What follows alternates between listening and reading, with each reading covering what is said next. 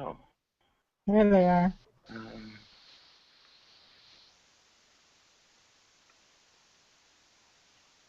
whoops. Approved comments only, please. Okay, Seamus, I'm here. I'm going to mute.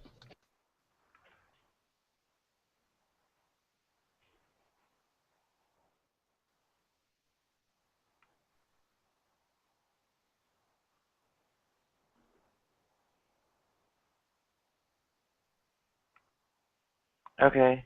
I see Patrick, Fud Martin, Seamus, and Farhan's the only one we're missing. Did I make it to the right place? Yes, you did. Okay. Yeah, we're in the right place. Just gonna grab something to drink, and I'll be right back.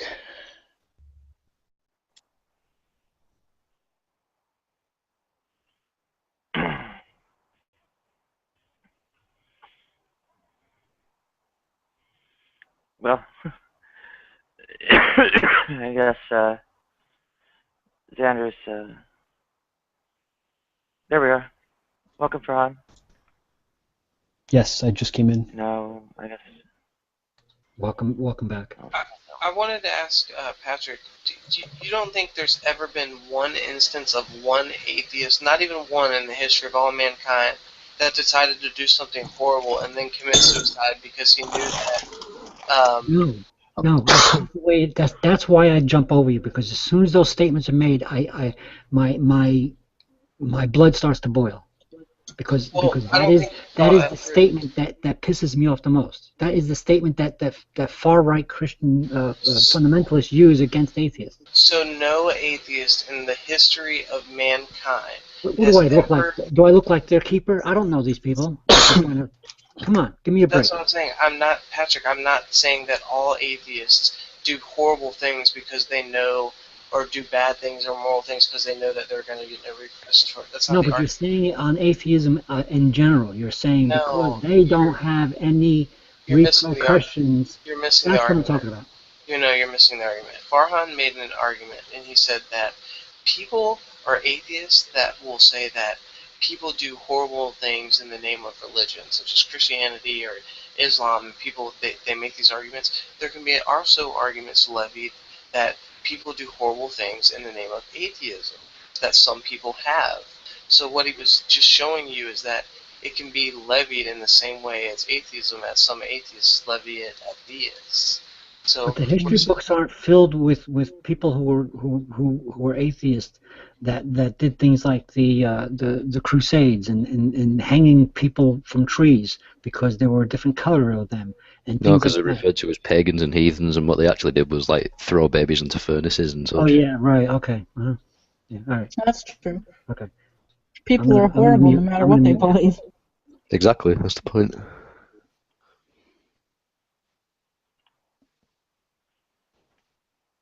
I'm just sick of hearing the same arguments over again, like, oh, Christians are bad because they saw atheists don't. It's the same cyclic argument over and over again. It gets nowhere. Exactly. It's humanity. Same talking about talking. Same freaking garbage over and over again. That's why, like when. But let me tell you what the problem is, Patrick. Let me tell you what the problem is. It's not the atheists. I don't think. I don't think the problem here is the atheists. It's specific Christian denominations that are trying to portray a message that they themselves don't understand, and that's what creates the disconnect. Okay, I'll go with that. Patrick, I apologize for walking away from you, by the way. No, that's right. It's fine. I understand. I do that sometimes. I get nervous and I get pissed off. But for example, when Revelation was in here, and he was like, "Just look at the stars at night. Ooh, it's got to be God." And I was going to show him this picture and a couple other pictures. This is the 21st century. We are starting to understand how stars are formed and galaxies are formed. We're starting to understand how these things are together. Where there's a proton-proton chain and all this other stuff. That's where the energy comes from, et cetera, et cetera, et cetera. And I was going to show him this picture. This is a region. I forgot what constellation this is, what nebula this is. But the point is that this is a region of star formation.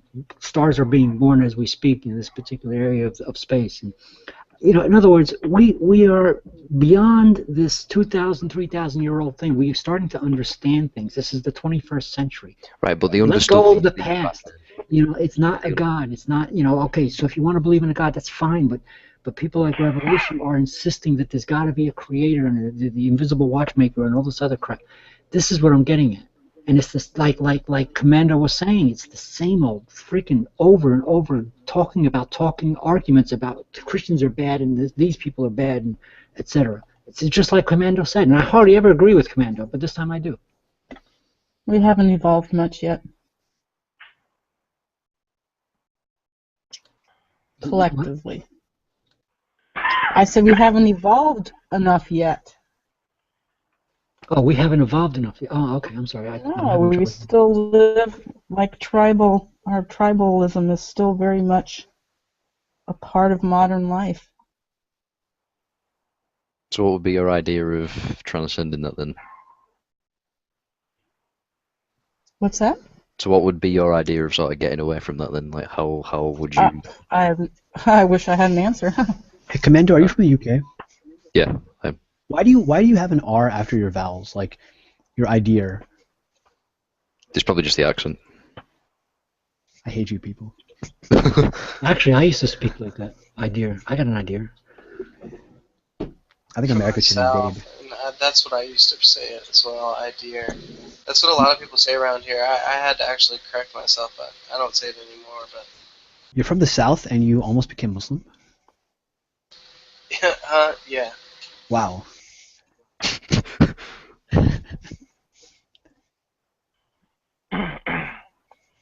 That's kind of shocking. But you didn't actually, though. Yeah, I mean, like, I'm like so like kind of shocked by that. I almost want a personal. Never mind. I'm not gonna make a joke. Amanda, do you have an answer? It'll be taken seriously. So. Do I have an answer for what? The question you asked me. How do we transcend our tribal nature? Well, I don't believe that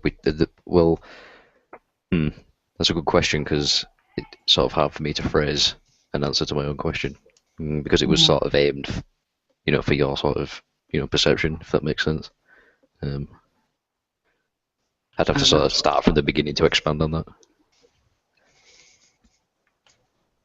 I think we need to, take the anger out of my voice and realize what I'm trying to say.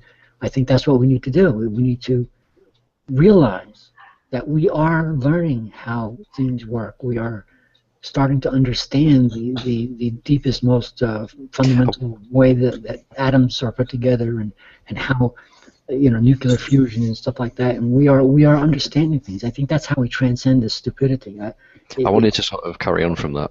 When you said that we've sort of come to understand how these things work. We haven't come to understand. We've always known how these things work. It's just it's the method to sort of portraying that's changed over time. Like these people 2,000 years ago didn't start. No, we haven't always understood. It was only recently, within the last 100 or so years, that or a couple hundred years that we started to learning about chemicals and atoms, and then further into nuclear processes, things like that. We've only begun to understand that recently. I mean, recently within the last couple hundred years. People have known about this for a long time. They've had ideas of like cause and effect for a very long time. That's what I was saying. Not specific. In other words, we didn't understand how a star burns the way it does until very recently. We don't know that. I mean, we're told this. I mean, we're told these things. We can't really observe that, can we? You know what I'm saying? It's all right, a scientist telling me that who's got access to it. The horrible things that we did in the United States against the Japanese proved that the proton-proton chain of hydrogen fusion releases an enormous amount of energy. Yes, we do actually know how it works because but they didn't drop the bomb. Unfortunately, used a very bad thing against another country to prove it. But those two bombs that they threw on Nagasaki and Hiroshima were hydrogen fusion bombs, as opposed to the rest of the arsenal that we have, which are actually fission bombs. But the fusion bombs are, in fact, the power of the sun, quote unquote. That's how hydrogen fusion works.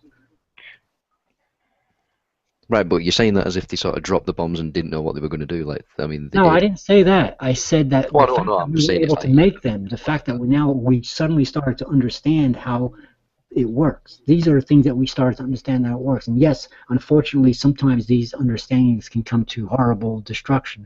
But the point is that we are learning how things work now, more than we have in the last few hundred years, and well, beyond that. And we did not know how things worked like that. well, the reason we didn't sort of use like hydrogen bombs back then is because we didn't really need them, did we? Like, it's not as if we've sort of I'm talking about the science of it. I'm talking. the Yes, it was science has always horrible. been there. I It's just know it that didn't it was a horrible be thing. applied. Please, let's not go off on a tangent on how horrible that was. But the point is that if we did not understand what nuclear fusion is, specifically hydrogen fusion, if we did not understand, and if Einstein didn't write Roosevelt a letter saying that our colleagues are working on this power of the sun bomb, whatever, we would not have that bomb. If we did not understand the nuclear fusion, if we did not understand the nuclear processes involved, etc., that bomb would have never been invented. Okay, that's what I'm saying. And it is a horrible thing, but the point is that we do have an understanding of the way things work now, more than we've had in the last couple hundred years, and certainly after thousands Glad we of didn't years. use that information for good instead of blowing people up. Yes, I agree, but I didn't want to get off on a tangent on that. But there are good and bad about all knowledge. But the point I'm trying to make is that this is the 21st century. We are understanding how things work now more than ever. And every time we turn around, a far right religious person wants to say, "Oh, isn't God beautiful?" And just look up at the stars, as Revelation was trying to point out. Like, yeah, I look at them and I see fantastic things. I think what he was getting at. marvel over the beauty of it and all that stuff. But that doesn't mean I say, "Oh, God is beautiful." Yeah, but what he means by that is like he's sort of asking you to sort of question, you know, why it is you believe what you believe. That's why he asked that question. He's not saying that, to say, "Oh, God's amazing and God did it." I don't think that's what he was getting at. He was just sort of, You see what I'm saying? I think he was immediately injecting a creator and making us he wanted to make us see the same thing, and I'm like, no. Is that an argument? What is that again? Is that the argument from beauty or some such? Or wonder or something? Well, to be fair to Revelation, he didn't really specify an argument. He just sort of said, like, if you go outside and look up, to the sky and such. And, he sort of left it open to interpretation, which is why Patrick sort of, Fudd Mountain wants to correct me. He says Hiroshima was hit with a uranium fission bomb, and Nagasaki was a plutonium-based fission bomb. Okay, maybe I'm wrong about those particular bombs. I don't know. I know that the one that is called the hydrogen bomb is specifically called a hydrogen bomb, and I don't know. And maybe that was the one we tested in the desert. The hydrogen bomb was a hydrogen fusion bomb. So maybe I'm wrong about the Hiroshima. Sorry. Thank you, Fudd Mountain. I could be wrong about those. It doesn't really matter what sort of right, bomb. It doesn't matter. But the point is that there was a hydrogen bomb made, even if it was just used in our desert to test it. The fact that we understand how the sun works. I think we were talking about like God or something instead of nuclear bombs. It all ties in, doesn't it? We were sort of on the topic that sort of. Anyway. God is a nuclear bomb. Humans. The Bikini Island testing. She's the bomb. She's the bomb. Yeah. Not is the bomb. All right. No, the Bikini Island testing, according to Fudd Mountain. That sounds right. I stand corrected. The hydrogen bombs came later. Bikini Island. Maybe we should just stop making bombs and do what Rev says and look at the stars instead. He has a little bit of a point there. Yeah, I understand. Like I said, I didn't want to get off on a tangent on how horrible science can also be, but the point is the understanding of how things work. We wouldn't have been able to make them if we didn't understand how. Science isn't horrible. It's humans. Humans that use it for horrible things. It's a massive tangent. So, yeah, in the meantime, it's kind of like an argument from design and such. The existence of, or the, I guess, ascription of design or beauty or whatever to something. It's certainly extrinsic.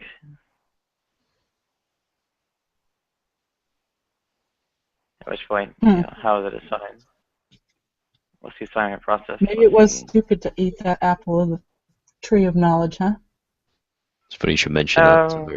Yeah. Well, think about it. It's a very profound, That's the middle interesting. Because the statement was, you surely die. Look at what we're doing to ourselves. Slowly but surely, we're destroying the planet, which is our home. We don't have any other place to live. We're going to kill ourselves eventually. No, I mean, we wouldn't be able to. Here we are. I've said this before too. Here we are, halfway around the world. I don't know where everybody's from, but I know, like for example, Nadia's in California. Here we are talking to each other as if we were hanging out in a room drinking a six-pack of beer together, and it's only because of science that we have this tool. You know. But I think we've done more destruction along the way. And continue to do so. It's like anything else. With all knowledge comes good and bad. I mean, we have to choose to. We have to try to do all good instead of all bad. But that's what happens. But that's not to say science is bad. It's to say that people are who use it for bad things are bad.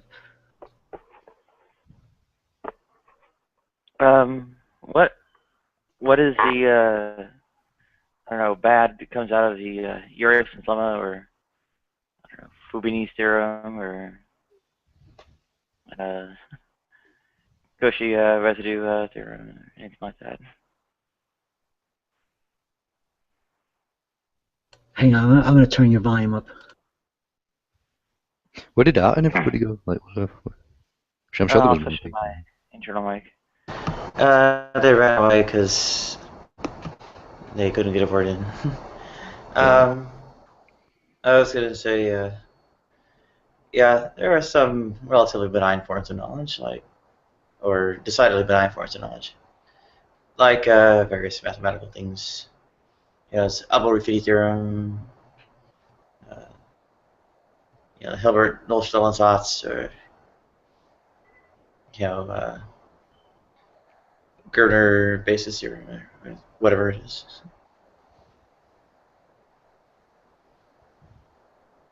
I've got something I wanted to ask. Okay, so what was the question? Go on, Nadia, you were saying.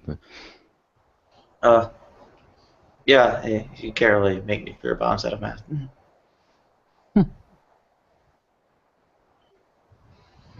I was going to ask Patrick a question, if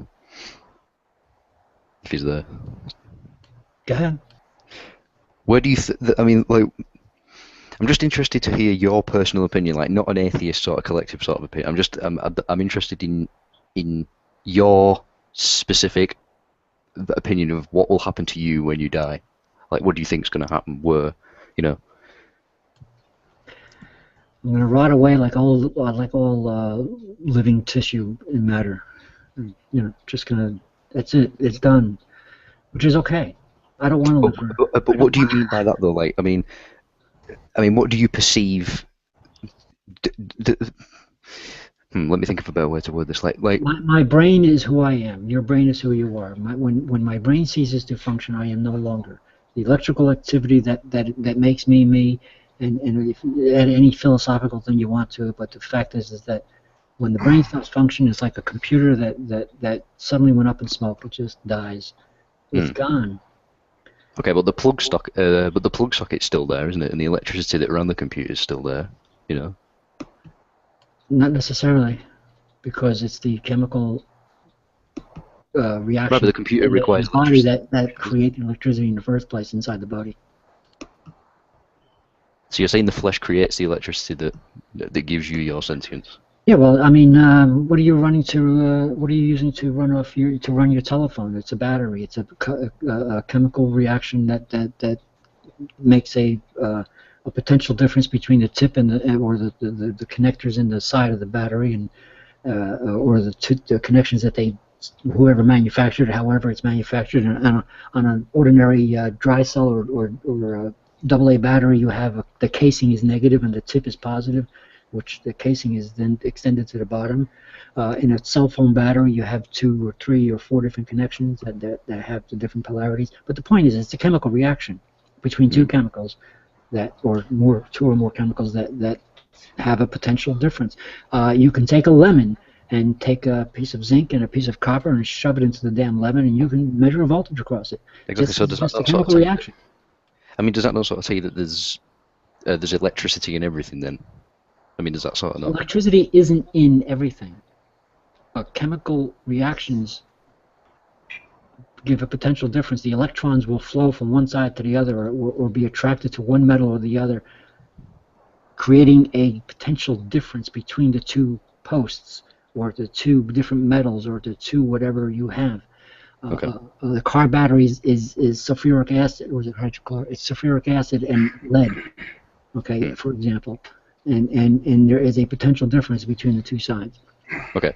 So when you said you cease to exist, then I mean, then obviously that means you'll perceive nothing. So what's your idea of nothing then? If you see where I'm getting at with that, I don't want to. No, I don't really. You're really trying hard to get me to say that, oh, there's a consciousness that escapes somewhere, and it's not true. You're asking me for my opinion, and it's not only my opinion; it's my learned way of putting it. You know, just like any animal, if you ever had a pet dog who died, because dogs only live to be nowadays they're living to be 14. So you honestly believe that you're born, you live for say 80 odd years, and you die, and that's literally it forever. You literally believe that you came from nothing, and you go to nothing You didn't come from for nothing. 80 odd You came years, from and that's chemical it. process and noogie noogies between mommy and daddy. Right, but you weren't there then, though, were you? That's what I'm saying. You were miraculously created. No, it wasn't and you're miraculous. going to It wasn't die, and that's miraculous it. at all. I mean, it may be miraculous in a philosophical sense, but it wasn't magic. It was the way things work. Yeah, but you know what I mean. Like, you weren't sentient when in the past, were you? This is what I'm saying. Like, you were given sentience, then, weren't you? So I mean, No, what sentience starts to happen. This is where my not to get off on a tangent, but this is where my idea of the timing for abortions, when the brain develops to be a certain stage, it becomes, the personhood argument. Right now, I still have trouble trying to figure out when that actually happens, and it may not be a definitive answer on that. But nevertheless, when the brain starts to develop to a certain stage, that growing baby inside the mom becomes sentient at some point. right. So what? That's the brain. That is the brain. That is the computer, the living computer in the head of most or all mammals. that is the person or the animal. Right. So, okay, I get what you're saying, but you honestly believe that? You honestly believe you didn't exist, and then you somehow existed, and then you're going back to this complete non-existence again forever? Like, you believe that? Yeah. And what was me will decompose into the pile of chemicals or whatever and fertilize the ground. So everything you're experiencing now, I mean, like you talking to me now, and you and your life and everything that's happened, you believe that to just be futile then, because it's a random. That's the point. It's not futile. So how many different ways do you want me to tell you?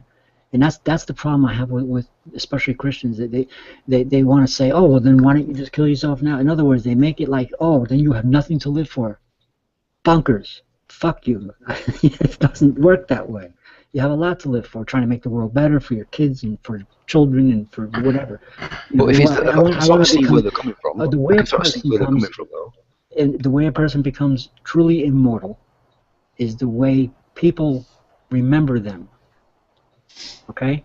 And naturally, fame and fortune have a way of making people remember certain people more than others. Like, I don't expect to be remembered by a whole lot of population, but I'm hoping right now, what I'm doing right now, I'm hoping that I will make some kind of difference, and maybe people will remember me that I don't even know.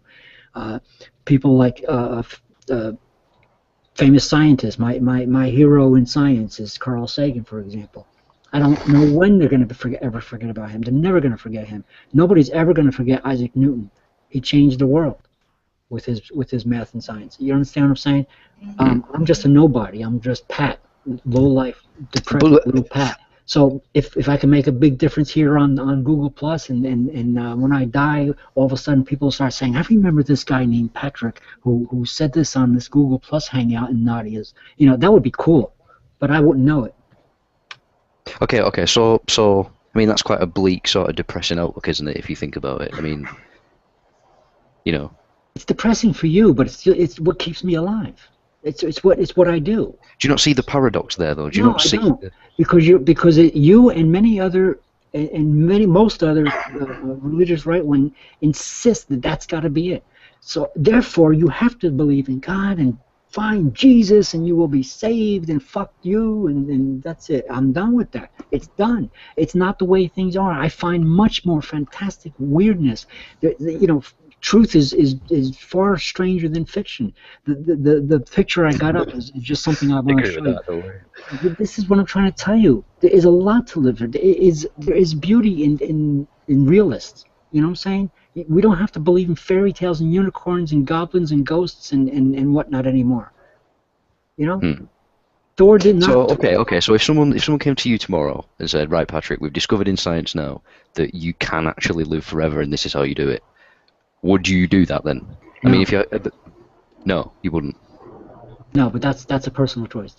You are really trying hard to convince. I'm not trying. I have no agenda. I'm literally just asking. Well, it sounds like you have one. Just give it up. Just give it up. It doesn't work that way.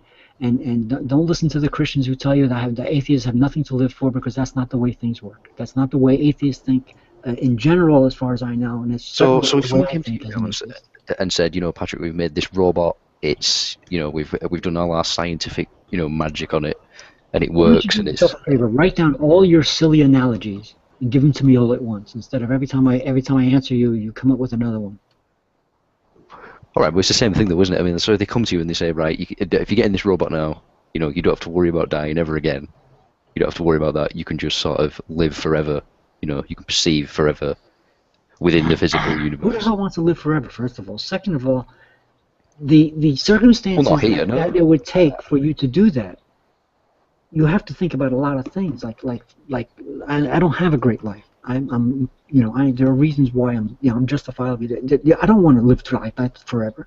I would have to be offered some kind of major change, a positive change. You know what I'm saying? Okay. So what change would that be? But you might ask Nadia, or you might ask anybody in this room. I don't know. I'm going to pick one for the fuck of it. Bunto. You might ask him, and you might get a completely different answer. But I don't know what this has to do. I don't know what this has to do with you insisting that there has to be some kind of afterlife or something that no, there isn't. Well, let me just finish my point. Let me finish my point, and I'll sort of. Because if you let me finish my point, I'll sort of show you what I'm getting at. So you said there was going to be. It'd have to be a very, very sort of, profound change or whatever. So what would that change be then? If you get what I'm saying, I don't want to quote you because I can't remember what you just said. But saying the same thing over in 10 different ways, and then you say you didn't make your point yet, and you said I interrupted you and let me make my point. You still didn't make your point. Okay, because I'm trying to make it. I'm just you said there was going to be a change that would help sway your decision for this eternal life thing. I just want to know what that change would be. Much later than the actual original subject was. Do you honestly believe that that's the end of when you die? That is the end. There is no more. I don't have no conscience or spirit that. Right, it ties in, though, doesn't it? This is what I'm saying. So that was your idea, and I answered you 10 different ways. No. I answered you 10 different ways. That is it. That's the end. I break down into fertilizer. I told you. If I may, whether by, I guess being in misery and doing nothing about it, or a suicide bombing for 72 virgins or whatever. That false promise of an afterlife leads people to horrible things.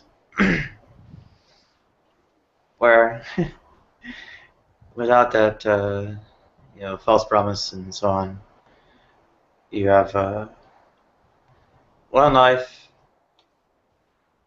actually matters. You actually understand the horror of what you're doing to people when you throw their lives away in the process of of ending your own. You Does that not make you think, though? furthermore, Does that not make you sort of like, you know? I wasn't. Yeah, I wasn't done. But, Oh no, then sorry, confused. also you do have a bit of carpe diem.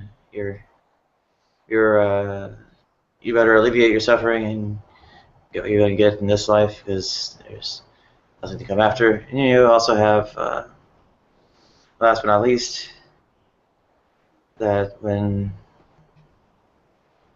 you when it is bad, there's an end to it.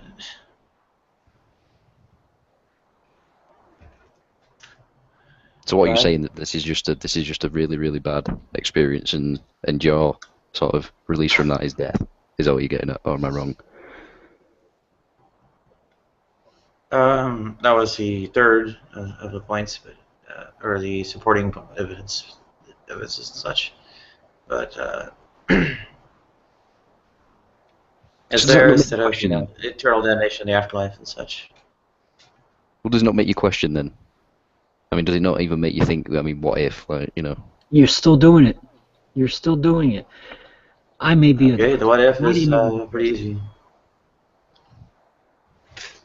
So what do you mean? What if is rather easy? It's called the moralistic argument from physical minds. You can watch the personality and such that would be essential to identity be altered in ways by specific modifications, injuries, etc., or treatments to the brain.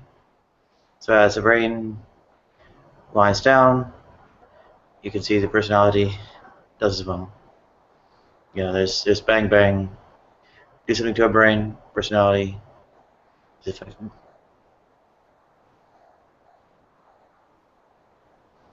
That's open a showcase. Do you want to see what I think it is? Yeah. That sort of keeps, Sure. like the atheist mindset perpetuated. I think it's fear. I think that's the main thing. Oh I think God, it's stop through- it. Please stop. Enough. Enough. Enough How of many more what? dozens of ways are you going to make it sound like you're trying to get another answer out of this? I'm not trying to sway It's you. not fear. It's not fear. Okay? It's not anything of the sort. Okay? Well, If I I mean, was the a way you've happy sort of person reacted on to the that. planet, I would be even more to the point of me rotting in the earth. I just wish I would live a little longer. That's all. That is it. That Right, so was there is your some answer. incentive then. So 16 different ways. You got it from me. You got it from Nadia. Will you stop poking for the wrong answer? I'm not poking for any wrong answer. I'm literally just throwing out sort of, pings for understanding, if you will. Like, that's literally what I'm doing. There's no sort of conversion tactics going on here, like, at all. Well, fear of what? Fear of death. Well, that's got to be afraid of. I'm eagerly looking forward to the end of my suffering because it will never be alleviated while I'm alive.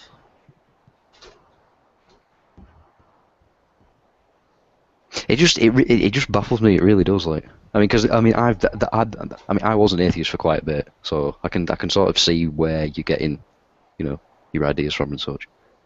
But What baffles me is how people I've been insist that God must have been done it. It's God, there must be a creator. And when I die, that's the fear. The real fear of death is the other way around. The people who fear death are the ones who want to go to heaven or have an afterlife. Those are the ones that really fear death because they have to have something to go to continue to. Otherwise, they're afraid. Oh, I hope I go somewhere. When I die, I'm going to see Jesus. see, I'd agree with that, Patrick. I'd agree with you. I'd agree that that is a major, fuel for, religious belief, if you will. I'd agree with that. I'd agree fear is a main,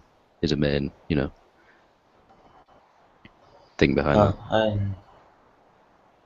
But I've it also applies. been dead in whatever gurney and ambulance operating table enough times. I know all it is. It's basically go to sleep and not waking up. And that's not that big a deal. Yeah, I wish I could just fall asleep and not wake up. But does that not tell you something then? It tells me that I'm a depressed son of a Not bitch. much. Exactly. So why are you depressed then? This is what I'm saying. Like That particular part is none of your business. exactly. That's what I'm saying. So you've got to sort of ask yourself, haven't you? And that's sort of what, you know. I'm not depressed because I'm an atheist. I'm not depressed because can't find Jesus. I'm not depressed because I'm depressed because of something. I never said that. Like, I never said that. Never said that I'm at not all. depressed. I can rationally evaluate my circumstances, and they are hostile to quality of life, to... So can you not sort of see where I'm coming from With then, what where, you know, this is a malevolent creation? Can you not sort of resonate with that at all? Anyone? Yes. Well, that describes intent where intent is not present. I don't know. Who was the person that said yes? Because I heard someone say yes, but... Well, it would seem like it is, but I don't know. Man fucked it up. That's about it.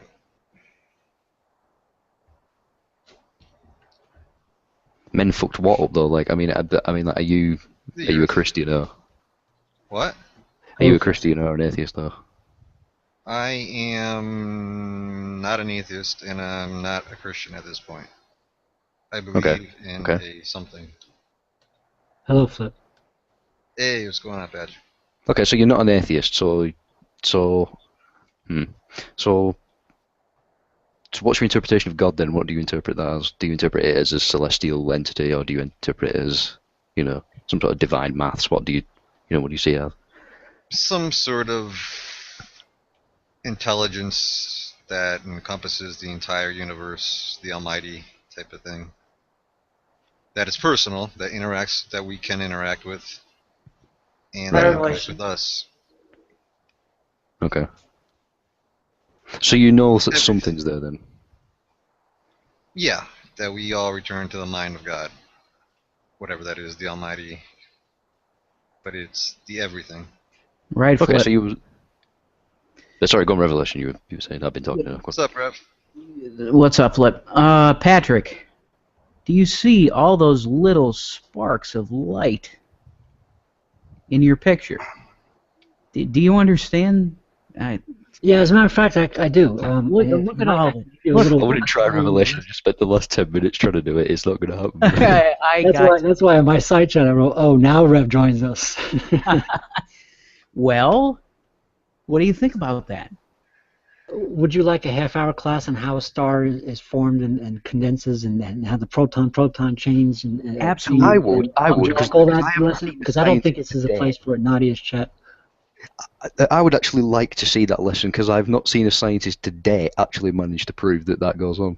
So yeah, I'd be very interested. And we went through that too. The fact that the hydrogen bomb exists, and it was Fudd Moulton's correction was that was actually the bomb that we tested on one of the islands. That is the proof that we know how the sun shines, because that is hydrogen fusion. Patrick, does that look like order out of chaos, Patrick? Order out of chaos? Oh no, it has nothing to do with any of your philosophical shenanigans. I'm not saying anything about philosophy, Patrick. I'm just saying, you see anything in that picture, any order at all? I already answered it, and if you want to add some fancy words to it, and order out of chaos, chaos out of order, order to chaos, chaos to order, why do you leave? It's nothing to do with the conversation. You asked me, see all those pretty little lights in your picture? What do you think about? I told you, if you want an explanation of how stars are formed, I can give it to you, but I don't think this is the place for it. Hello, can you hear me? I can hear you, but... Okay. Yes, we hear you. That's a pretty picture, Patrick. I like it. Negentropy and isotropy. I forget what constellation. Understood. Rush. I've seen Rush like 6 times, Heike. What?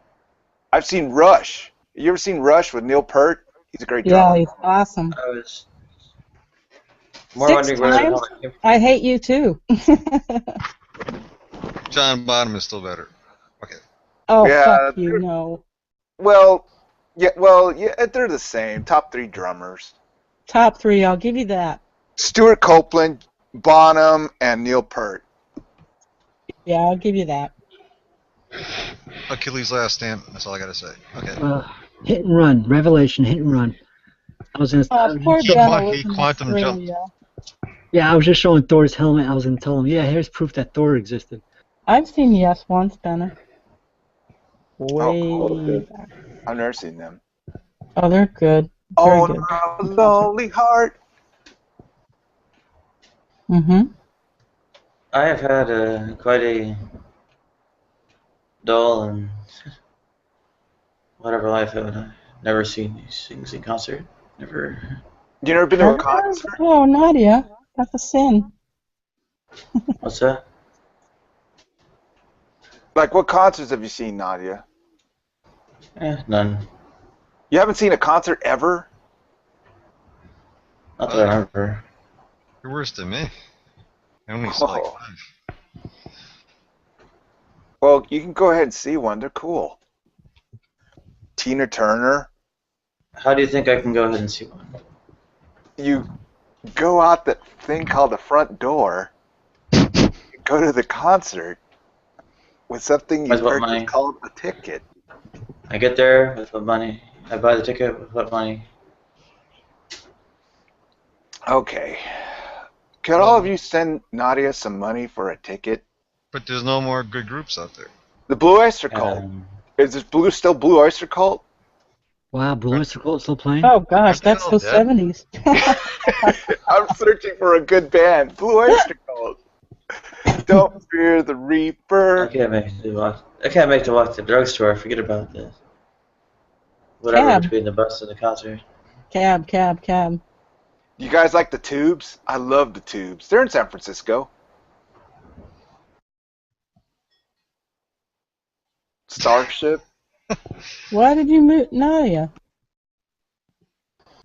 I've never heard of them. You never heard of Jefferson Starship? Jefferson I've Starship. heard of Jefferson Starship. Jefferson Airplane, and then they turned themselves to Jefferson Starship, and then they call themselves Starship. Yeah, then but Faith, before Starship, there were. why are you muting me?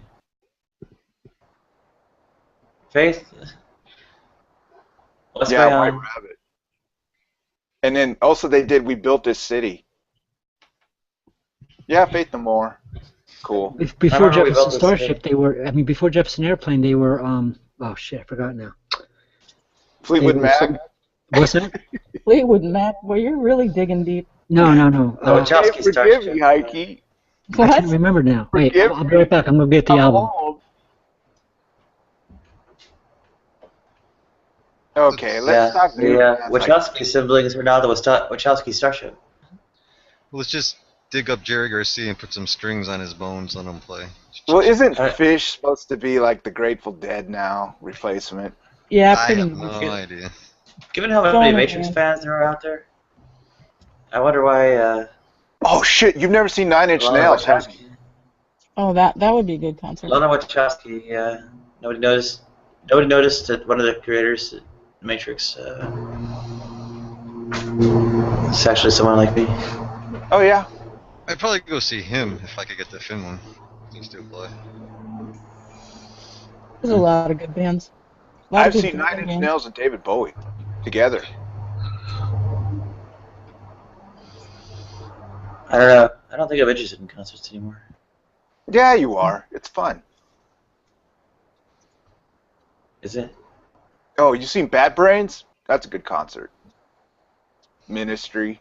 I think I'd rather just go dancing.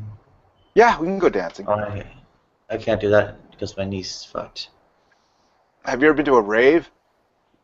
No, Oh, they're bad. No, I don't do drugs. I Oh, just go to like the goth night at first. yeah, go Dream wherever. Theater. Fuck yeah, Benna. Shit. They play industrial goth nights. Go figure. I went dancing twice. Disco dancing? No, I don't even know what it was.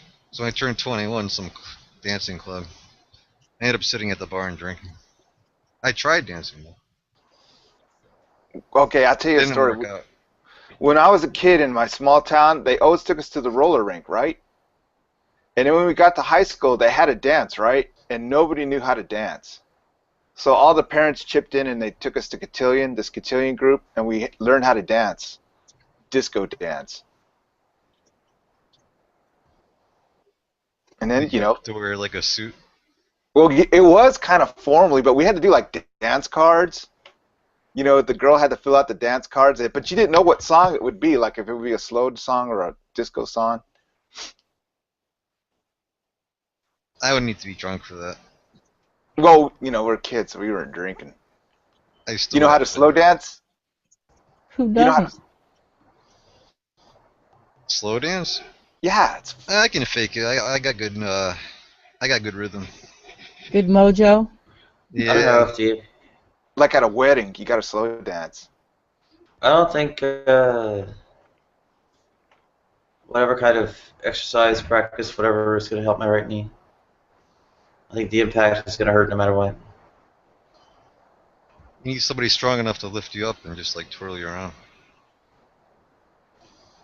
I might need to lose about 70 pounds for that to be meaningful. We'll get to it. I love it. Yeah, let's get to it. Yeah, I guess I won't buy any food at the bodega or whatever. Oh yeah, dancing, going to concerts, clubs. And Shamos just went to they sing on some Internet or Sakas or Nephilims. Better than going to church. It is church. Concerts are church for me. Oh really? You worship Heck yeah. the No, I star? don't worship. Oh no, you don't Have go you to been those It's a backstage? guitar very churches. spiritual experience. Have you Good got music. backstage? No. Jeez. Been a groupie?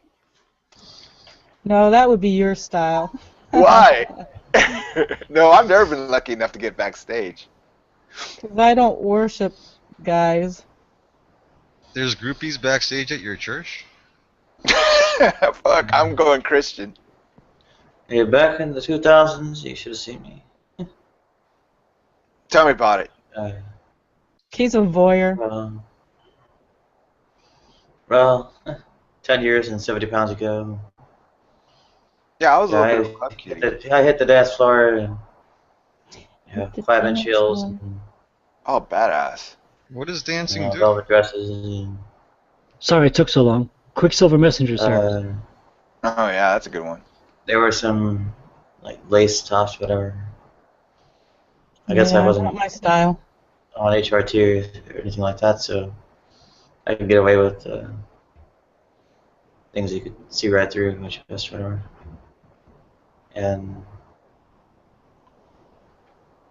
yeah, I had got my nails done, like Yeah. 2-inch nails, like all for done, and that kind of stuff. But it's all goth, right? Yeah, it was, well, my style was more goth, but I was always, the music was industrial. See, when I came up, it was all punk. Mosh pits, Fear, Black Flag. Quicksilver was the one that preceded the Jefferson Airplane. Oh yeah, Quicksilver Messenger. Quicksilver Messenger Service was the one that made that song "Fresh Air." Oh, I love that song. That's Quicksilver. That's the prerequisite to Jefferson Airplane. Boy, we're dating ourselves. What's your favorite band? Who are you Asking asking? me? Anybody. It's open. Oh, well, go ahead, somebody. Well, Rush is my favorite band. Rush. Yeah. Subdivisions. What's your favorite Rush album? Somebody asked me that last night. I don't have a favorite one. I like them all, really. Yeah. I like their earliest stuff Sawyer. the best. Yeah, I mean, if you ask me today, I might give you a different answer tomorrow. You like Moving Pictures? Yeah. They used to play that at the arcade all the time, man. You mean like Charlie Nowadays, Chaplin? nowadays I'd say Aganoids or FGFC 820. I don't even know who they are. They're German. Oh, really? I'll have to look them up then. There's a You lot ever of good heard of German. Rammstein? Oh, yeah. Neu or Einzelzanzi, the Neubauten or whatever their name is. Nice. Tristan to Neubauten. Yeah. Or you like Joy Division? Fuck yeah. Yeah, okay, I was there like 30 years ago. Oh, Fuck 35 yeah. years ago. They still kick everybody's ass today, man. Not really. Fuck yeah. It depends on what genre. I don't know. I'm getting a little bit into Grouse Maturter a bit too. Music is such a better topic than religion. Seamus must have left. Oh yeah, he did. Yeah. Well, yeah. Now there's. Well, what's the point of engagement? I don't know. This pop culture drivel. Pop culture drivel. That's funny. You like David Yeah. Bowie? Man, I love David Bowie. Really? Yeah, fuck growing up, Scary Monsters. I love that album. That was like 4 years ago. He's good. But I can't listen to a whole album of his. I can't believe I'm like more that. familiar Don't with ever say Bauhaus's that. You covers. said that in a live hangout. Can we erase that part so nobody could ever Well, not it. to each his own, darling. Like that Hannibal, that King Hannibal, that does nothing for me. Oh, that muscular guy? You heard, Yeah, he's over the top. you heard Goth Oddity, all the Goth David Bowie covers Was it good? are decent. Corpus Delicti did a really good cover of Suffragette City. Yeah. Guys like muscular guys more than women do. I don't like him like, you know, total bodybuilder or anything. Yeah, that kind. I like him like, I never like him athletic. You know, like, How about Lou Ferrigno? Yeah, what kind of guy no should way, no way. What kind? Yeah. Kind with brains? Okay, so you don't care about the body? So what do you do Oh here? yeah, I like them in, fairly decent shape, but they don't have to be perfect. I was married to an athlete, a triathlete for 20 years, and they like themselves more than they like anybody else. He was the real narcissist. Most of them are. You have to be. Okay, I got some uploads for you. I'm gonna give you a few minutes, and I got some pictures of albums for you. Of Elvis? Elvis. Elvis rocks. Albums, records, vinyl.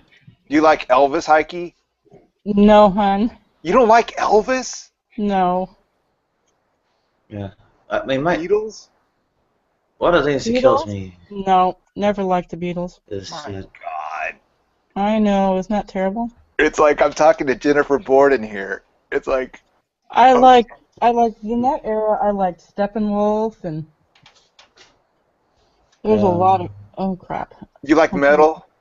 You like metal? Not Fucking satanic not so rock? much. Nightwish. Have you ever heard of them? No, like badass. I've heard of them. Yeah, Nightwish is very good. they actually got like opera singers in there, didn't they? They do sound like it, don't they? They're very talented. You like Ozzy? No. No. Fuck. And I actually hate all the '80s bands, like hair metal bands. Ugh. Actually, I hated Ozzy's do stuff, but Black Sabbath, Paranoid, I have Yeah, the the old album. stuff was good. Yeah, like Planet Caravan. Yeah, the old stuff was good. Sabbath, man. Nadi likes Mario Lanza. You like Kiss? No. God, come on. Fuck. Sorry. You ever see that movie Kiss made? In that Yeah, amusement park? Kiss at the Phantom of the Park. That's a great movie clip. I haven't seen that in years. I saw it when it first came out. I gotta rent that. Oh, well. Let's start talking about God so the viewers come back. Yeah, God's really great, Nadia. Next. Allahu Yeah. Akbar? Have you Yeah, Pink Floyd's awesome, Dana. Yeah. have you Day abandoned one, heterosexuality as the opiate of the masses and joined the homosexual intifada? Yeah. It is Sunday night. You know, people actually have to work in the morning. Yeah, which is why Tommy Sotomayor has like 450 viewers. Well, he's a pretty big icon, even if he is a jerk. I don't like talking Ed about God Brady on a Rick Sundays. Carrier getting like 40. Oh yeah, the Who, man. All That's right, a great movie. We got Sabbath. We Yeah, got I had 40 earlier today, but topics kind of wandered off from what keeps the audience's interested. Well, You really worry about viewers, huh? yeah, my channel's monetized. So. So it's the money you're after. Well, that's Sponsorship? why Like I'm thinking of Cheerios? stopping. Okay, you guys ready? Yeah, Okay. you need some sponsors. Queen. Love Queen. Freddie Mercury. Okay, that's my atheist analysis cup. I'm not atheist analysis. That's my other cup. Let me just go ahead. Let me scroll forward to this. Okay. You So forgot there's the Doors. Oh, vinyl, dude. okay. Scary. So there's the Jefferson Starship alphabetical order there. Next to it is Jay Giles. Jay Oh, Giles. There's great! There's the Quicksilver album. Wow, look at all those old vinyls. I have Okay, some now who somewhere. can guess what album is behind the Quicksilver Messenger service? I don't know. Pink Floyd album. Oh, is it what? Interstellar? Or Piper at the Date? No, I think that's Obscured by Clouds. Oh yeah. Guess what that is? Piper at the Dates of Gone. I That's had the a original whole. soundtrack to the motion picture More on vinyl. Oh, vinyl. Dude, you have older albums. I have some of those. Whoops, that's a nice pair. That's the Piper at the Gates of Dawn and the other one. Now, that's Wish You Were Here, but guess what? That's the one with the flames on the cover. They had found it offensive or something, and they changed the cover to the guy that wasn't burning. You found that offensive? Holy shit. Well, whatever. You know, it was the 70s or whatever, 60s and 70s. So anyway, there was the Pink Floyd Wish You Were Here album that was changed to the guy wasn't burning. I have the one that was burning. And if I put this album on the turntable today, it would play like I just bought it yesterday. Oh, You could see next to it is Pink Floyd Atom Heart Mother. So you like Pink Floyd, huh? Did you ever hear of a song Lucifer Sam? Nah. That's Pink Floyd from the 60s. And that's on the other album I just showed you. Like Sid Barrett, Pink Floyd? I think so, yeah. I think this is the album. Just Bubba One. Let me go get it. I'll leave my mic open. Hey man, you got any Doors, man? Yeah, Doors. I heard that today. What's that? Love Me Two Times, Baby, man. That's a freaking great song. It is a good song. That's Cruising in Your Car song. Best friend Riders is in the Storm. Fishing Camaro by the Dead Milkmen. Intro. What the Clash? Oh, fuck yeah, the best band ever, dude. I saw them in El Paso, 1983. Seriously? Best concert I've ever gone to. The Clash is good. Oh, I love Clash. London Calling. My favorite album, Sandinista. Most underrated guitar player is the Chili Peppers guitar player. Well, their bass player's Flea. Yeah. Well, he eclipsed him, I guess. He don't get the credit. What's his name? Mike Frusciante? Oh. Yeah. Hi, Tommy. James Addiction. They're They're a trippy band, man. Yeah, very good. We were just discussing, what was it, the argument from Beauty about the God and such. Basically, I think Patrick was showing Hubble telescope pictures, something like that, and saying, "Look at how beautiful it is. There must be a God." I was mistaken.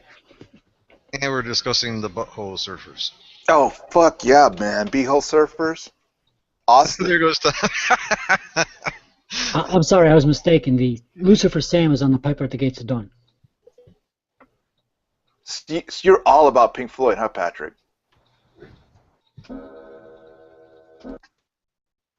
I guess. Here's his turned his first clock My off. clock is chiming. Hang on. Patrick's spine is like all filled up with acid. I wish to get a flashback. Mudhoney, yeah. good Yeah, band. yeah. If you heard Lucifer Sam, But you hey, you would Flood, are be you like, there to keep an eye on the channel? I'm sorry. Did you ask me something? What was that, Asking- Nadia? Hi, Michelle. I was asking Fudd if he was awake. I guess he's not. No, I just. All right. I thought you mentioned my name or something. Just kind of wanted to come in here, say hello. You guys like Hendrix? Oh, Jimi come Hendrix? on, man. Of course, he's God. Fuck. Okay, that's God. Yeah, is- let's talk about that- Jimi Hendrix. You don't like Jimi Hendrix? Come on, Heike. Yeah, who doesn't like Jimi Hendrix? Jimmy, yes, of course I do. Okay, I thought you were saying Hendrix sucks. I was like, God damn. No, I was talking to, I was talking to Don't Nadia. say that. That's my answer to Commando. Yeah, it's Jimi Hendrix is God. Of course, who doesn't like Jimi Hendrix? You'd have to be crazy. I used to remember like parties, they'd be playing like Machine Gun, and then somebody ripped the record off and put on like the Violent Femmes. That way we knew that women had arrived, because women would not listen to Hendrix. Really? Yeah. That's bizarre.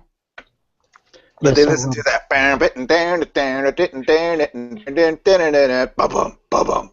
The Violent Femmes. So if you ever get a chance to hear Lucifer Sam from Pink Floyd, you'll be like, "This is Pink Floyd? No way! It's so different. It's like the hard rock of the '60s. You wouldn't believe it was even Pink Floyd until you looked at the album and seen that it was the Pink Floyd label on it. So What you album's invite off people of? to your house? What? Go ahead, Pink. Flip. No, so what album's that off of?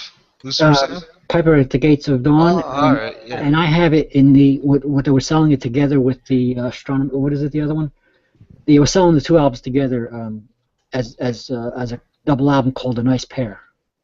That was the photo I showed you. Okay. I'll show you the photo now. I'll just mute. I mean, like you invite people over to your house and play Pink Floyd.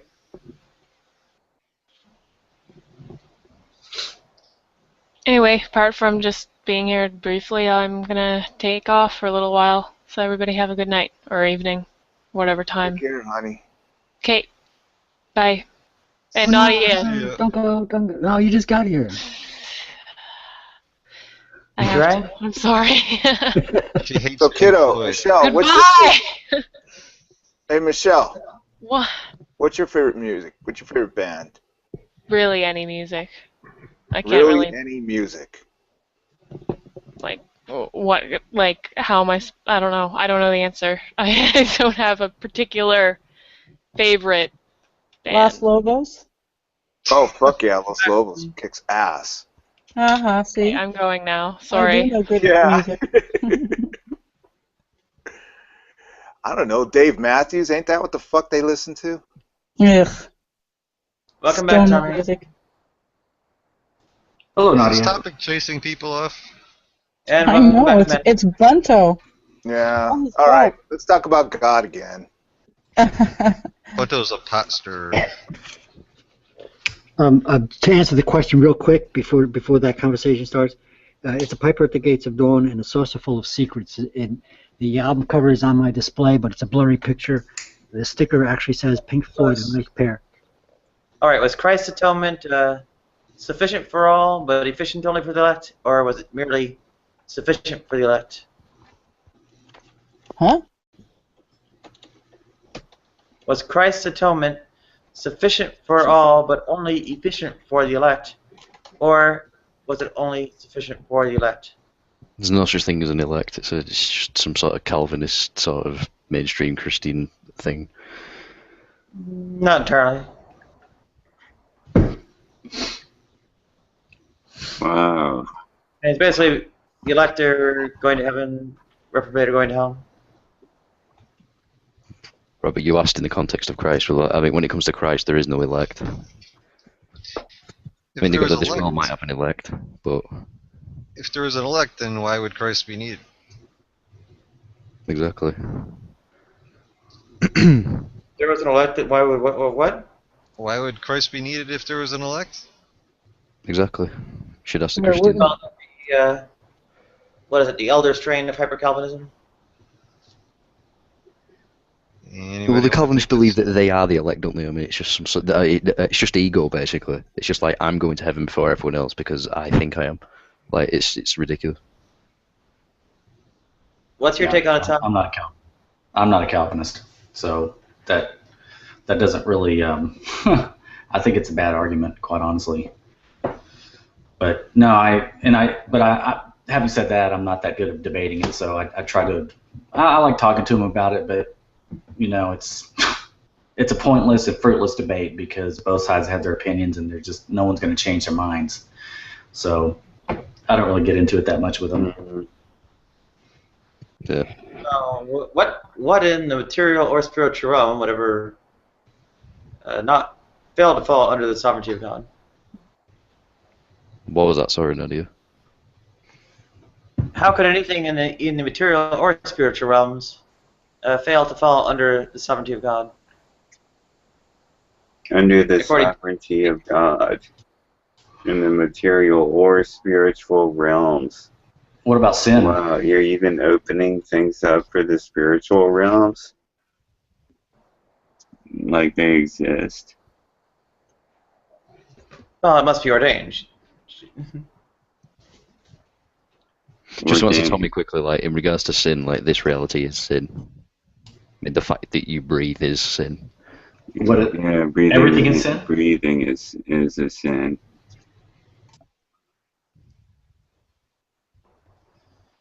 Well, the apartness is ordained by God. Right? Wait, what's ordained by God again? Thank you. What's ordained by God? Apartness? No way. Yes, holiness, being set apart and such. No, separation. What? That's ordained by God. God ordained that he should be holy. Oh, did the Bible tell us this? So the sin was ordained to be separated from him. The Bible ordained separation from God? Well, yes, of course. As far as of damnation and sin and... Well, that was man's doing. That was not God. That was not God's doing. That was the choice of Adam and Eve when they ate the apple. Right, but you do realize... So God didn't ordain that. It did, it didn't literally happen like that, though. You are aware it didn't, Well, I'm aware there's some people that don't believe it. Like, wait, how about this little election between God and Lucifer for free will, vying for free will, and we chose to be here. How you guys doing tonight? Hey, how's it going, man? Yeah, not too bad. We're trying to be a dick. I guess I was arguing the Calvinist position. Yeah, I show up. We probably need Calvinists in here to do that, though. I would So probably none of us are Calvinists. I'm actually a Calvinist, which is kind of funny. Oh, you are a Calvinist, yeah. huh? Yeah, I was about to go Lapsarian on them. It's time to troll you, Jacob, you fucking Calvinist. Yeah, no, I haven't been on Google Hangouts in a while. I've been trying to heal from this massive oral surgery that I had a couple weeks ago, so... Yeah, times are hard for a lot of people around here. That will stop you from talking. Do what? Oral surgery will slow you down on talking. Yeah, it will, especially when you get all your teeth ripped out and you put dentures in. No, you got dentures. Why aren't you talking like Sean Connery, though? I don't believe you. No, I actually, my speech is a lot different. I'm still trying to adjust to that, which is one of the reasons why I've not been on Google Hangouts in forever. Mm. But I can still talk like Sean Connery. Are you a woman? Because I'm womanized. What the fuck are you talking about? I better not lose teeth because they have really deep roots. Yeah, it sucked. to say the least. It really did. The first 3 days were terrible. When you get dentures, you have to literally relearn to talk, to eat, everything. It's like the most awkward thing in the world. Like you have two foreign bodies in your mouth, and you gag for like the first 3 days easy. Enough reality. How about Calvinism? What about Calvinism? Yeah, what is Calvinism in the first place? Because I'm a dumbass. Calvinism, okay, so you have Calvinism and Arminianism, typically in Christian theism, and both of those systems focus around how one becomes saved, how sovereign God is with regard to that salvation, right? So the Arminian, which is typically like the general idea of salvation, says something to the effect of, man is saved because of what Christ does, but ultimately the ball is in man's court. Man chooses God, and because man chooses God, he therefore is saved. Calvinism is the reverse. It says that ultimately God predestines those to salvation, that you don't choose God, but rather God chooses you. That man cannot choose God because he's dead in his sins. And the huge difference between the two is the understanding of the state of man when he's unregenerate, when he's not a Christian. In the mainstream, the idea is, you say this prayer, you invite Jesus into your heart, and then you're saved, right? That's not biblical. Biblically, the idea is that when one is not saved, they're dead in their sins, they hate God, they cannot choose to be saved. So if you were to find someone saying something like, God, I choose you, if you were to find someone displaying the fruits of salvation, it's not because he first chose God, but rather God chose him. And because God chose him, these certain actions are following. Well, I think it is. I think both positions can be argued by looking at Scripture. I mean, it's kind of hard. I think the truth lies somewhere in the middle. Mm-hmm. But the Bible does say, "For all who call on the name of the Lord will be saved." And other various passages that sort of indicate that there is some sort of a role of acceptance or calling, calling on behalf of the person. Those who seek, will find. Those who knock, the door will be answered. So there's those kinds of verses too that indicate there's something, belief on the person or acceptance. To me, acceptance is it's a passive event. That you believe the truth of the risen Christ, that he died for your sins, that you're a sinner, etc. But that's the extent of what you actually do, quote unquote, do. Everything else is Christ, but. Right. So yeah, definitely. Like when I first encountered Calvinism, that was one of my biggest issues, right? And when I read Scripture, I realized that I was ultimately using circular reasoning, right? And this is why. So when Scripture says something to the effect of "those who do X will be saved," it's not saying that everyone can, but rather it's giving a description of the type of person who's saved. So when it says something like "whosoever shall," it doesn't mean everyone on the planet can. It's merely saying whoever does this, that person is saved. It's like John 3:16, right? That's like the biggest one that Arminians like to bring up. Yeah, it's a pisser. Right. So for God so loved the world, he gave his only begotten Son, that whosoever, right? And then Arminians like to say, well, see, it says whosoever. Well, the whosoever doesn't mean everyone universally. What it's just saying is whoever calls on the name of the Lord will be saved. So the question is, who would call on the Lord? Can an unregenerate man call on the Lord? That's the question between Calvinism and Arminianism. And Calvinism would say, I agree whoever calls on the Lord will be saved, but only those who first have been drawn by the Father can call upon the Lord.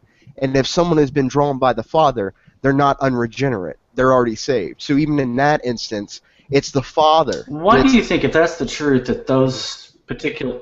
Why do you think it's not really... I mean, you can kind of pick apart things like that and make the case. I'm not disputing that, but why do you think that in so many words is not really spoken per se? You mean I think it is. You know what I mean? Like, the difference. I asked him what the difference between it should be perfectly clear. Well, the thing is, it is very clear. The problem. You didn't understand. I asked him what Calvinism was. You know, that's the reason. That's the reason we're going back and forth here. Mm-hmm. Yeah, no, I was just gonna say. It's my fault. My bad. No, you're fine. You're fine. What I would say was in response, sorry, I was trying to remember, is that I think it is clear. I think the reason why it's not as widespread is because the culture has read it in a different light. So, like for me, for instance, I was raised hardcore Arminian Pentecostal, right? That's like far removed from where I'm at right now. And a good portion of the mainstream is Arminian, right? In movies and television, radio, anything to do with Christianity, typically in the mainstream, the idea is if you choose God, you'll be saved. So this perpetuates throughout the culture, the American culture, which has a lot of misunderstandings about Scripture, and because of that, we get this illusion that it's not as clear. But really, it is. It is. To give an example, I could give you Romans. Well, what's the point of preaching? I'm sorry. Go ahead. I was just going to say, what's the point of if God is going to pick and choose beforehand? What is the point of preaching the gospel and spreading the word of God, you know, to the world? Because that's what we're commanded to do. To people that don't even deserve God. And if this is all God's doing, mm-hmm. I don't understand what. No, that's a good question. I actually had that same exact question when I first encountered Calvinism. I was like, well, if it's predestined, why am I spreading the gospel? And it's very simple. It's for two reasons. One, which is a less substantive answer, which is that because Christ told us to. But two, to get to your question, is this. We don't know who the elect are. So, in other words, it's true that those who are saved are predestined to be saved, but the way that God executes the predestination of that person's salvation is by them hearing the gospel preached. So, in other words, you can have an unregenerate man who is predestined in the future by God to become saved. It's just that he hasn't yet. So God you basically. I'm sorry. Go ahead. Yeah, I was going to say so. Yeah, so before the foundations of the world, God predestined, let's say, Bob to be saved. Okay, and he's not saved right now. Well, tomorrow I'm going to go out and preach the gospel under the unction of the Holy Spirit, and that person's going to be saved. Mm-hmm. It seems to me like you're having to live your life, and Christians are having to live their lives as if they're living in an Arminian existence.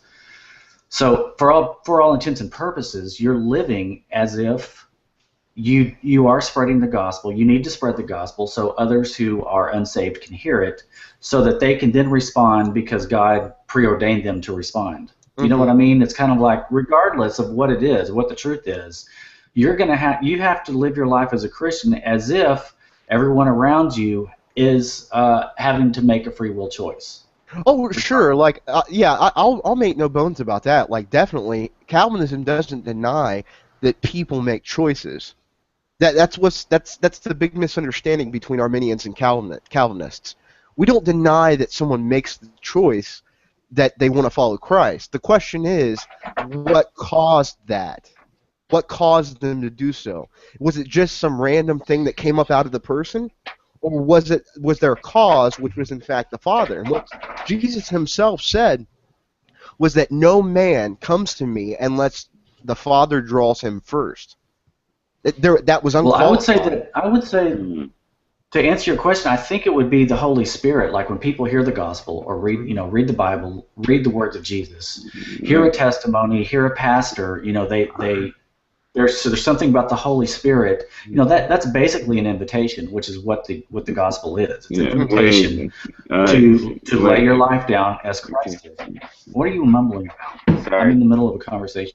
Sorry. It's okay. I was cutting you off. I'm just saying. I was just inspired there. I'm sorry about Are you high? Are you high? What about an extreme state of necessity? You're extremely sedated. I'll find that. Okay. If you're in a state of necessity, like when you're hurting hard. What about it? That's not a call to God.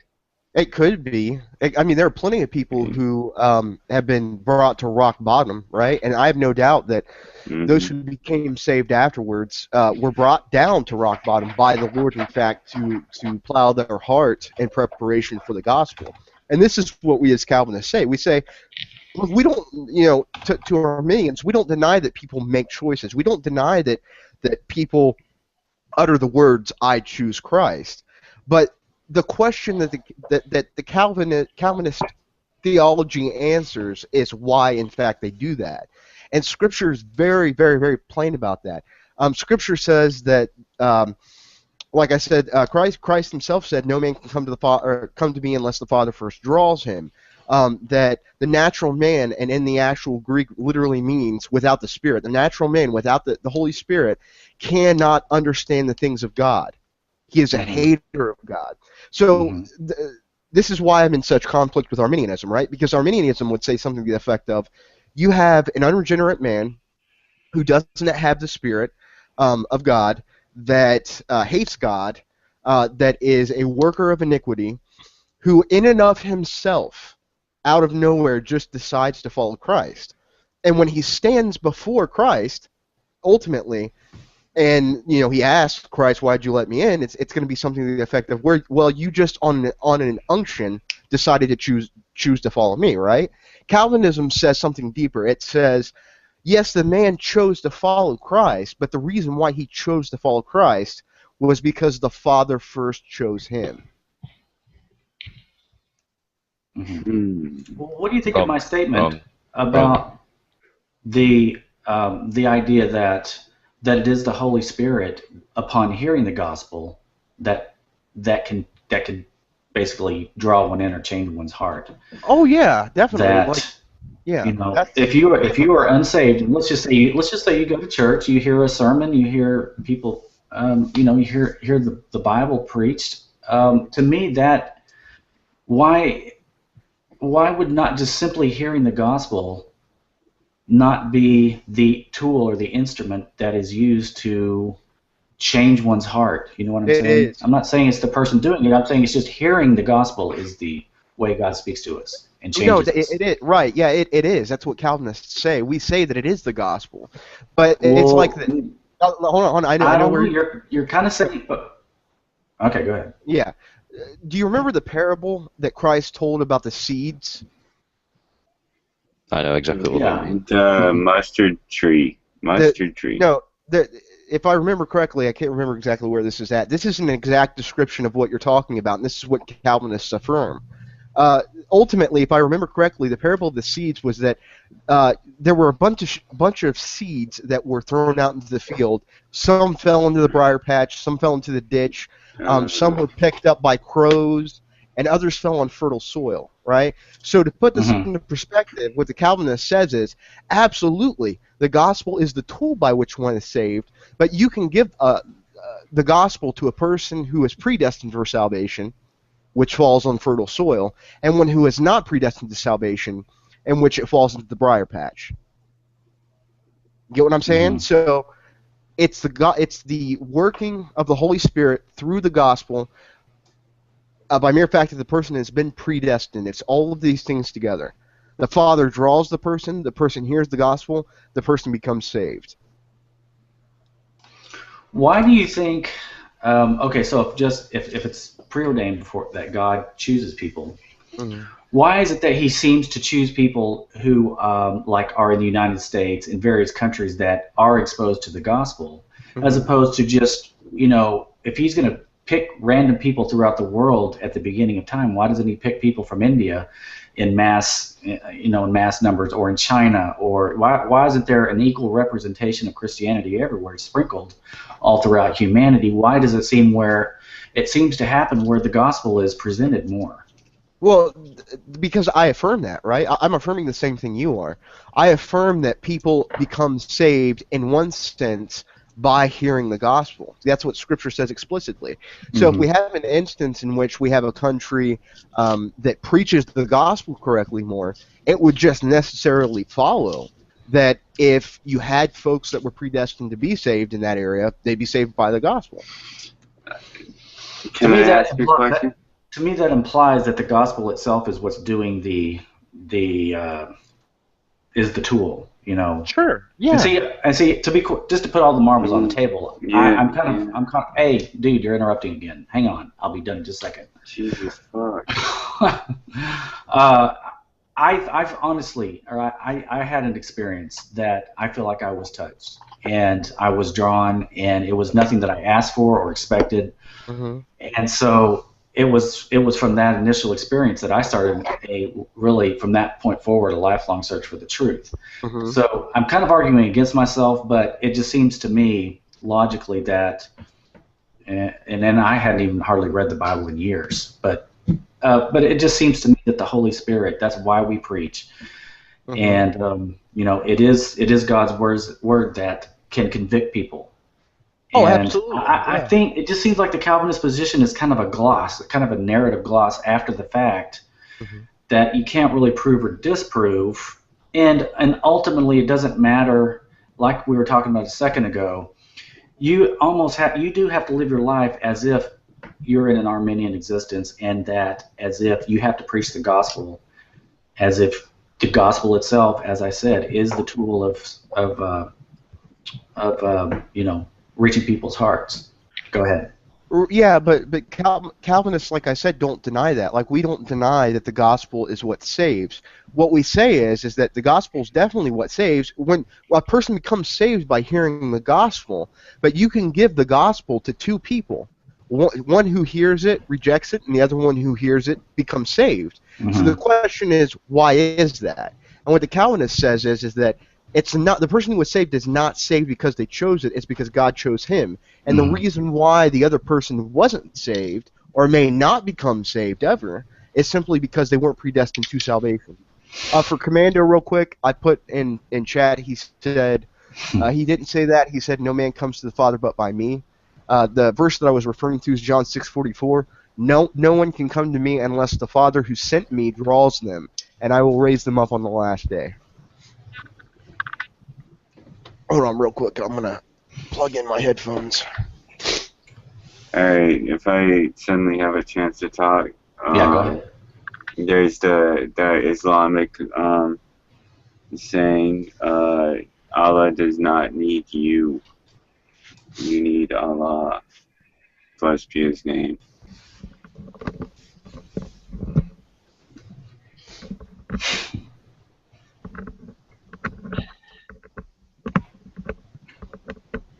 Armin, are you there?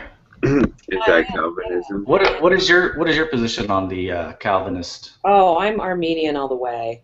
Okay. I didn't even know what it was called, but and the notion that God calls you or God calls you first, because the questions you were asking, I'm glad that Jacob could answer them, but it sounds like a stretch to me, because there really would be no reason, in my opinion, to preach if the elect are just selected and that's it. That's all I got. Yeah. Were you in here when I answered that question for Tommy? I did. He actually... Okay. I did. I was here for that. So I'm glad you answered it in two parts, because one, Jesus said so, and then the two, yeah. Yeah. Well, I mean, to me, the big thing is not even so much that for me. The issue for me is what this ultimately leads to is something that I really, it almost upsets me, but it's the fact that ultimately God, you know, the Calvinists will say that God is basically responsible for the creation and movement of every atom, of every process, of everything that goes on. It's basically a big story that he wrote beforehand, which is kind of unfolding as to what his plan was.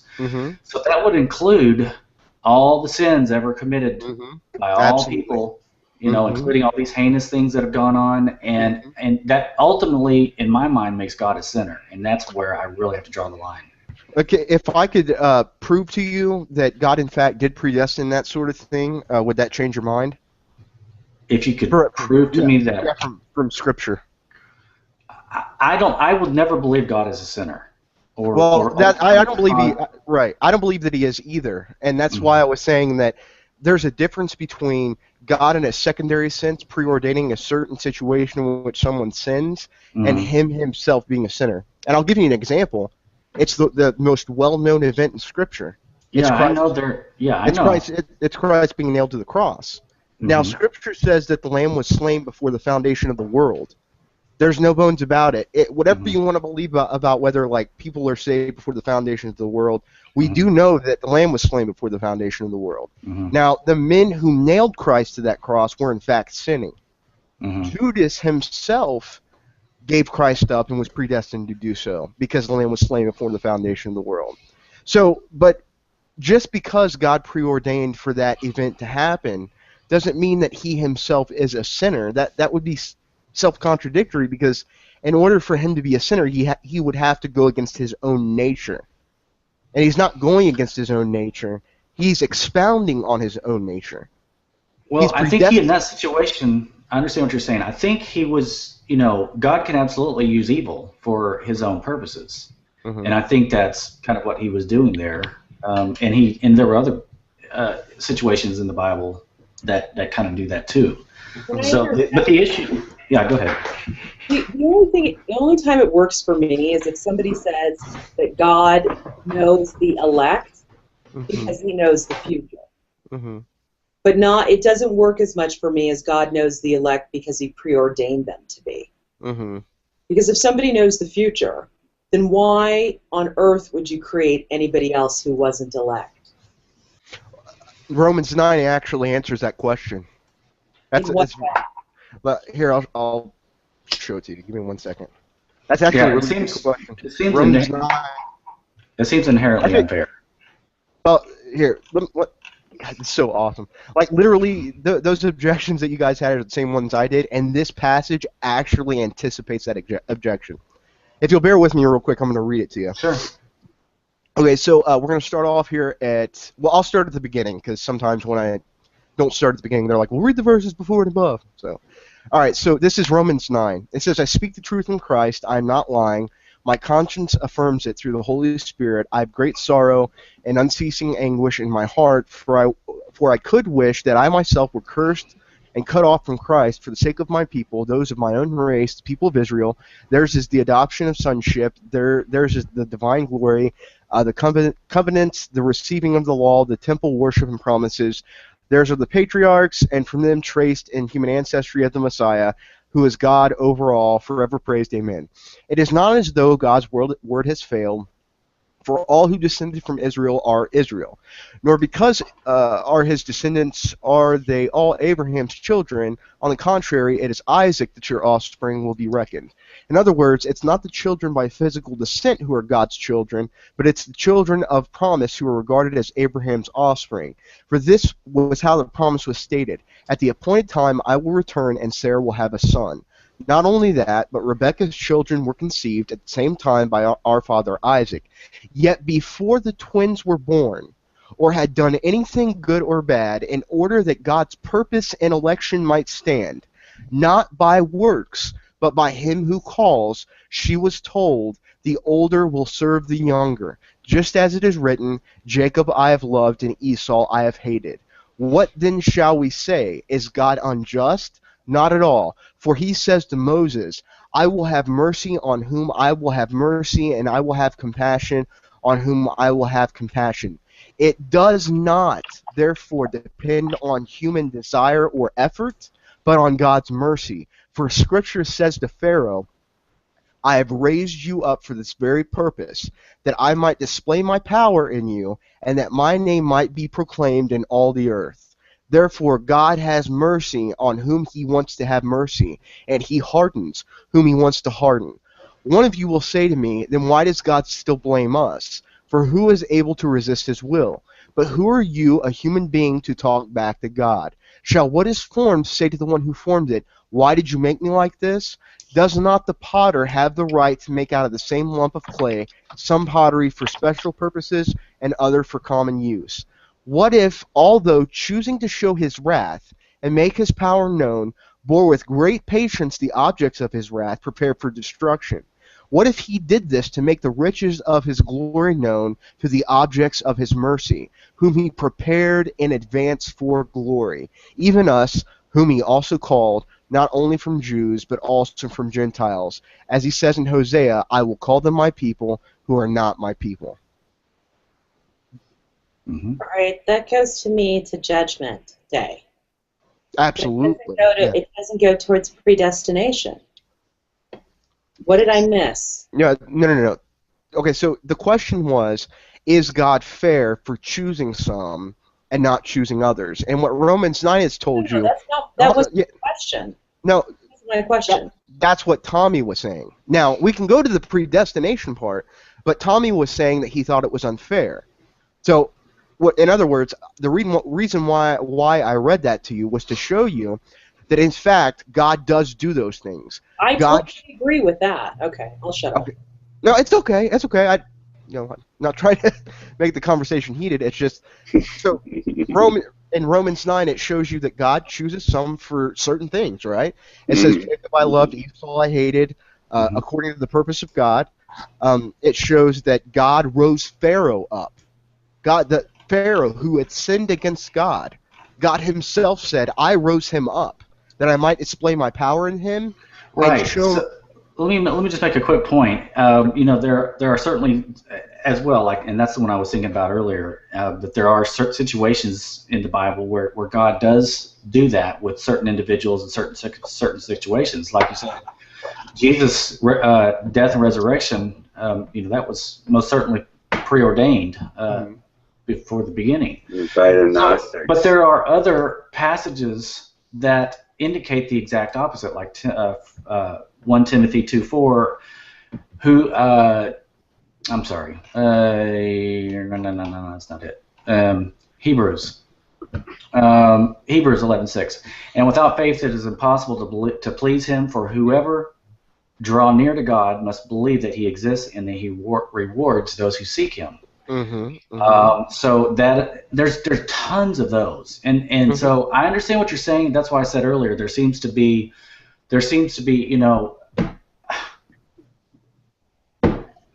honestly, that's why I said I think it's somewhere in the middle. I haven't really cemented my belief in it one way or the other, but ultimately I'll leave it in God's hands. But I don't see how you can dismiss the numerous passages that indicate that there is some sort of role on behalf of the individual. Well, even as a passive role. Right. So real quick, I absolutely agree with that verse that without faith it's impossible to please him. The question is, can a person unregenerate choose to bring themselves to the state in which they have faith, just out of nowhere? And what Scripture tells us is that is impossible. The only person that can have faith is one who is made regenerate by the Father, by God. Well, yeah, but again, and there's a passage, I don't know what it is offhand, but it's something along the lines that we are commanded to preach the gospel, and how will people become saved if they do not hear the gospel? And something along those lines. Well, I'm really... Christianity really supposed to be this difficult? It depends. It depends on what you mean. The usual way to split the difference is Molinism. Yeah, that's like William Lane Craig is a Molinist. Oh, okay, maybe that's what I am. I don't know. That's it. Yeah, Matthew Bell's really into it. So how would you define Molinism? Oh man, Molinism is the it's literally like in the middle of the road. I have a not as good understanding of Molinism as I do as the Calvinist or the Arminian position, but the way I understand it, it's this. Molinism, as far as I understand it, it would say something to the effect of, okay, so in other systems, we're going to use this metaphor where we've got man and we've got God, okay? And salvation is a stone in their hand, and they're going to throw it into the pond. Works salvation would say man saves himself through his own works, man throws the rock into the pond, okay? Arminianism says that the man chooses to throw the rock. Calvinism says God takes man's hand and throws the rock into the river. And Molinism would say that both man and God throw the rock at the same time. So in other words, you get what I'm saying? It's sort of like middle of the road. That's interesting. I like some of those ideas too. Yeah, but I can't. You still didn't answer my question though, Jake. I'm sorry. I probably got off track with Romans 9. What was your question? Why create anyone else but the elect? Well, that I remember now. Romans 9. I remember why I read that last part. What if God, although choosing to show his wrath and make his power known, bore with great patience the objects of his wrath, these are unregenerate people, people who will not be saved, prepared for destruction? What if he did this to make the riches of his glory known to the objects of his mercy? So the question's being raised here in Romans 9, ultimately, and I think it's a statement, that you have two vessels, okay, one of wrath and one of mercy. God chooses to show his wrath on some and chooses to show his mercy on others. And this question is it's phrasing it like this: what if God bore patience with these vessels of wrath, but in the end ultimately made it to where there were vessels of wrath to make the riches of his glory known to the objects of his mercy? But you still have to acknowledge, I think, that regardless of that, I mean, yes, I can see how he can use that for his own glory, but I think the average person would just honestly look at that situation and think that's inherently unfair, that one brother could be chosen for salvation, whereas the next one, under nothing of his own that he did or didn't do for whatever, was predestined to an eternal fire. I mean, that just seems inherently unfair. I've got another passage real quick. And it's from James 1:13. It says, when tempted, no one should say, God is tempting me, for God cannot be tempted by evil, nor does he tempt anyone, but each person is tempted when he is lured and enticed by his own desire. Then desire, when it has conceived, gives birth to sin, and sin, when it is fully grown, brings forth death. Do not be deceived, my beloved brothers. So that very clearly says it's the the individual who is enticed by his own desire. And again, you would, I guess the Calvinists would just have to say that God made him that way, which to me implicates God in that situation. Well, there are a few things here. I do want to address your, you're saying that you think that most people would think that would be unfair, and I agree with you. Most people do, right? I actually had that same exact reaction. But then I asked this question to myself: according to what standard is it unfair? If God chose to show mercy to some and not show mercy to others, according to what valid standard could I be the counsel of God and say, you are immoral according to this conception of morality? Well, according to the standard of Christ. Go ahead. No. The standard of Jesus Christ, because it's not the one of the God I would just, I mean, we're created in his image. And so I think we, our for lack of a better word, our DNA, the way we're stitched together, we probably think in a similar way. We think right and wrong is inherent in most of us, I think. And so I think common sense is one of those things that really the Holy Spirit gives us. So I think Christians who have the Holy Spirit in them, I think we're going to kind of think along the same ways, in a common sense way, or for lack of a better word, that God does. And I think whatever seems inherently right or wrong to us is probably similar with the way God thinks. But I think differently than you, though. That sounds blasphemous. That's not how I meant it, but you know what I mean.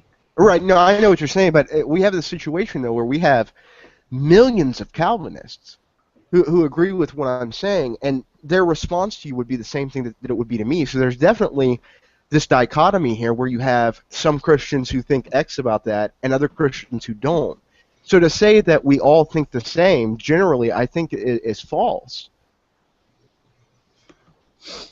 Yeah, I don't know if I was saying you all think the same. I'm just saying, what I'm saying is, you are asking, on what grounds are we saying it's inherently unfair? And I'm just saying, I think it's legitimate to say, if most humans look at a situation and see inherent unfairness, that's probably something that's stitched into the way we're made and the way we think, and God is ultimately the author of that. And I think that reflects upon our Maker. If that many people would, I see what you're saying too, but I have to say that I think for the first time ever since I've met Tommy that I actually agree with something he said. Hey, if you just throw away the "I think God made us all like that" part, the rest of it is actually true. We do have an inherent understanding of what's right and what's wrong, and I just can't believe those words actually came out of Tommy's mouth. Even if he did throw the "God created it that way" thing on it, I'm just flabbergasted that Tommy actually said that. Oh, I believe it. Yeah, absolutely. Well, this is what I would say. I would say that, certainly there's a bell curve, right? You have some people and some groups of people who think similarly, and you have other people like myself, who I don't agree with you on that issue. But that to me is really irrelevant, right? The question is not what we inherently think about morality. The question, from if we're Christian at least, is what does Scripture say about morality? That's ultimately it. So in other words, we ought not rely on our base feeling about a certain proposition, but rather what Scripture says on it. So I'll tell you right now, as a Calvinist, like even now I have times where I'm like, man, that seems like that's not fair, right? That's my emotional reaction. That's what my emotions want to say. They want to say, hey, that really seems like it's not fair. But then I read Scripture, and I see not only is it true, but it brings the question up, who am I to counsel God? So from the Christian theist worldview, that's ultimately the question I think needs to be answered in this situation. It's one thing to not like something, right? It's one thing to have like a knee-jerk reaction towards something. It's something completely different to say, if God were to do X there, then God in fact would violate some sort of standard. And the question here is, what standard is that? If we were to say that he was unfair for doing so. I'll be right back. I'm going to go take a smoke break real quick. All right. And I'm going to drill you when you get back. I'm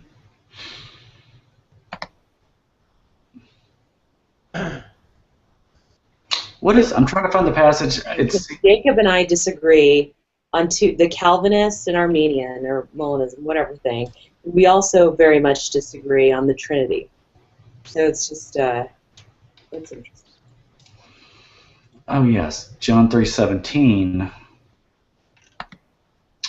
For God did not send his Son into the world to condemn the world, but to save the world through him. But his view, well, I mean, he did create, in his view, he did create the world, or at least a portion of them, for the purpose of condemning them. But it says here, for God did not send his Son into the world to condemn the world, but to save the world through him. I don't know. He'd probably disagree. I have 2 big points. First of which is the sort of, even logical possibility of free will. Then the second one is, challenging the universality or uniformity of human nature.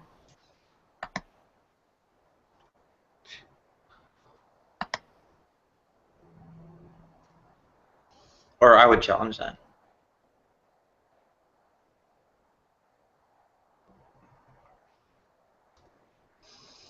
Actually, that's probably a good one for the free willers.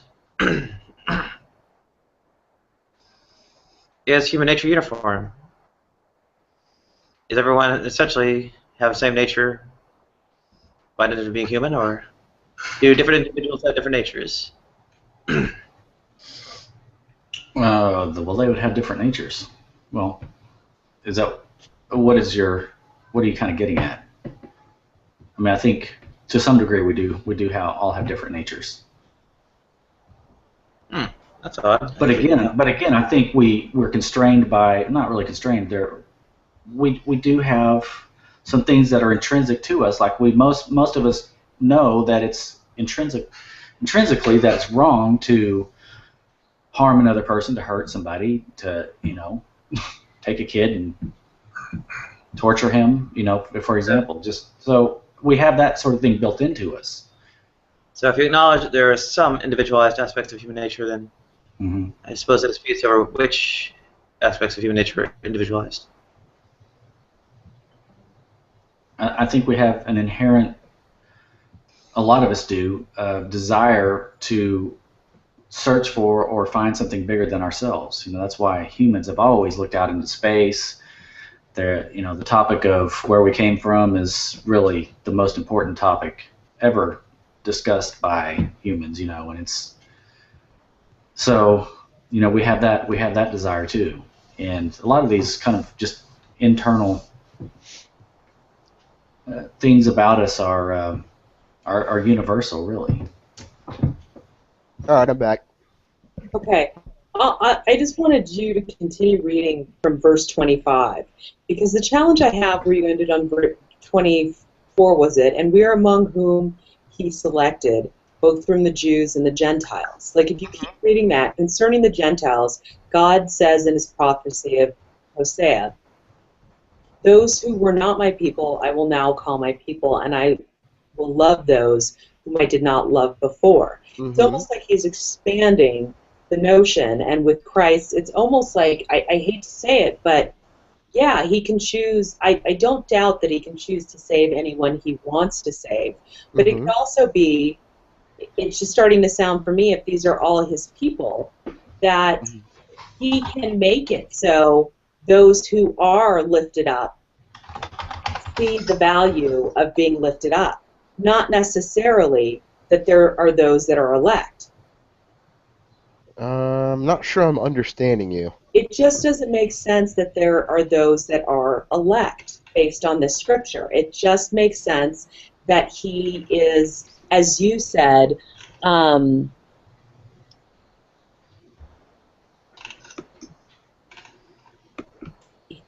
let's see here. He does this to make the riches of his glory shine even brighter on those who he shows mercy.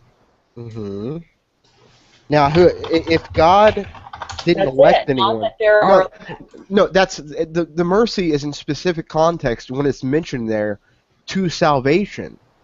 So if he's qualifying, if the Lord is qualifying his statement by using the word choose and then mentioning mercy, then it necessarily follows that he's saying he chose some for mercy. I don't doubt that. But it doesn't still say that there are those that are predestined. No, in that verse it doesn't. Right, that's what I keep going back to. Where is this notion of predestined? Awesome. 1 second, I'll pull it up for you.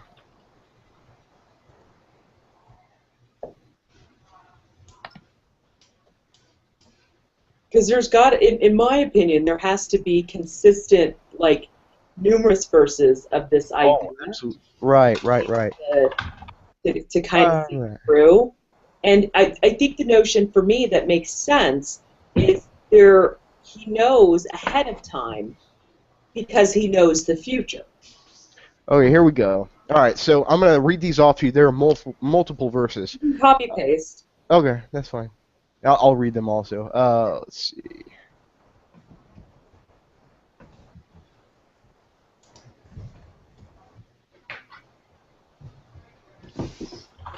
Oh, dear gosh. Yeah, that's why I said I'd read it.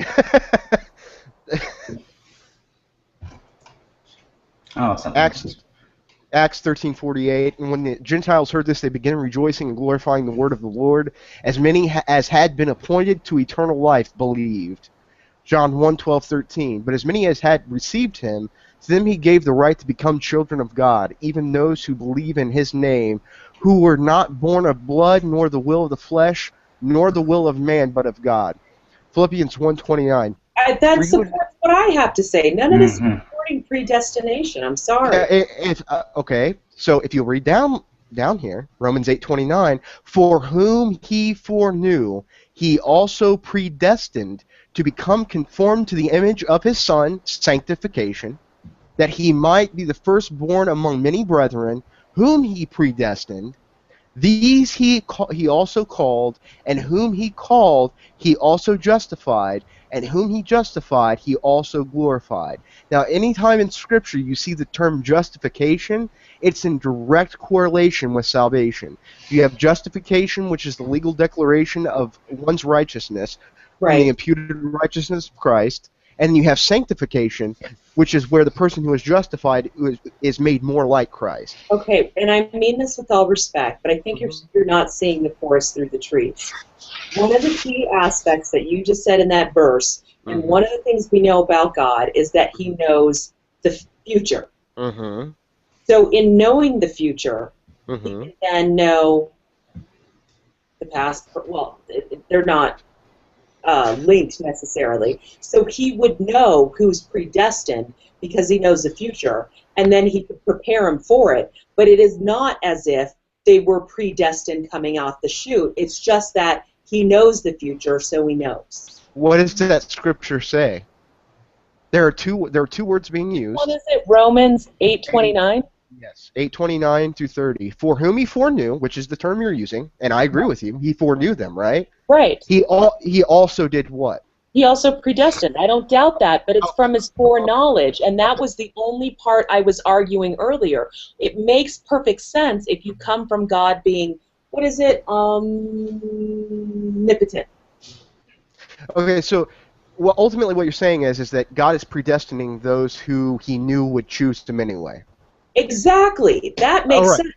No, it doesn't. Let me tell you why. Because if they're going to choose Him anyway, there would be no reason for Him to predestine them. It would make sense because He's readying them in the predestination. That's not what that scripture says. If He already knows who will choose Him, there is no reason for Him to predestine him. There is no reason. This specific verse is in context of salvation. Listen to the next part. And whom He predestined, those who He called, and whom He called, these He also justified, and whom He justified, these He also glorified. He's just setting up the stage as He does for those who have been chosen because He knows already. Did He predestine them? Yes, they are. He foreknew it.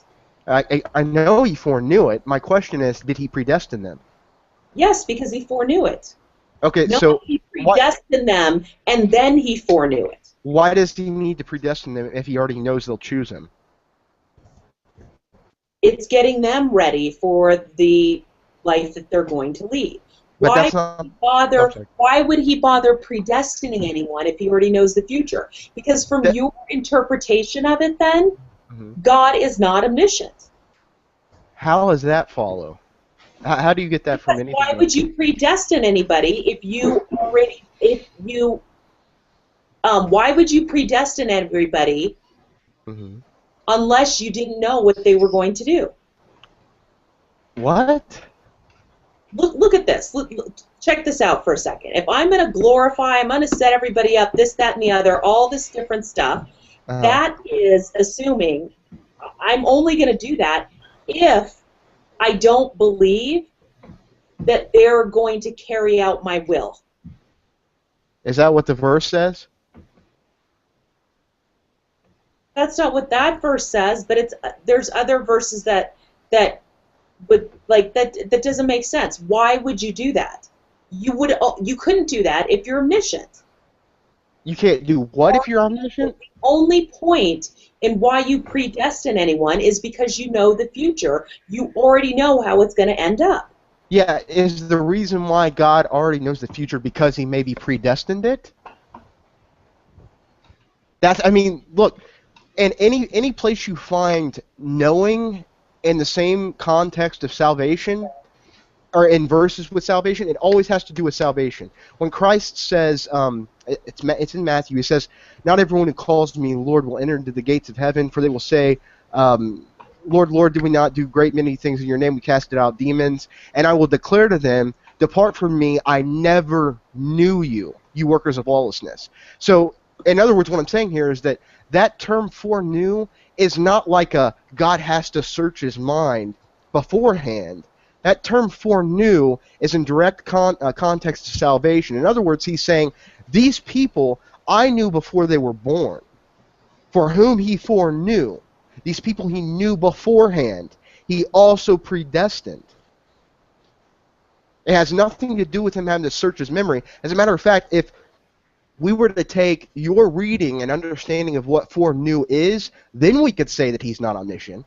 But in this case, what it's saying is, he foreknew them in the context of salvation, he predestined them, and those same ones who were predestined were also sanctified and justified, which can only happen to those who are saved.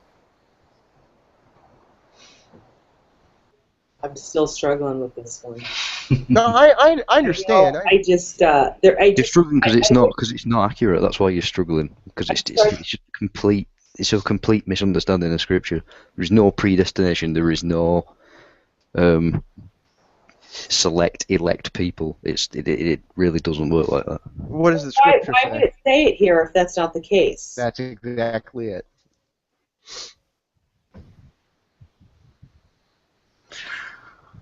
Could he be talking about, in some of these different passages I've come across, maybe not these necessarily, but it seems like he may be talking to the church, as opposed to individuals. Yeah. But he could predestine those who are his followers. I'm saying he's like this last one, Ephesians. Oh, shoot, I lost it. Let's see, Ephesians 1:11. Also, we have obtained an inheritance, having been predestined to it according to his purpose, who works all things after the counsel of his will. It just seems like, before when I've gone through this, it seems like he's talking to the church. Yeah, he's talking to his people, but that may not necessarily indicate that individuals within that body are predestined per se. More only that those who do choose to follow him have this predestined outcome. No, well, and that's why I said, read that. What does the verse say? And that specific verse, and then the one underneath it, the specific context is the context of salvation. That's what it's talking about, right? It's not. Okay, so in other words, those who are saved are the church, right? No one disputes that. Scripture doesn't dispute that, and I don't dispute that. But this verse is talking about those people who are saved, who are in fact saved. What it is saying is that they were foreknown, they were predestined, they were sanctified, and they were justified. I don't like this because and I'll tell you the reason I'm just balking so much at this. I don't know why anybody would be a Christian. Why? For this interpretation, because you know what, you could just be like, well, screw it. I wasn't predestined anyway. It's not. I don't think it's a healthy approach. I think I don't either. It excludes people and from knowing the Word of God and from choosing for themselves. It lacks the notion of free will. There are so many things that come up against this in every single Bible teaching that I'm just. How could it not? Repulsed. How could it not also bring about some arrogance in the people? I'm not saying you're arrogant, Jacob. I'm just saying, but if it were me, I would almost think there's something special about me that God chose me. And what you'll find with a lot, and what you'll find with a lot of Calvinists is that a lot of Calvinists are, and the reason why is they don't understand their Scripture, because Scripture doesn't say that we are chosen for anything in us, for any value in us, but purely by the counsel of His will. The counsel of His will. No one knows the criteria by which God elects or predestines or chooses, but what we do know is that He doesn't do it because of anything inherent in us. Scripture says that we are all at fault before the Lord. We all deserve hellfire. We all deserve to suffer for eternity. But rather than to condemn everyone, He saved some. Yeah, just become Catholic. You don't have to worry about it. You'll be all set. Yeah, I'll pass on that, buddy. Well, just don't bow down to any idols, and you got it. I actually talked to a Jehovah's Witness friend last week. Was it last week? I can't remember my weeks. And it actually makes more sense, some of their beliefs or teachings on this stuff, than that. Are you kidding me? What they would say, and this was really interesting. Yeah, I have a grandmother Jehovah's Witness. I'm like, really? We were talking about it, and their interpretation of this verse would be something like there are like 144,000 elect, will go up with God, and there's some people who will live for eternity on earth, or something like that. I may be botching it, but I think it's something closer to that, and that would actually make more sense. Well, you're actually right. You're actually correct. I have my grandmother's a Jehovah's Witness, and she gave me the exact same response that you just did. And the question I asked her was, in that verse, does it say it's speaking of 144,000, or is it speaking of those who are justified and sanctified? Because Scripture doesn't say that only 144,000 will be sanctified and justified. No, but I think what they're talking about in their interpretation, and again, I might be botching this, but dang, people keep typing. It's the whole, where was it now? Was it Ephesians? No, where's the one where it's about? And I know someone's going to type something in as soon as I'm looking. It was the foreknowing and predestined one. Where was that? Romans 8:29. Yeah. For whom he foreknew, he also predestined, become conformed to the image of his son. He might be the firstborn among. Yeah, that one doesn't say. That's not talking about. Well, I don't know what's before it and after it, but I'm sure that's how they would argue it. Sure, and they'd be wrong. Yeah, I don't know, but at least that for me, that one makes more sense than what's here. Right. Well, I mean, I respect your guys' view on this. Like, I definitely do not place this in the category as an essential, right? Like, I would never say that someone's not a Christian if they're not a Calvinist. This is a dispute amongst the brethren of Christ. This is a non-essential issue. I personally think that is very clear, but I'm not going to sit here and say that I think that you're not saved or Tommy's not saved because you're not a Calvinist. That'd be ridiculous. By the way, can you guys tell a difference in my speech since I got my oral surgery done? Yeah, I was wondering what surgery got done. That's why I'm like, how are you even up and walking? Well, this was 2 weeks ago. I got all my teeth removed and had dentures put in. Oh, wow. No, we can't tell. I can't tell. Good. I got a presentation. I just hadn't seen you on actual camera. I just seen your avatar before, so yeah, good to see you in person though. But no, your voice sounds fine. Awesome. I got a presentation because they were really bad. Oh. It runs in my family really, really bad. When I was on top of that, when I was like 3 or 4 years old, I had, this is no joke, at the time it was the second worst case in the history of medical condition of seizures. And they gave me some sort of medicine that had like iron in it or something like that, and it messed my teeth up real bad, so it made the enamel soft and made them all crooked and all that. The past 3 or 4 years, I've had tooth infection after tooth infection. And if any of you have had a tooth infection before, you can understand why I got my teeth pulled. Terrible. Nice. Which sucks. Fine, man. That is unfortunate. But I'm glad. I mean, let's smile. Let's see the pearly whites. Oh, wait, let me. Yeah, oh, that's great. Oh, they're good color, too. They're not like. They are. Yeah, they're not like insanely white. Yeah. Right? Yeah. Yeah, no, I got the top dollar, the most expensive that I could get, and I'm really glad that I did, well, that's too. because you have that good health insurance. Yes, it is. It is.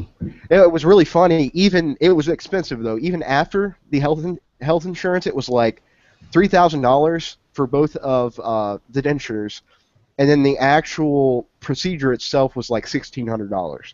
So you had to come out of pocket $4,600 after health insurance? Oh yeah. Oh yeah. Yeah. That's really expensive. Yeah, it is, but it's definitely worth it. Yeah.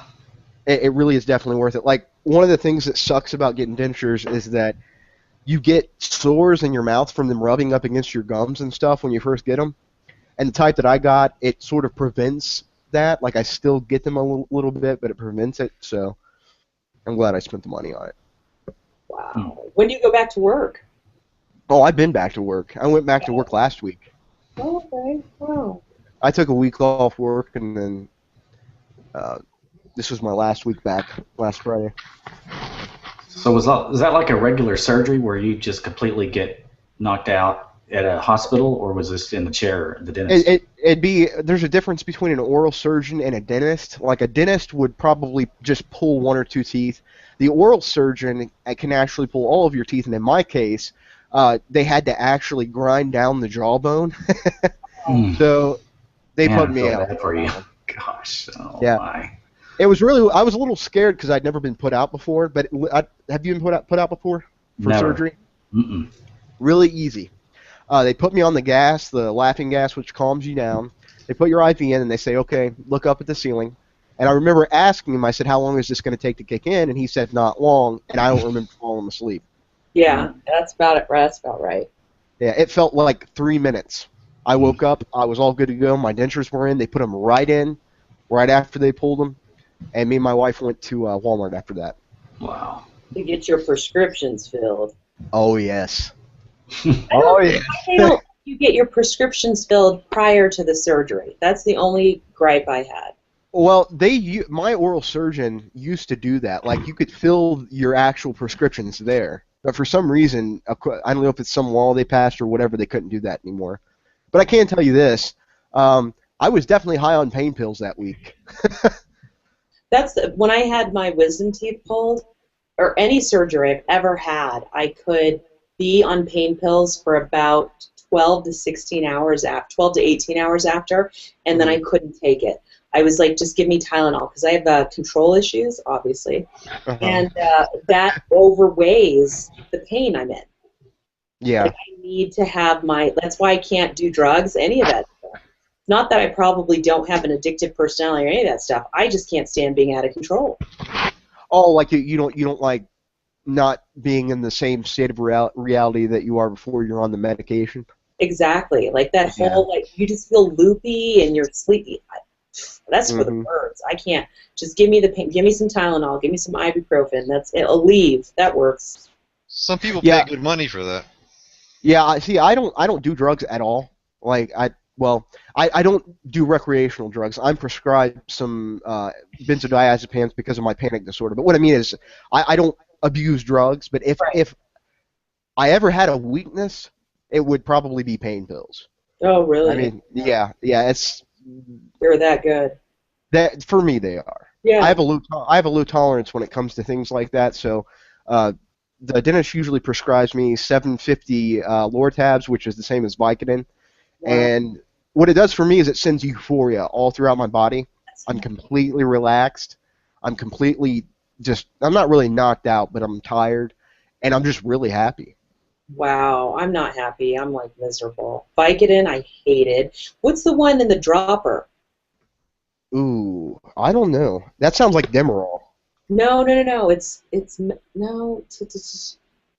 I had it when I had my C-section, and I had it when I had my thyroid out, and you could just bam, bam, bam, hit the dropper, and it would. Nobody in here knows. Oh, morphine. Morphine. Morphine. That is. There are more than one thing. More than one thing is comes in a dropper. I know methanol. I know fentanyl. I know. Epidurals Sure do it too. Much is dilaudid. Wait, epidurals aren't in a dropper. I thought epidurals were. I remember my wife getting an epidural. Yeah, in your spine. Yep. Oh yeah, that's not a dropper. No way. They They were like, "Do you want an epidural?" I'm like, "Do I look crazy?" Yeah, give me an epidural.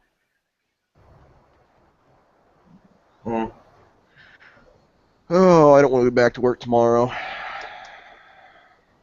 Guess I never have to worry about SRS. Do what, Nadia?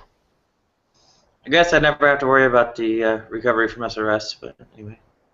What's SRS? Sex reassignment surgery. Never know. It's where they, turn it inside out, so. Wow. Well, not literally, but anyway. Wow. What does that surgery run in the U.S. now, Nadia? Do you know? Ballpark? Out of pocket, like $25 grand plus hospital fees. It's a lot of money. Yeah.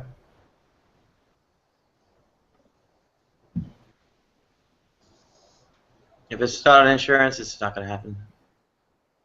And insurance is playing games, of course. And it's already too late. I'll be dead before the new year, and the waiting list is 2 years long. But you said you'll be dead in 2 years? Is that what you I'll just be dead said? before the new year, and the waiting list is 2 years long. Why will you be dead before the new year? What do you think happens when you put someone that has enough, as many medical conditions as I do, out homeless on the street? Oh. Well, I wasn't aware that you had medical conditions. Quite a few. Oh, gotcha. Actually, Nadia, how many hangouts have you done from the hospital? It's been quite a few, at least close to 10, I think, maybe. Well, that's just as getting the strike expired in, I think, what was it, October?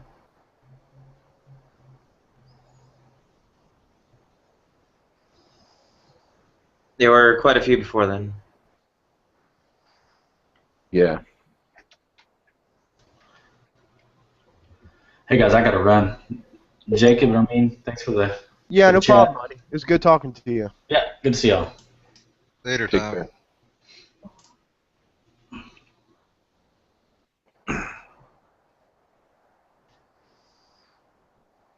I wish this cold outside would go away, and the cold that I have also. Where are you at, Jacob? I'm in Kentucky. Okay. Yeah, we just got pounded really hard, like 12 inches of snow, not too long ago, and it was literally the actual temperature was -20. That wasn't the wind chill. That sounds like, what are we at? Yeah, is that really unusual for where you live? Oh yes, yeah. It was colder in Kentucky last week than it was in Moscow. Yeah, I always think of Kentucky as being relatively a southern state, you know. Yeah, it is. Like usually, it's tops out or bottoms out maybe at the lowest 20 degrees, 30 degrees, something like that. Not this year. Whew. You should see me when I go outside at work and smoke. I'm like, Yeah, right. That would make me quit. 20 below would make me quit. nah, it wouldn't me.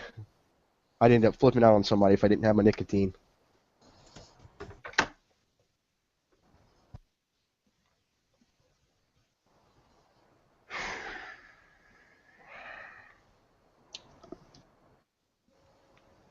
So I've heard some people say that the new artificial teeth, where they put them on the the bolts that they put in the jaw, Yeah. are better than real teeth. I mean, a lot of they people say they're better than what I had before. They are. The only problem with that is, if I remember correctly, they're around $16,000.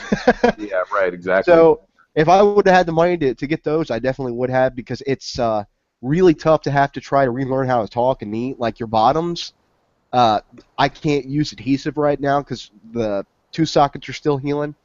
They slip, and the tops slip. So I could be talking, tops will jump up and down, the bottoms slip all over the place. Oh, wow. Oh, Yeah. they're not permanent? No, the ones that I have are just dentures. Like I have to take them out at night. Oh, serious? Yeah. The ones for 16,000 go into your No. that are permanent. Yeah. The ones that go that are like 16,000 or something ridiculous like that are permanent. Like they drill 2 bolts in the bottom and then 2 on the top, and then they just snap them on each side. And they're stronger than original teeth? Oh yeah. Well, I don't know about original teeth, but they're stronger than dentures. If you have dentures, you only retain like 25% of your bite strength or something stupid like that. So does that mean now you have to chew up your food before you just bite down? Cut it up? Well, right now I do, because the wounds in my mouth are still fresh and they still kind of hurts. But probably in about a month or 2, I'll be able to bite my food and chew it. But right now I'm having to like break it apart and put it in my mouth and eat it.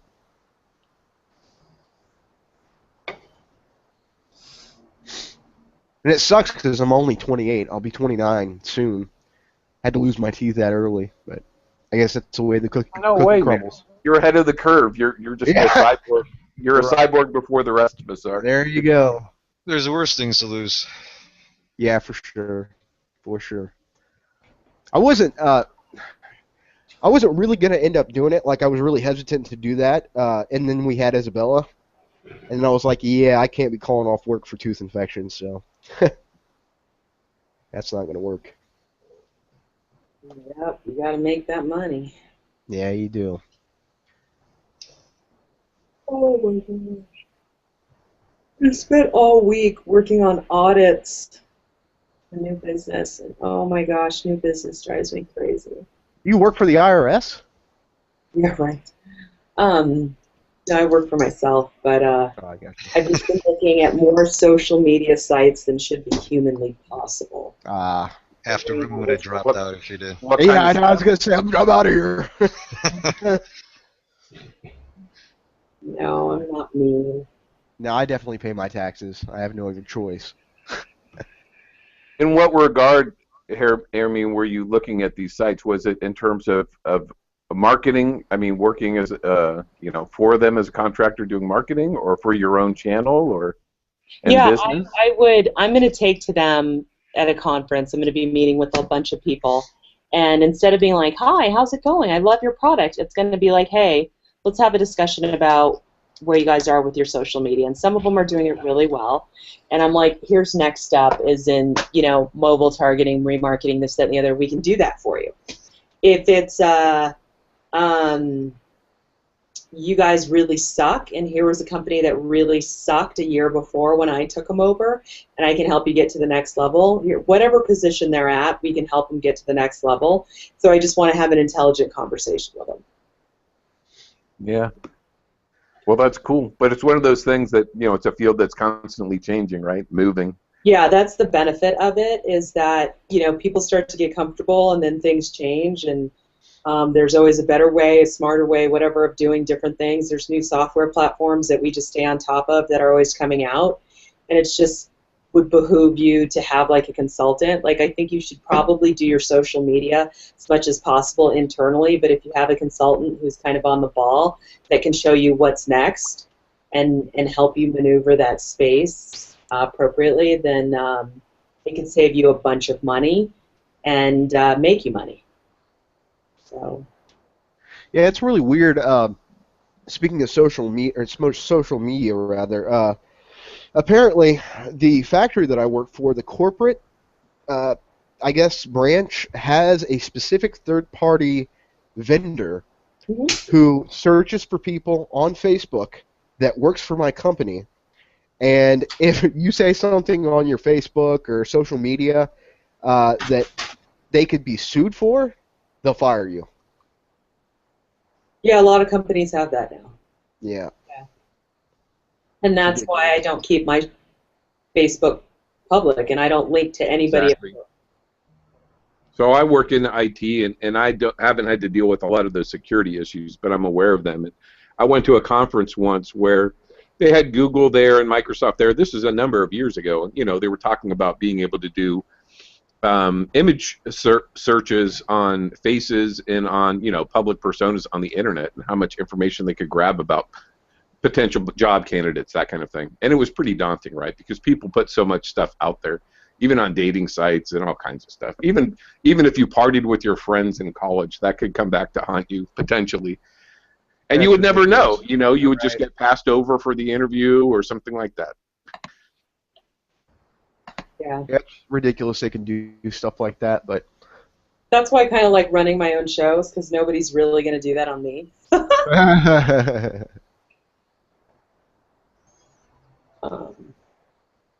It is exhausting, like, because you work. I've completed, I think, 21 of them, and they each, on average, like, I would charge $500 just to do it for someone, and I've done 21 of them for free, and it's just part of new business. So you just got to get it done. Because it's much cheaper for me to do this than it is to do a full-on pitch.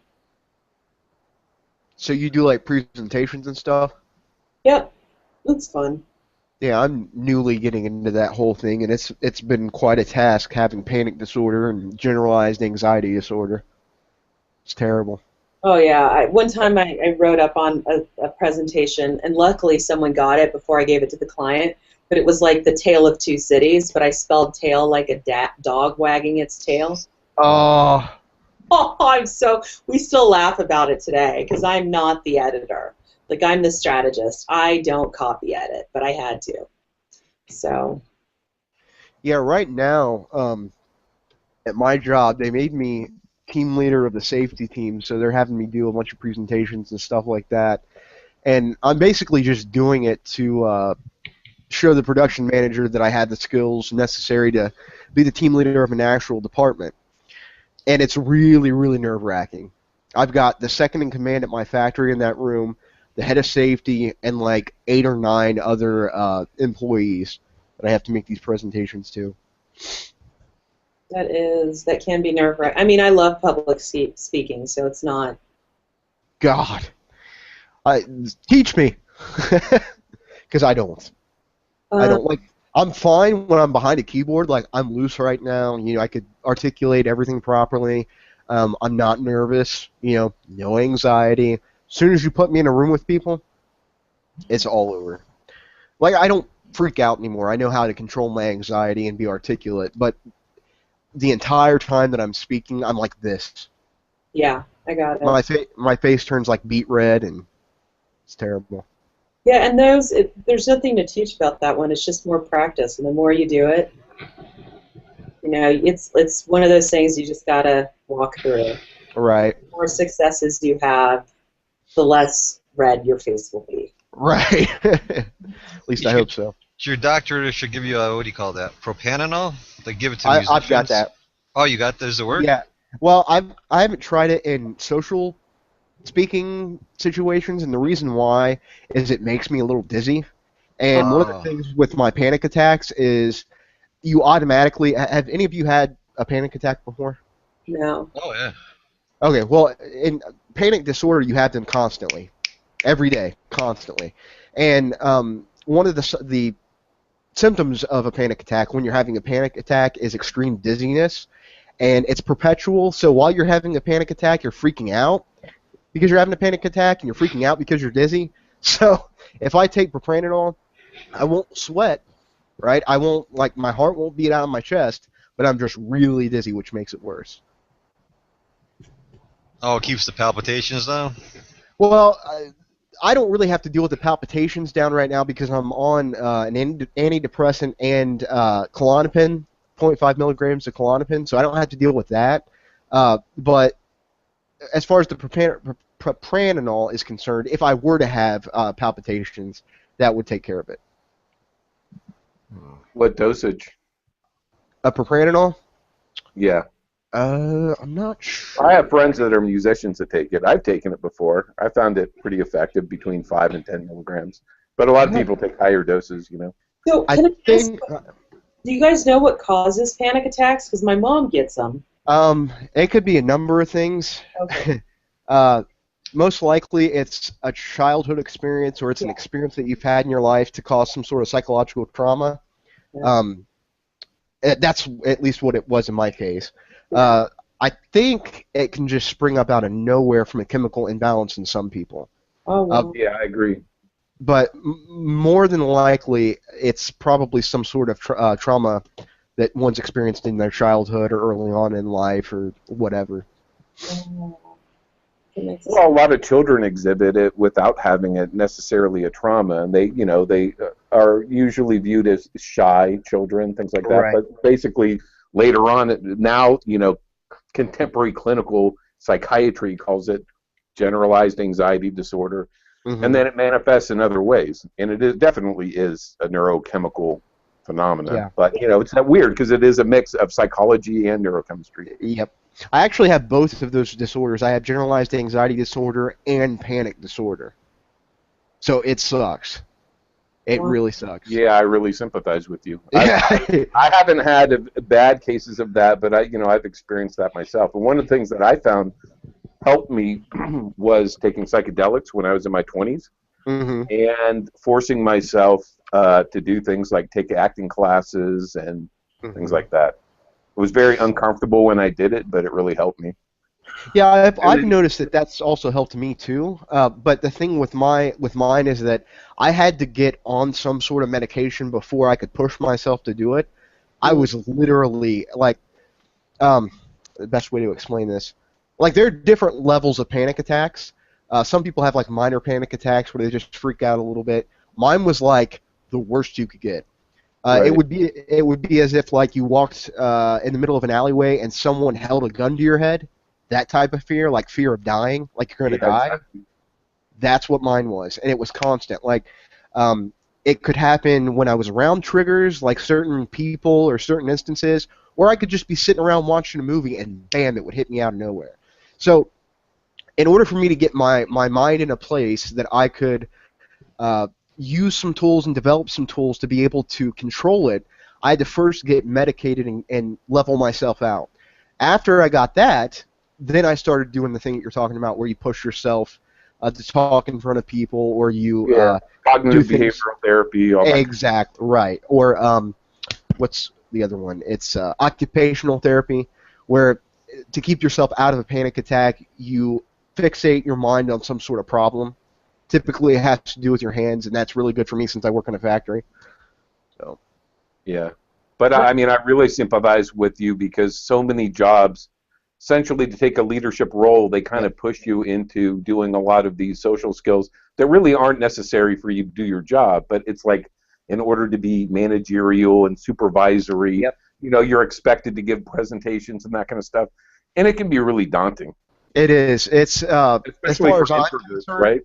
Right. Oh, yeah, man. Let me tell you, dealing with this panic disorder and generalized anxiety disorder has been the single hardest thing that I have ever gone through in my entire life. Like I would rather get my teeth pulled 20 times than have to deal with it. And the thing about generalized anxiety disorder is that when you worry about something, you constantly worry about it. You obsess over it, and you work yourself into a frenzy. So I'll have a meeting, right, 2 weeks from a certain date. Almost every single minute of every single day up until that meeting, I'm worried about it. It's constantly on my mind. So do you have any other OCD symptoms, or that you recognize from when you were younger? No OCD symptoms, but I do have nervous tics when I get really, really, really nervous, or sometimes when I'm just slightly nervous, like I'll bat my eyes constantly. I have some things like that, like I'll scrunch my face up for no reason. Yeah, I just have some things that I like that in school, and he those things disappeared when he got like to his 20s. So it was something where it was never really diagnosed. Is it like some form of Tourette, something like that? Yeah, but, right.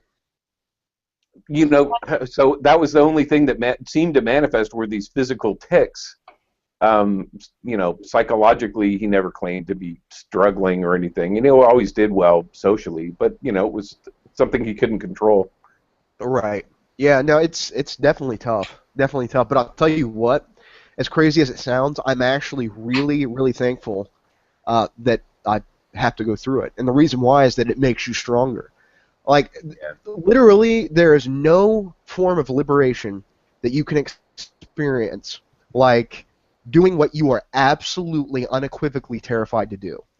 I mean, like I was talking about before, where you're afraid you're going to die type thing, that type of fear. When you push yourself through that and you actually do it, it's the best thing in the world. It's the best feeling in the world. Well, that's one of the tools that I used to use. Like, I would get nervous with interviews, and I was just really, self-judgmental and would worry about stuff. And then eventually I just said, hey, look, it's not going to kill you. Just treat it as if you're not going to get the job. Just have fun with it, and, don't take it seriously. Assume you're not going to get it, and it's not going to kill you, so it's going to be okay. Those were some of the psychological hurdles that... I wish I could do that. I wish I could, but... Like, my anxiety, social anxiety, is not really around being afraid to fail.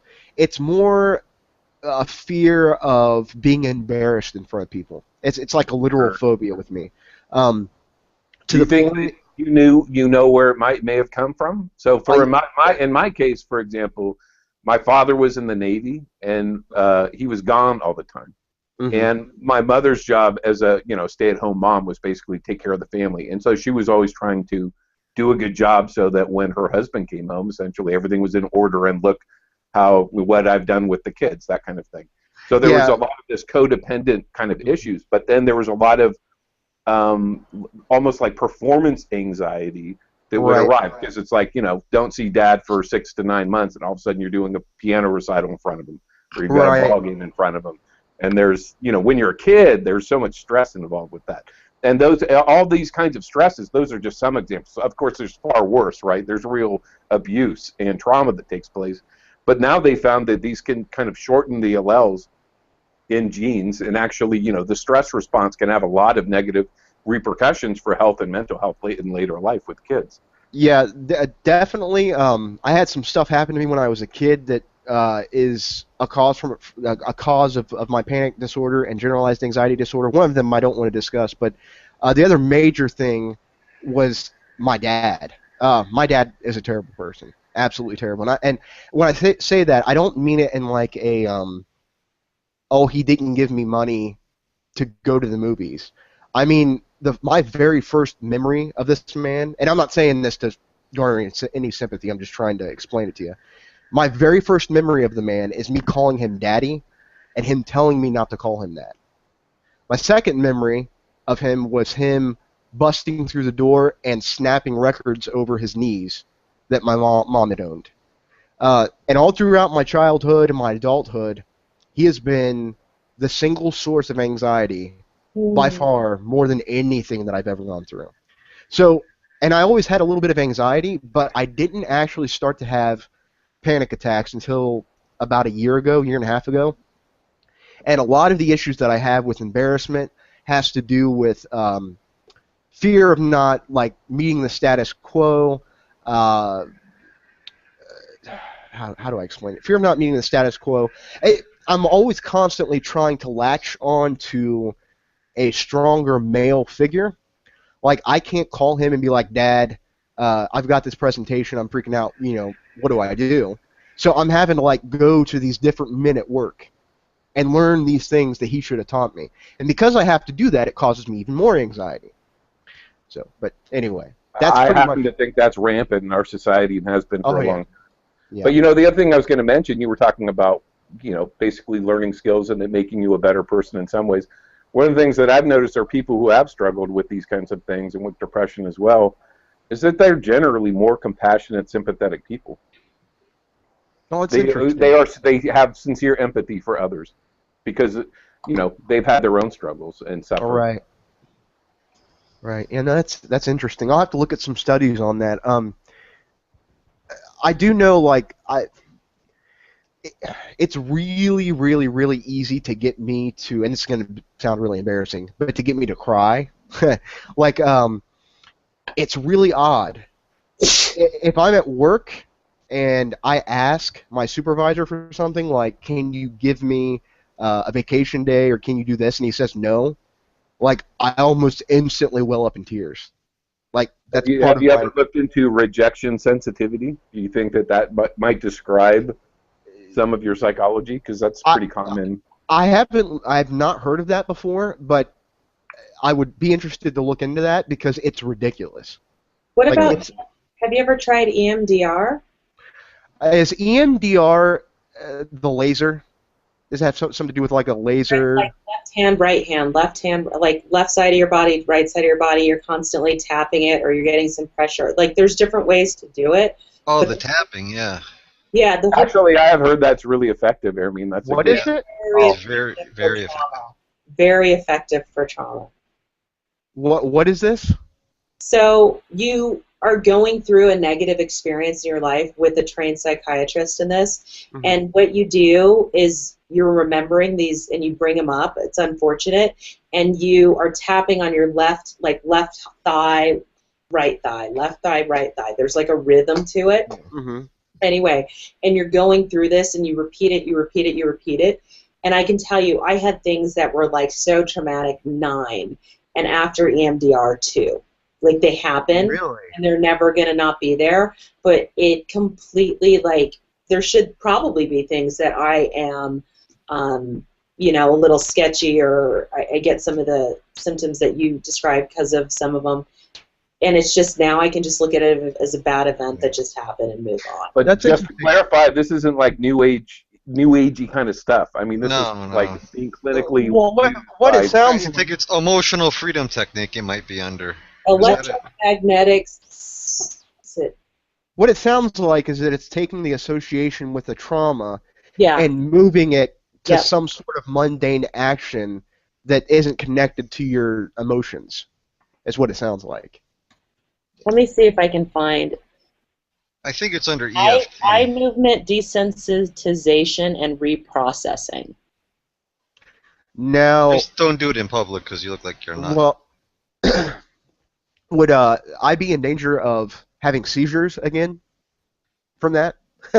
I don't know any of those questions, and there are people who their trauma is so bad that they're not like very if you had an incident that happened fairly recently, you're not eligible for it. Yeah, all this stuff is childhood stuff. Yeah. So I'm not trained enough to answer that question. Okay.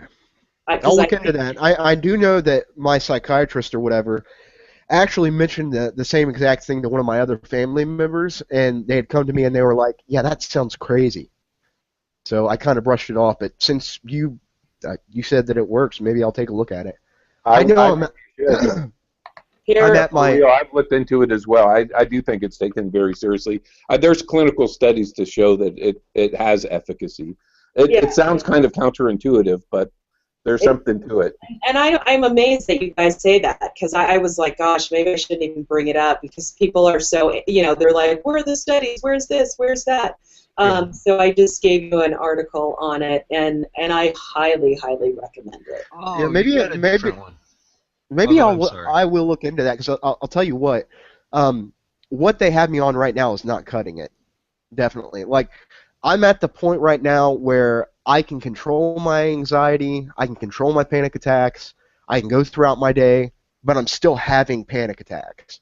Well, benzos and what was the other one? It's an antidepressant. Yeah, what's the other beta blocker that you were talking about? There's a variety of beta blockers that they use. They all have side effects, and they all have long-term consequences. So Right. it's serious. I mean, a lot of people do rely on anxiolytics long-term, but... Well, I'd rather not be dependent on it, and the reason why is I hate having to go to a doctor's appointment every 3 months, and by law you have to in order for you to get your medication. Right. And I'm not addicted to Klonopin by any means. Like, I don't get a high feeling from it. All it does is take my anxiety level down. But because I've been on it for a while, if they decide to take it away from me, I'm going to be a basket case. Yeah, they have known, biologically dependent. I mean, it develops a kind of addiction, right? Yeah. It requires potentially the upping of dosage over time. Mm-hmm. So there's definite negatives. Then the other thing is, part of the CBT with the mindfulness for panic attacks, and I was wondering if, you have found anything. What's the most effective tools that you've used? So, for example, there's the idea of becoming present. So you think, I don't know. They'll say, when's the last time I had a meal that I enjoyed? You just do this self-talk to try to interrupt yourself and get very physically present, and that can happen. Mostly for me, it's occupational therapy. Okay, the other really crappy thing about this, with panic disorder, there's this other symptom when you have a panic attack. Have any of you been in a car wreck or a really traumatic event? Like a really traumatic event? Of course. Okay, do you remember the feeling of surrealness that you had? Like where it almost seems like it's not happening, like it's a movie, that sort of thing? I definitely remember depersonalization, yeah. Exactly. That happens with people with panic disorder. And I had a really, really, really bad panic attack last year where I got both the depersonalization and the derealization at the same time. And ever since then, those are reoccurring. So it's almost as if I'll have a panic attack, I'll have both of those symptoms, but then my mind will recall the actual symptoms themselves, and that will throw me into a panic attack. Oh, wow. Well, the other thing I would have mentioned is, in my view, we're still in the dark ages. We don't understand all this stuff. Yeah. They're trying. Neuroscience is getting better, but it's still a crapshoot. Do you still talk to your dad? Do you still have a relationship with him? No, I haven't talked. Well, I hadn't talked to him in 2 or 3 years. Okay. Up until about oh God, what was it, about a month and a half ago? Let me just give you the rundown. I'll try to be real quick about this. Basically, my dad's the type of guy who is very narcissistic, very, very, very mentally and emotionally and vocally abusive. He would accuse me of some of the most disgusting things that you could ever imagine. I remember one time he accused me of wanting to sleep with my mother, like that abusive. So I went through my entire childhood, battling this out with him, fighting with him constantly. Him telling me I didn't love him, that sort of thing, and a couple instances of physical abuse. And then about 2 or 3 years ago, I said I'm done. I'm just done with it. I'm not going to deal with it. And we found out that my wife was pregnant, and my grandmother, which is his mom, said, you need to talk to your dad, because I'm sure he'll want to see his grandbaby. And I said, look, I'll let him come down. He can come down and see the grandbaby. That's completely fine. I'm fine with that. I'll probably even give him a hug, because I was having a child. I didn't want to hold any grudges. So Isabella gets here, and he just decides not to come down. Yeah. Like he's just not going to come down. So I decided at that point, now I'm really done. I don't want to talk to him. Well, he wouldn't leave me alone and was like, I want to talk to you. I want to get this, figured out. And about a month and a half ago, I said, okay, fine.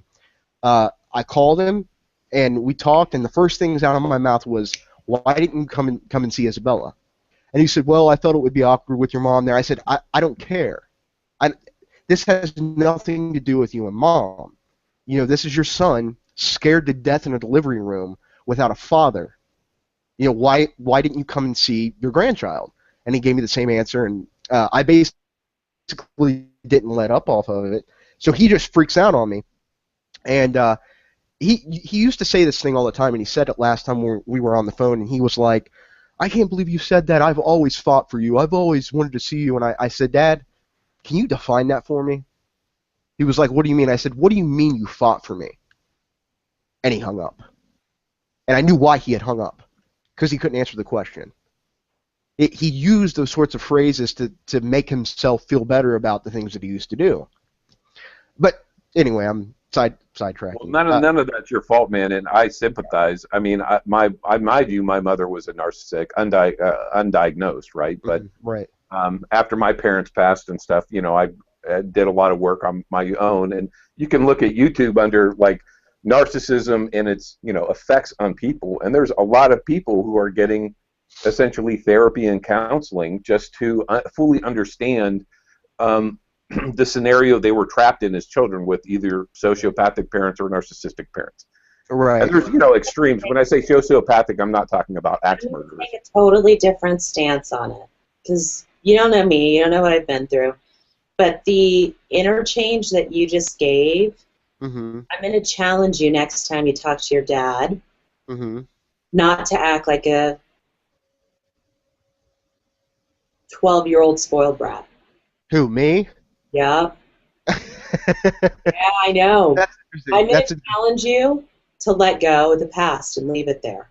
I'm going to challenge you not ask why he didn't do what he didn't do, and actually come from a place where you've forgiven and forgotten.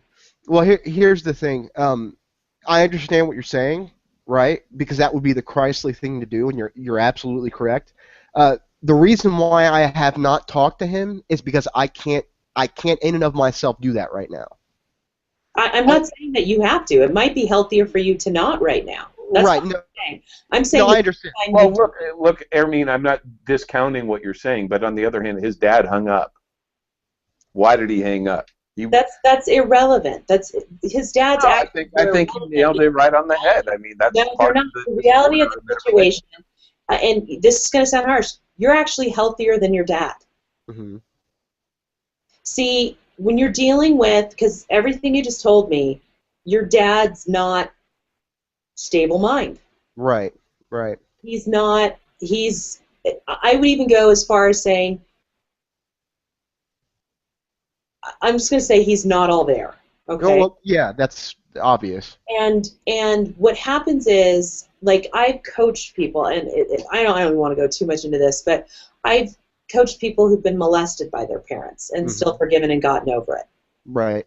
They're going to have them over for dinner tomorrow? Probably not. But when they do talk to them, the conversation isn't, why did you do that to me? The conversation sounds something more like, I've forgiven you for any hurt that I felt because I understand that you're not responsible for my emotions. Holy. And I'm like, yeah, but the bottom line is it's not about the person that you're forgiving. It's really about yourself and moving on in a healthy way with your life. And to that end, I mean, when I mentioned psychedelics earlier, that was one of the things psychedelics helped me to do in a therapeutic way. Well, let me. I'm going to actually. I'm going to dispute that, and let me tell you why I'm going to dispute that. So I found it interesting. I know you probably didn't mean this pejoratively, but you used the phrase 12-year-old spoiled brat, right? And it seems to me that that would be applicable to someone who doesn't have a justification or warrant for anger or for the searching of a question as to why a certain behavior was exhibited. And it seems to me that since this issue is wrapped around my child and his granddaughter and his absence from my life, and specifically the most important event in my life, that would disqualify me from that description. So, okay, so I'm going to give a response to it, and I'm hoping that nobody else in the room cuts me off when I give the response. But please finish what you're saying. Yeah, that's all really I wanted to say. I don't see that I don't see that as acting or responding like a 12-year-old spoiled brat. And the reason why is very simple. Just to sum it up, I've not asked him for anything that is not his job as a father or a grandfather. I've not asked him for anything that is not. I mean, and this is discounting all of the abuse, period, but the thing that I asked him for, he should be doing a lot. Or he should be doing anyway, so I don't. Okay. So there's three things that I heard that makes me think that I'm not talking to the adult you, I'm talking to a younger version. One is, and this is why I called you that, you are one of the smartest people I know. You can logically justify anything. And what you're giving me are really good reasons. I call them rackets or excuses or whatever you want to call them. I'll just call them reasons for why you were justified in acting the way you were. And by all human standards, you might very well be right. You might, right? But I don't think it does what you want it to do, which is ultimately repair and be able to move yourself forward. So my belief is the moment that you decide to take ownership of it from the big guy you as opposed to the guy that's still hurt, the moment that you get to let go of it. Well, you're still doing some of it in the past, and you keep bringing the past into the present, and more importantly, into the future, and you haven't let go. It's luggage right now. Oh, sure, it's luggage, but I don't see how my expression of negativity towards the sort of behavior that he's exhibited in any way that it would follow in any way that I'm somehow acting younger than I really am, or in other words, acting immature. Because you are acting mature right now, and I just said something that frustrated you. But guess what? You didn't go into the, how dare you say that to me? Why didn't you do, this, that, and the other? You're asking questions in a logical sense and trying to find understanding. The way that I'm talking to you is exactly how I talk to him. But he doesn't have my hearing. He doesn't have my listening. Right, but my point is that, okay, so if you're saying that right now, the way that I'm talking to you is the grown-up, Uh-huh. right? That's how I talk to him. Right, but you do understand that a grown-up, you change your communication style based on who you're talking to. Right. Right. The only reason why I mentioned that was to say that that's why I was disputing the claim that I was acting like a 12-year-old brat. Right, but the reason you're acting like a 12-year-old brat is you don't get that you're talking to a 12-year-old brat. Uh-huh. Because I because if you're talking to somebody who is a child, Uh-huh. you understand that as an adult, Mm-hmm. you don't talk to them in that way. You change your way, your approach, your everything. So I'm confused. Should I have talked to him like a 12-year-old brat, or should I have talked to him like an adult? You should talk to him, and you should act everything like a loving adult who's got over it. Okay, I got you. Right. Well, when I get to that point, Mm-hmm. when I get to that point, I will be more than happy to do so. But I'm not in that place right now. I got it. Yeah, that I'm crystal clear on. Yeah. And that's why I'm like, whenever you're ready for it, I'm just begging and praying that you take the approach that's the most loving. Mm-hmm. Take the approach that you would talk to your daughter, who is a child, and understand that she did things wrong, but you still love her. Mm-hmm. Mm-hmm. Understand that there's no blame, and the conversation might be like, yeah, I understand that you weren't able to make it up last time, and you explained to me why. I just look forward for whenever time works best for you next. Yeah, no, I I'm know. sorry, I disagree. I do, and the only reason why I do is, I mean, I would actually take a biblical approach to that, which is that we are told to love, we are told to forgive, but we are not told to become trampling mats. We're not told. That's a trampling mat? Huh? You think that's a trampling mat? Oh, absolutely. Yeah.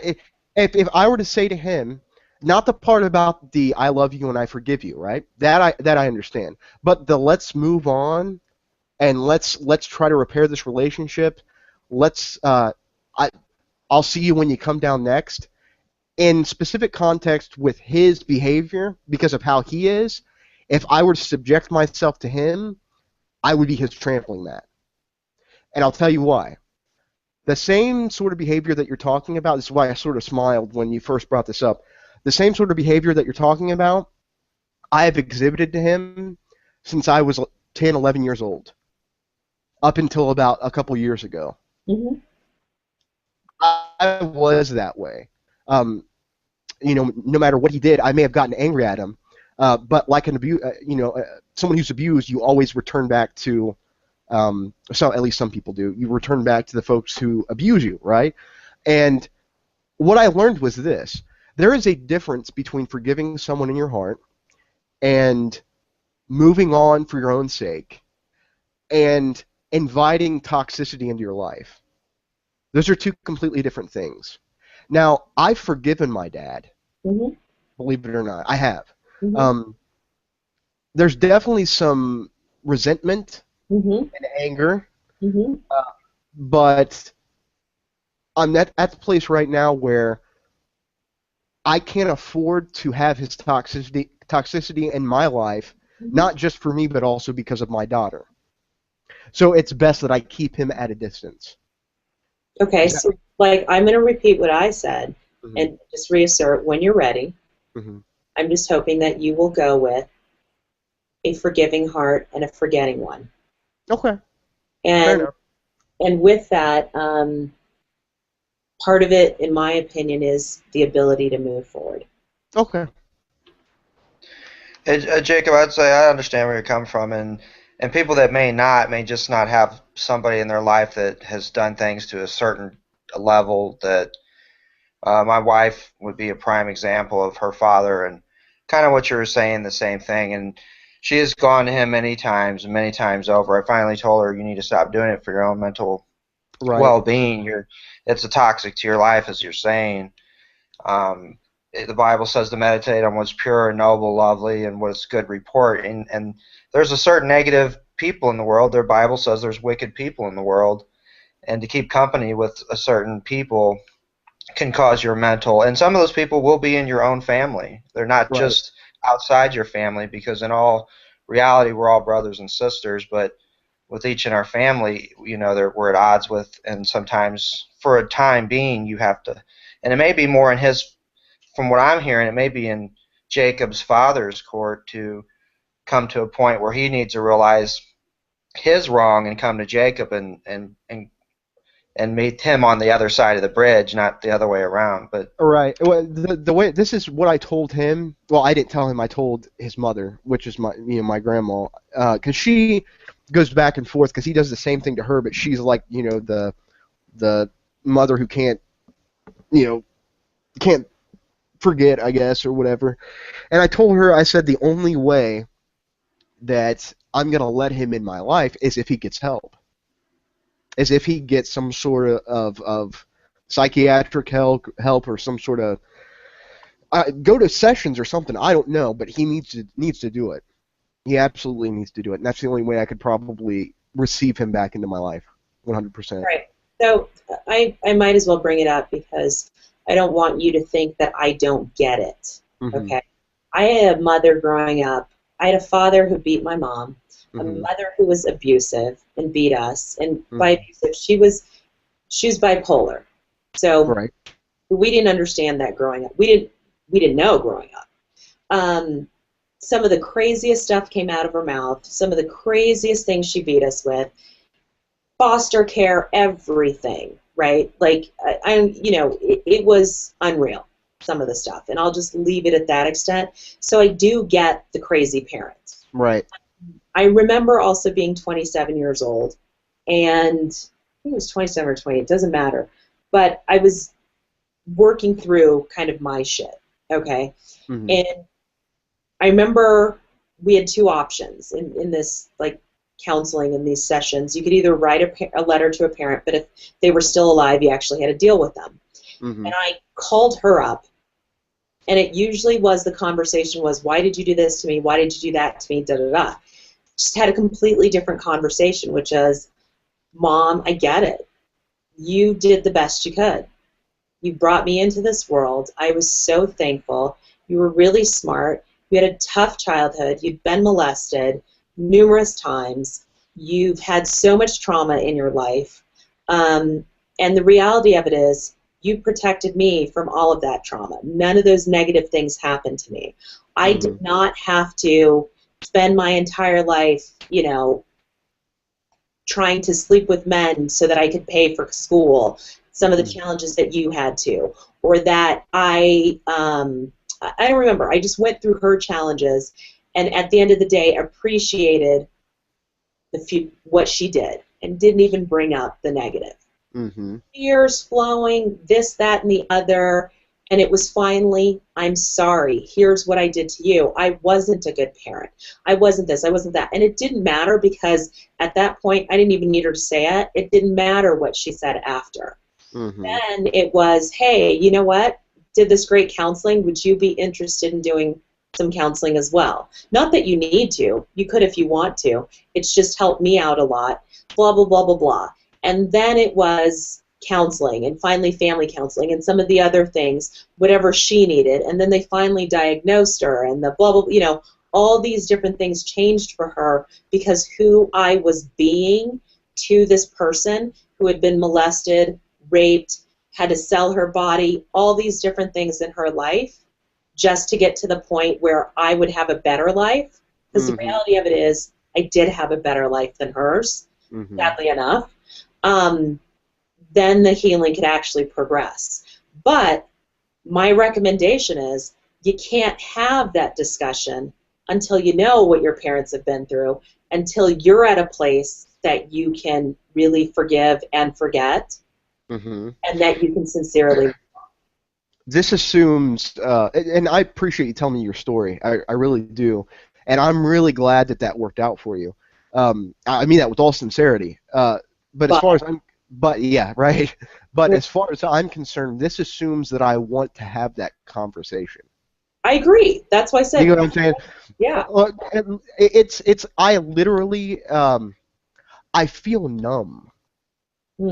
is the best way to explain it. It's there. I definitely deal with some anger issues that I've worked on overcoming over the past year, and I've made some progress there because of that. But I just don't care. Like I'm to the point right now where I don't care. Like I could probably go the rest of my life without having anything to do with him. I got it. You get what I mean? So Yeah. yeah, so that's where I'm at right now. So I'm not really interested in that sort of exchange with him. But I'm really, really glad that you got to go through that exchange with your own mother. That's great. I got it. Well, I'll just pray for you. Well, thank you. I appreciate that. I appreciate that. Whatever, God's will be done. Okay, I'm going to go take a smoke break real quick. I'll be back. Man. Thanks for sharing. Yep, no problem.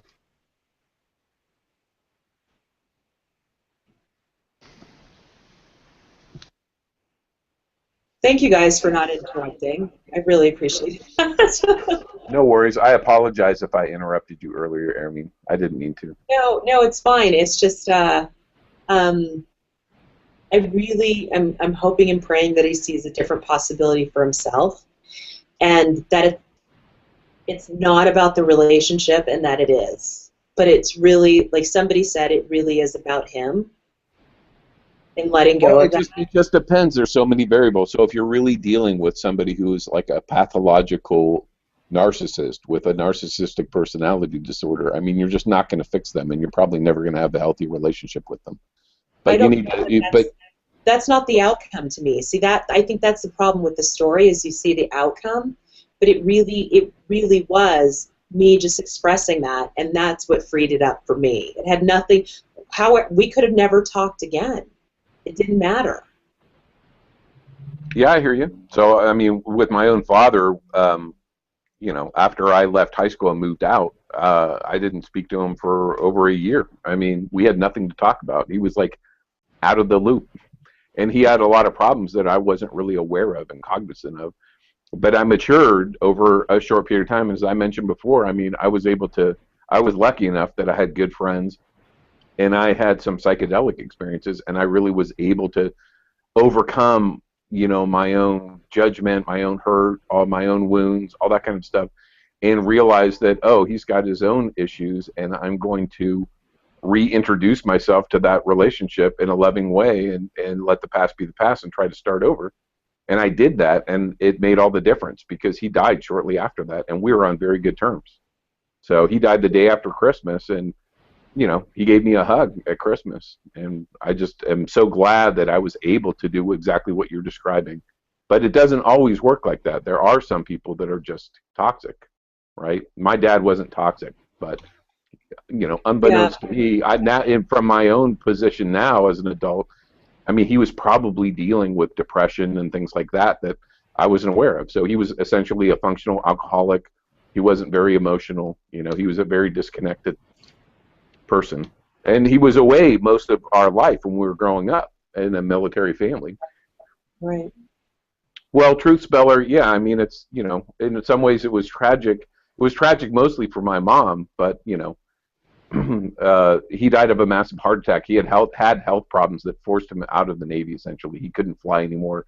He had blood pressure problems, things like that. He had angina, and then he had multiple heart attacks. And they caught up with him, but it was part of his family's genetics. So his own parents and his mother was one of the first triple bypass surgeries in the country.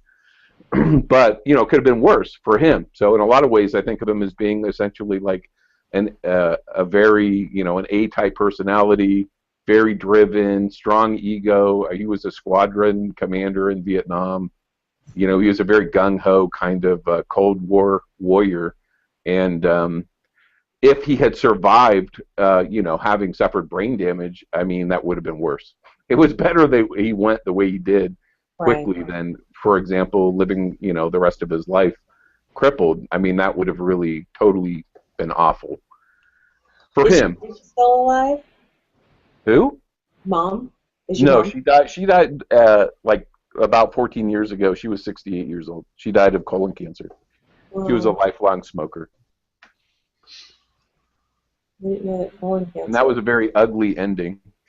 Wasn't But it? you know, there was a funeral just recently for a friend of mine in high school. So this is a tragic story that really shaped my life when I was growing up. So I had a friend in high school. We played chess together. We played ball together for years. We hung out in the same group of friends. We went to clubs together. We got out of high school. It was the summer, and he was visiting his girlfriend, and he crashed his car. Nobody could figure out he wasn't high or anything. He just went off the road, hit a tree, went down a ravine, and was bounced around inside the car. When he was discovered, his head was literally crushed under the front seat. And Oh, wow. they had him on life support for about a month, and they took him off life support, and he lived. And you know, Wow. he lived as a vegetable, drooling on himself and shitting on himself, with nobody really knowing whether there was any spark of consciousness still going on inside him or not. And he Wow. lived like that for a long time. And the really tragic thing was that that whole family was just wrecked. So his own brother, when we were in high school together, his brother was in college and came down with like pneumonia, and over a weekend visit home from college, he died. And then his sister went off to college and got raped. And then he, the 1 year after graduating, you know, had this terrible accident. So he had his sister and his mother, or then his father died of a heart attack. So it was just his sister and his mother and him. And he was totally, you know, non-communicative and lived for years and years and years, Wow. to the point where, you know, people forgot. I mean, basically people couldn't keep visiting him. They couldn't, I mean, they were getting on with their own lives and moving and that kind of stuff. So essentially, there just wasn't enough community support and enough real friendship, essentially, to take care of him and that family. So they dealt with it in their own way. And that really influenced, you know, my perspective on how precious life is and how wrong it can go. Even though, you know, he was a great-looking guy, he had everything going for him. What happened to sister? She ended up marrying a guy who was like 30 years older than her. She aged 10 years. You know, I saw her at a college. I was going to college, and she had gone back to school. And you know, like, I don't know what was going on with her. I mean, she had been through the ringer, obviously, emotionally, with all that. So her dad had died, both her brothers had died. And she ended up, like I said, she had married a guy who was significantly older to her than her. And I don't know if it was like a replacement for her dad or if she just wanted somebody to take care of her. But that, to me, was just another tragedy. Was like, holy shit. Because she was an attractive young woman and a smart young woman. And I have no idea what happened. I mean, maybe she was happy. Maybe that worked out. But to me, it just seemed sad.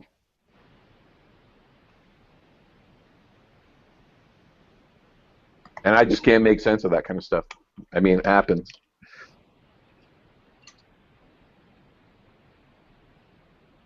It definitely happens.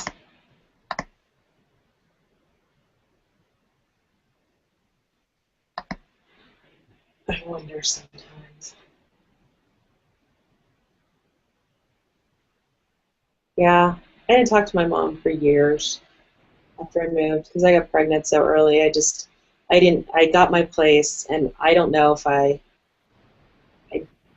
didn't never give her my phone number, although she was still my emergency contact on the forms I would fill out. And what else did I do? I never invited her over. I think for my daughter's birthday was the extent of it. But, yeah. Crazy, crazy.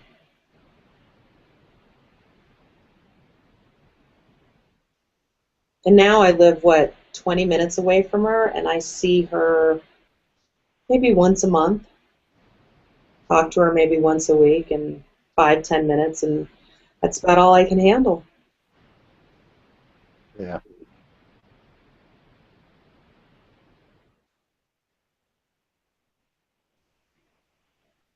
My dad I only talk to like every couple of 3 months, but we actually will talk for like an hour. I'll get advice from him, legal advice, whatever. How do I handle this contract? How do I do that? How do I, all these different things. How much did those kinds of experiences influence your parenting and your relationship with your own kids? I'm a different person now. Like, I wish I had kids probably about 10 years ago when I started getting over my shit, kind of. You know what I mean? Like 26, 27. I was much more hard-nosed with my kid when she was younger. And now we're, like, really good friends. Like, we're more, they're still the parent, like, I'm not going for that. But I But used they've heard all these stories. I mean, they understand no, they your haven't. history. Yeah. It's not. I don't think you share that with kids necessarily. I mean, when they're ready to, they're ready to. Well, I mean, they're older now. They're teenagers, like you said. They're your friends too, right? Yeah, but I don't. There's no need to like have her think any less of grandma or grandpa, right? Oh, I see. Yeah. Kind of one of those, like, you'll have your experiences with them and you'll form your own opinion. I did used to spank, not like beat, but spank. Quit doing that, like, probably about 7 or 8. So it finally dawned on me that this is probably not the thing I wanted to do. Used to holler a lot, and then by 10, I think I cut that out, and now I'm more like chill, like, oh, you screwed up. Okay, let me tell you why that's not a good idea. But if you're gonna do it before you're 18. So, thanks. All right, what? It's just different. Like, I'm not her. I feel like I'm more of a coach for her to what I can coach her on, and that's it. I'm not like this heavy-handed, like, but I do set my rules. Like, you will not come home before later than 11 o'clock. I just don't care. So what about you, Jacob? I mean, your experiences, I'm sure they must have affected your parenting. Have you ever, like, actually studied anything about quote-unquote good parenting or parenting tactics and that kind of stuff? How old's your kid now? She's only like 6 months. So I mean, really, just right now, it's all maintenance. Changing her. Well, that's got to be the hardest job in the world for sure. All right. Yeah. I don't have kids. I was lucky. I had nieces and nephews that I got to dote on, and I could be the crazy uncle and do all the fun stuff, and then, like, leave all the discipline to their parents. Right. Yeah, I'm looking forward to it though.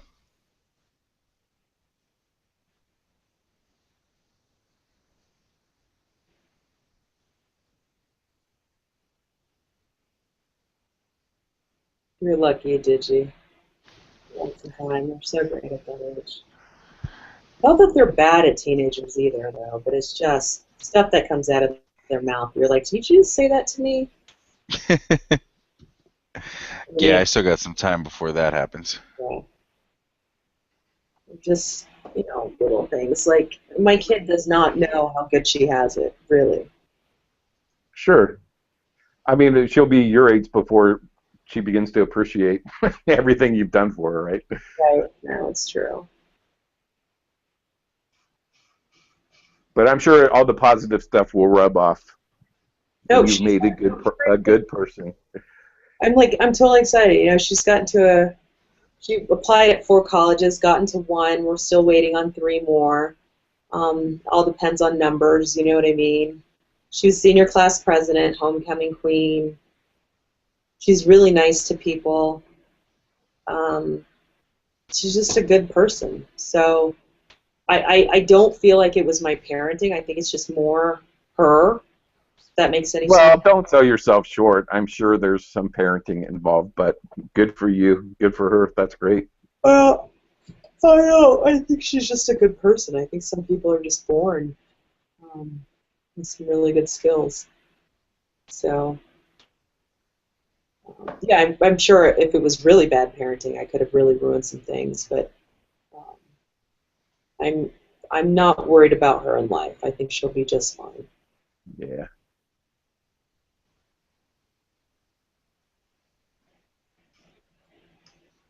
What?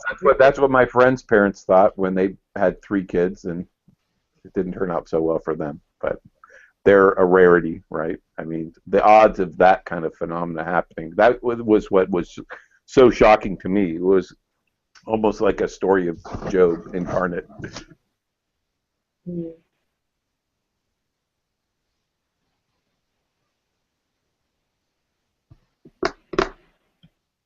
That is a little bit the story of Job. It's really sad.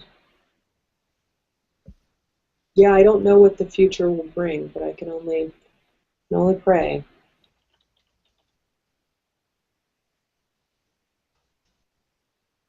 Oh, Patrick left, and who else left? Patrick made a strange comment. He said in the chat that he felt like he was intruding on a private conversation, so he wanted to leave. So I imagine there were other conversations about atheism that he wanted to vehemently participate in. Private conversation on air.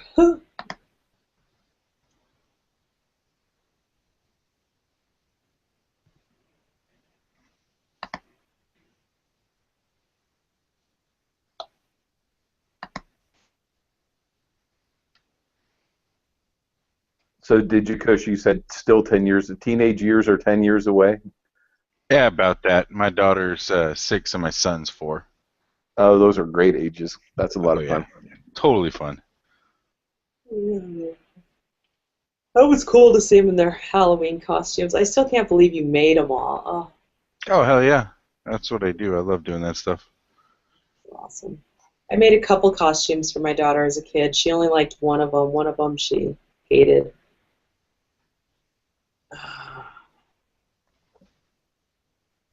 So she did her own costumes from this forward. She was. I'm making me and my kid costumes. Well, my son wants to go, my daughter doesn't. But I'm making us costumes for the Star Wars premiere. But I'm just waiting for more pictures to come out so I can make something from the new movie. That is cool, man. That is so cool. When does it come out? Either this year or next year. Okay, so you have Yeah, there should be a follow-up one right after, right? So they're going to do the next version of the Star Wars, continued, and then they're going to start doing the backstories. I don't know which the first one is, but it should be within a year of the next release. Yeah, because they've been talking about Boba Fett, Han Solo, possibly Liam Neeson's Qui-Gon Jinn getting a backstory. Oh, wow. So yeah, I think it'll be pretty rad. It's going to be a good years for the Star Wars dorks. Yeah, totally, man. Have you ever tried any role playing or even board games, like family board games? Because there's some good Star Wars ones. We got a cabinet full of board games and puzzles and stuff like that. As far as those, my kids are a little bit young for that. But back in the day, I did play the Star Wars role playing game and stuff. I went to a convention and I met the man who made up the Darth Vader rule. Awesome. Yeah, which I thought was pretty rad. No, it is. No, I'm jealous of your kids, man. That sounds great. Yeah, next year they're all about wanting to go to Comic-Con with me. Oh, wow. And I'm like, all right. And my wife's like, nope, you're taking them by yourself. I can't handle 3 days of that shit. Like, she loves everything, but she can't go full nerd. That's funny.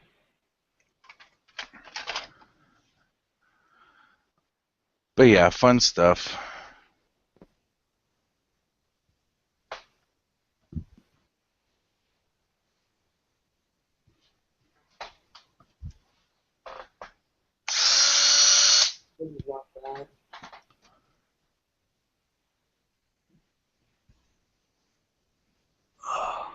I can't wait till my daughter's 21. I'm a party with her. Because I'll be turning 40, I think. That'll go. 39, something like that. We're going to party like it's 1999.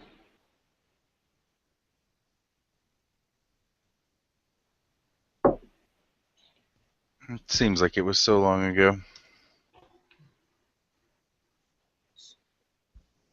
Well, shit, it was freaking 16 years. Oh, it was. I was in Savannah, Georgia, and Hilton Head Island for New Year's Eve. 99 and 2000. That was a year. Let's see, 99. I would have been in Houston.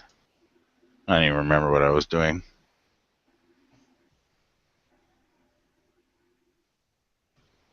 I have a question for Jacob.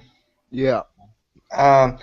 Yeah, I'm not a Calvinist, but I do I hold to predestination the way the Calvinists teach it, Mhm. and but I know there's some differences in within that ranks, that believe certain things, and some believe that that everything that happens, every single, like, even the grocery store robbery down the street and the old lady got shot, that God, you know, in a sense, made that happen, like made the guy pull the trigger. And do you believe that to that degree, or do you? Not that God made the guy pull the trigger, but the guy pulling the trigger is ultimately the execution of God's will.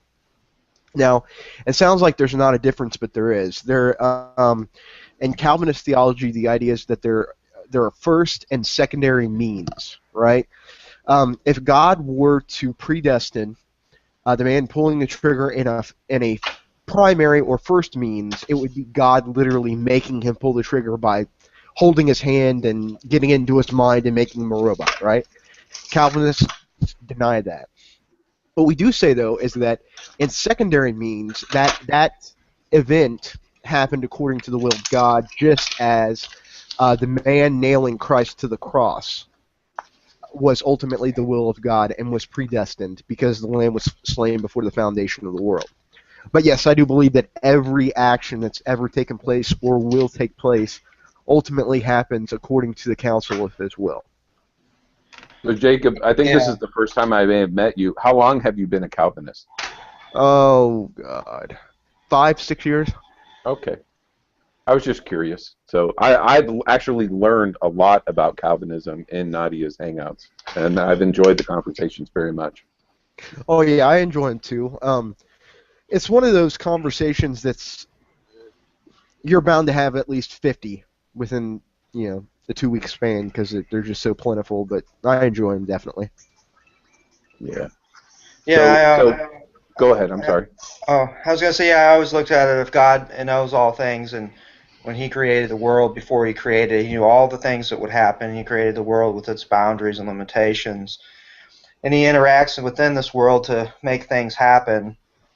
And whatever is happening would seem to be God's will, no matter if He can change anything to any amount of combinations. Say 1 billion different combinations, He can interact or make things happen, or allow things to happen. That whatever is actually happening would be God's will. So Truth, Absolutely. That I was have a something that question. I actually forgot to bring up before. When I can't remember who, I think it was Tommy said that he thought it was unfair, that some people weren't saved or that it was the will of God in some sense or another that some form of evil happened. And my response actually was going to be around those lines, and I completely forgot it. Even for Arminians believe just like Calvinists do that God is omniscient. We believe, I mean, both of us believe that God knows what's going to happen. So ultimately, Arminians do believe in a form of predestination, they just don't know it. By mere fact that God does not act, if He doesn't intervene and still knows what's going to happen, it still happens according to His will. So that's Jacob. That's the point I wanted to ask Truth. So Truth Speller mentioned that God does intervene. So that was my question to Truth Spellers. Why are you supposing that God does intervene, as opposed to Jacob's idea that essentially he understands what will happen, but there's still a certain level of free will, even though things are predetermined to occur as they occur? Yeah, that's why I hold to the way the Calvinists teach predestination. But as far as free will, I look at it and I use the analogy of a farmer. That he has these animals on the farm and he feeds them, he takes care of them. He has a fence of boundaries that they roam in, and ultimately he decides if they go to green pasture or to this area. That he is ultimately, there is some. It does seem to be some movement of will within certain boundaries of Well, framework. can you give an example of that? Like how do you mean Well, exactly? so from my point of view is, and I'm not settled on the argument. I would like to think that I'm open-minded about it, but the way I see it, it seems like there's no free will, and that things aren't necessarily predetermined, but they're unfolding in a causal way, so that it's cause and effect. So that's not to say that things are necessarily predetermined, but they're unfolding in a way that is purely a cause and effect phenomenon. So why Yeah. I'm saying that it's not predetermined is because it's not a strictly determined universe as far as we can tell. It may be, Yeah. but we don't know. Yeah, I would agree with that. I don't think God's making you choose what cereal you want to eat or what you want to watch on TV tonight. At least that's the way I feel about it. But as far as predestination and the way that I hold to that is because the Bible teaches it's not the way that I necessarily feel about it. As a Christian for about 15 years, I didn't necessarily hold or really know or study that particular issue, and This having is something studied it. very interesting. Yeah.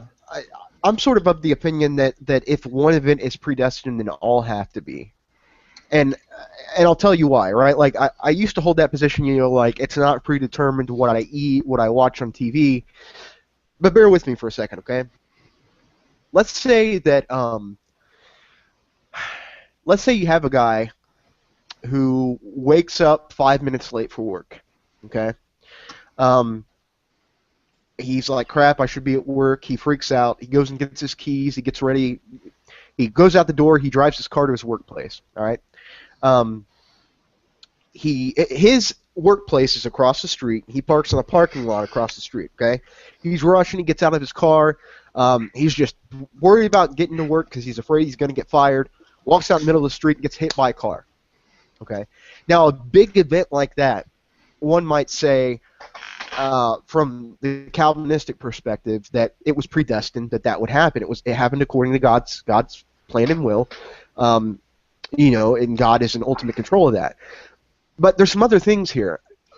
The entire causal chain is linked to that one event in his life. The reason why he woke up late was because he was out drinking all night the night before. The reason why he was out drinking the night before was because he became an alcoholic after he observed his dad being an alcoholic. The reason why his dad became an alcoholic was because of X or Y or Z. And he never would have gotten killed if he hadn't woken up 5 minutes later than he should have. Because ultimately him getting killed was a direct result from him rushing out in the middle of the street.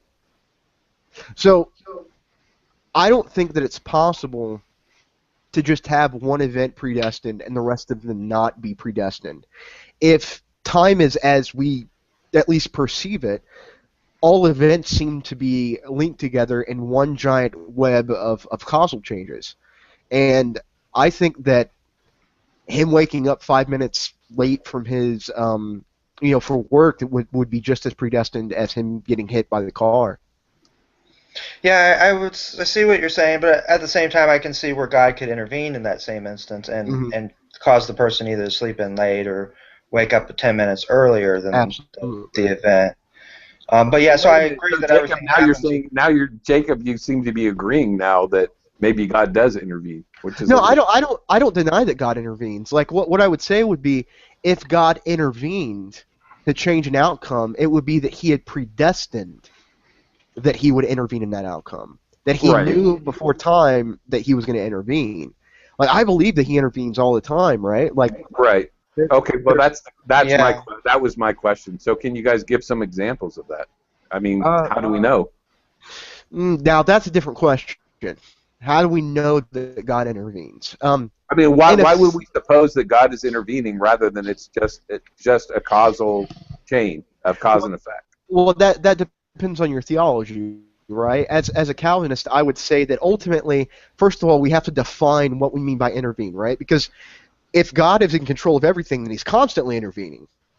Okay, let me interrupt you briefly. So if I was to say that it would be essentially introducing some new causal phenomenon, and they call it causes sui, like an uncaused cause. So it would be a miracle, essentially. It would be magic. Right. It would be like, God would intervene and cause something, out of nothing, all of a sudden something has changed. And he's now that action has become an event that has an influence over the rest of the causal chain. Right, exactly. Yeah, that I mean I have no doubt that he does it. I mean how we would know, I think is a different question. I mean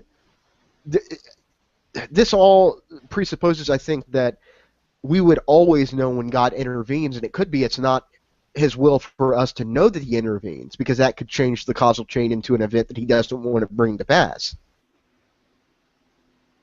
Well, the Bible suggests obviously that God has personally intervened and created miracles, and I mean, Sure. Jesus is a result of that, right? I mean, Right. Mary, according to the theology, Mary was a virgin and was, divinely, gave birth to Jesus. So that would be an example of such a miracle. Right, absolutely. And likewise, if I was out in the middle of the street and I was about to get hit by a car, and instead of getting hit by the car, it hit some barrier out of nowhere and crushed before it hit me, I would probably think that God had intervened. But I don't have experience in experiencing miracles like that, so I'm not really sure how I would quantify an experience like that. Well, there are certainly a lot of people, including people who have had terrible illnesses that they've recovered from, and the doctors say we can't explain it. Sure, right, and that could definitely be one of those instances. Yeah, I've actually had that for me. I mean, I could give you a subjective experience, but I was sick for about 7 years with a undiagnosed illness. I'd been to the doctor over and over and over, gone through a series of tests. It was a thing where and sorry to get graphic, but I'd wake up in the morning and I would throw up my stomach would be empty, but I would throw up yellow bile. And I lost, I was about 22 years old and I was down to about 100 pounds. And and I got some pictures and I look like a skeleton, near death. Went ahead and married my wife anyways. Through the whole time I was praying to God that I would eventually, and that's why I believe God heals, but I don't believe in these faith healer lines that you see. Right. That God does answer prayer, and I believe, He intervened for me, or I think I would have died. When it ended up happening is at the end of the 7 years, I woke up one morning and had a severe pain. I went to the doctor. I almost passed out. I had they did some X-rays and found that I had some internal bleeding. And what they believed happened, at least what they supposed after the fact, is that I had a pancreatic cyst that was causing all these problems. And after it burst, the symptoms from then on, I've never. I mean, it's been over 15 years, about 12 to 15 years, and I haven't been sick one day from that. It's completely in the past. But it sounds like the doctors are now explaining it as a causal phenomenon, and Yeah, sure. I mean, that's what they explained it, but they really didn't have any definitive proof. It was just sort of. But like for 7 years, they had absolutely no explanation. Well, here's the thing too. I don't think that his cyst exploding and him getting better and a miracle happening is necessarily mutually exclusive. I agree. So it could be that it's just we can't prove it. Right. That's the problem, right? It's always the problem. Yeah. Right. Yeah. It could be that his cyst would not have exploded if, in fact, God had not intervened. And I think that's what we can say that about time. everything in every moment, right? Sure. Right. Yeah. The trick is knowing what it is. But here's something interesting, and this I wanted to mention this since you brought up the faith healers. I'm not aware of any situation in Scripture in which Christ or God healed someone just so that they could have an easier life. That's something I think that gets often lost in the subject of like healing and miracles. No, I think that's a very good point. I do think that people recognize the idea that God perhaps sets challenges in front of us.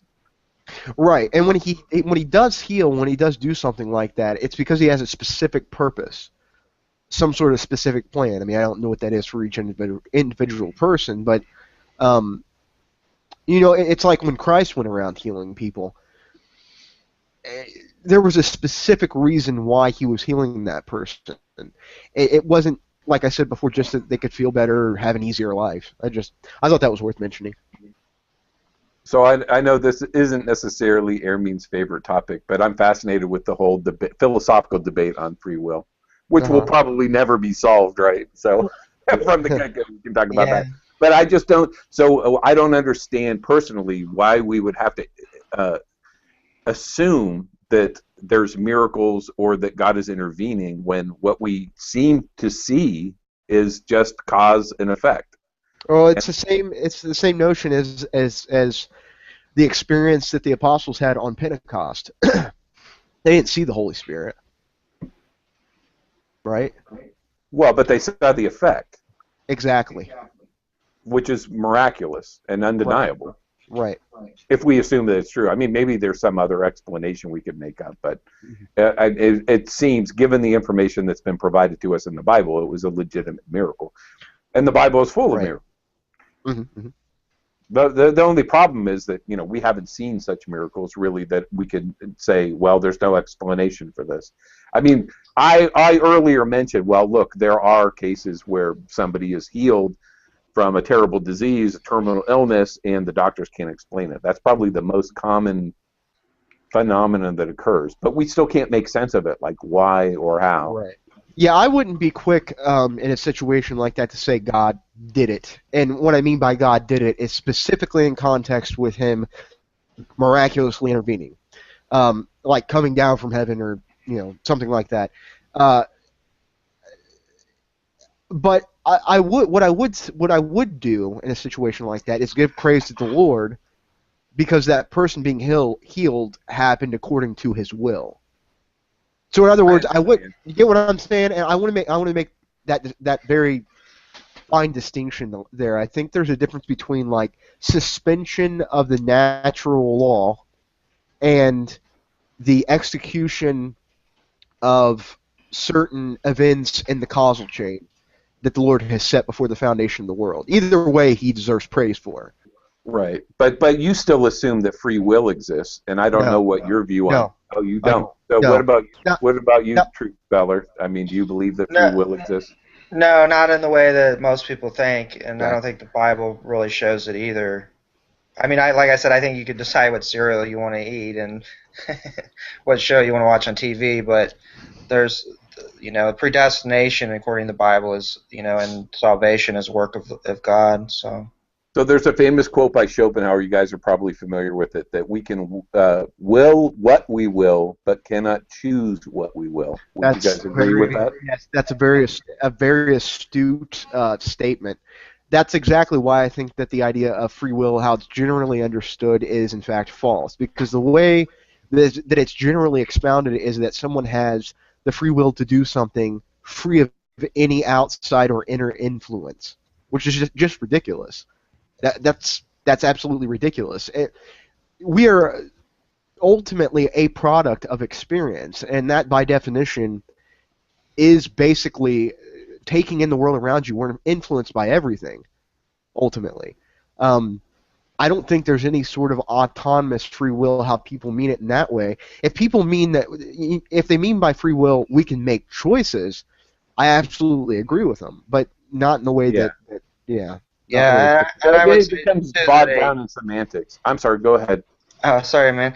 Yeah, I was just say too. Yeah, a will that's a slave and bound to sin, I would say, isn't free.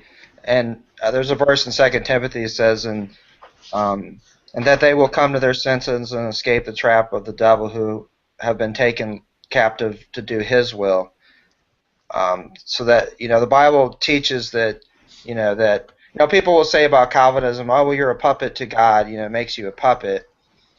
But the truth is, the Bible says that the whole world lies under the sway of the wicked one and under his control. And it really depends on what puppet master you want to be a part of. I have no problem with God changing the disposition of my will towards things of God and towards him, as opposed to how it was, and how it is in the world.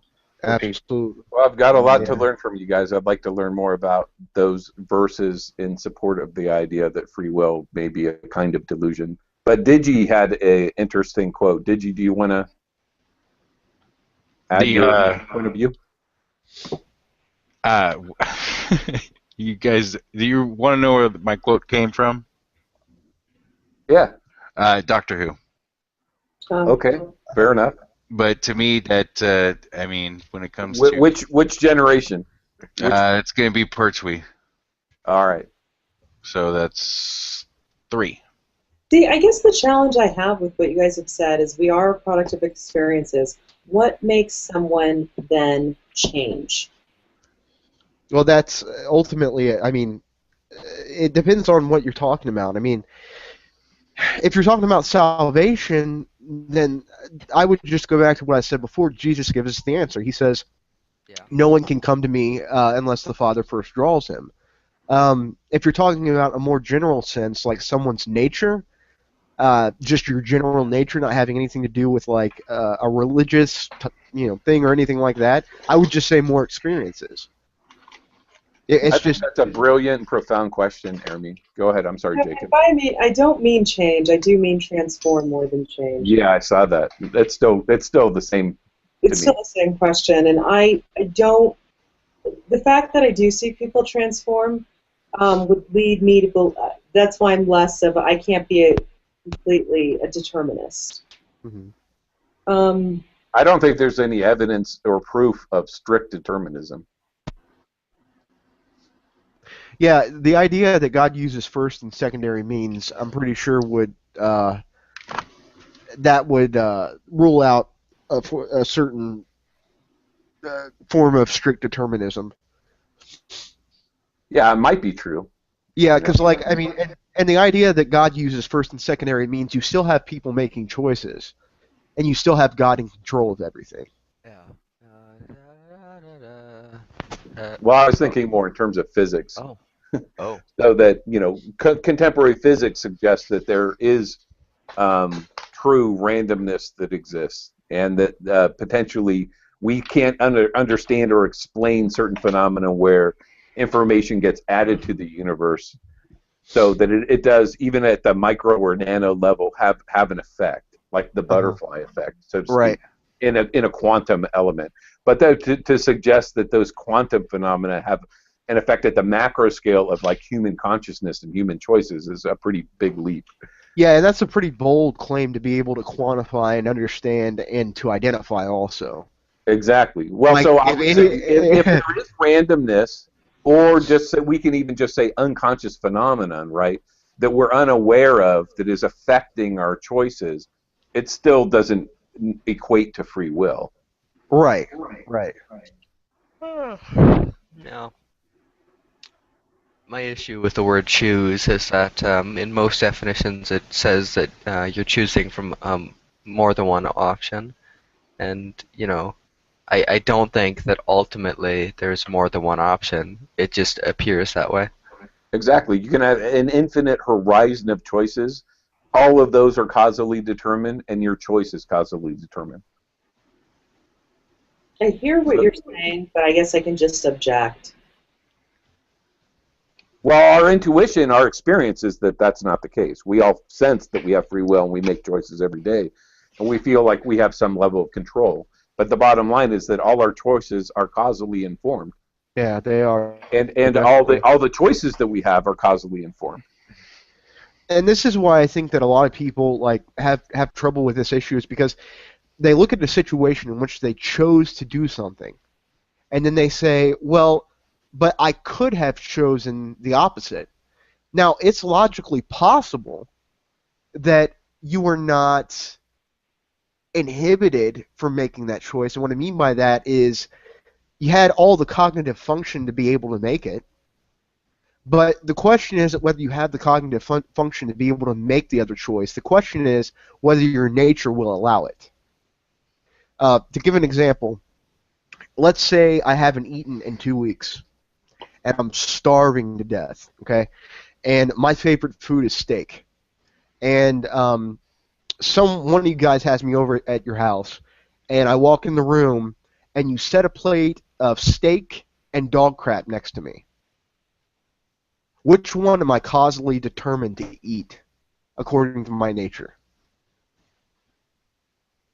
Yeah, exactly. I'm going to eat the steak. Now, it doesn't mean that it's logically impossible for me to not eat the steak, but by mere fact of who I am, what I enjoy, the influences that I have, that sort of thing, I'm going to choose to eat the steak. So in that same way, but let's get more granular. You go to the store. There's a bushel of apples. You want an apple. You pick one. Which one do you pick? Mm-hmm. You might. Right. I mean, it seems to be much more like a random kind of process where how much time do you have, to spend looking at the apples to make sure that you're picking the best one, that kind of thing. Or so it could in be, general, you'll just grab an apple off the top. Well, but is that true though, right? Like, okay, so let's say that you were raised to be extremely observant by your father or your mother, and you played this game with a bucket of I don't know, golf balls, where you just, since you were like 4 years old, you just took one out and threw it outside of the basket or outside of the bucket, right? You just did this constantly. You built the muscle memory up, whatever. So here you are, 30 years old, and you're in the middle of the grocery store, and you see this basket of apples. Now, any other person would probably just walk by and grab the first one off the top. But because you've been influenced by some minute event in your childhood, you may not do that. You may pick the apple up and be like, this reminds me of the game I used to play with my parents or whatever, and dig down deeper. You might just dig down deeper for another reason. So that's why I say I don't really think there is anything such as randomity. I think that everything is ultimately determined by God. But even in like a primary sense, everything that we do is determined by very, very minute or very large causal events in our lives. Yeah, I can just disagree. But why, Ermine? So Because I'm not in a game of pool. I'm not one of the numbered balls. Worst case but scenario. why do you say that though? Worst case How do you scenario. justify your belief that free will is? You asked me a question. I'm trying to answer you. All right, I'm sorry. Scenario, I'm the cue. Best case scenario, I'm the cue ball rather. Best case scenario, I'm that little stick. That's how I see life. Yeah, but are those things all causally determined? No, they cause other things to happen. But they themselves are caused as well, aren't they? What? Those things, that arrangement is itself caused as well. See, this is why I have such trouble, and I mean no offense, but I have such trouble with people who are just scared that that's what's going on. And my question to you would be, would you rather be behind the pole cue, or would you be more secure knowing that Christ is? Oh, I'm secure that Christ is the table. What? No. We're going with the same analogy, which is going to break down at some point. No. What I'm well, Christ would be the entire game.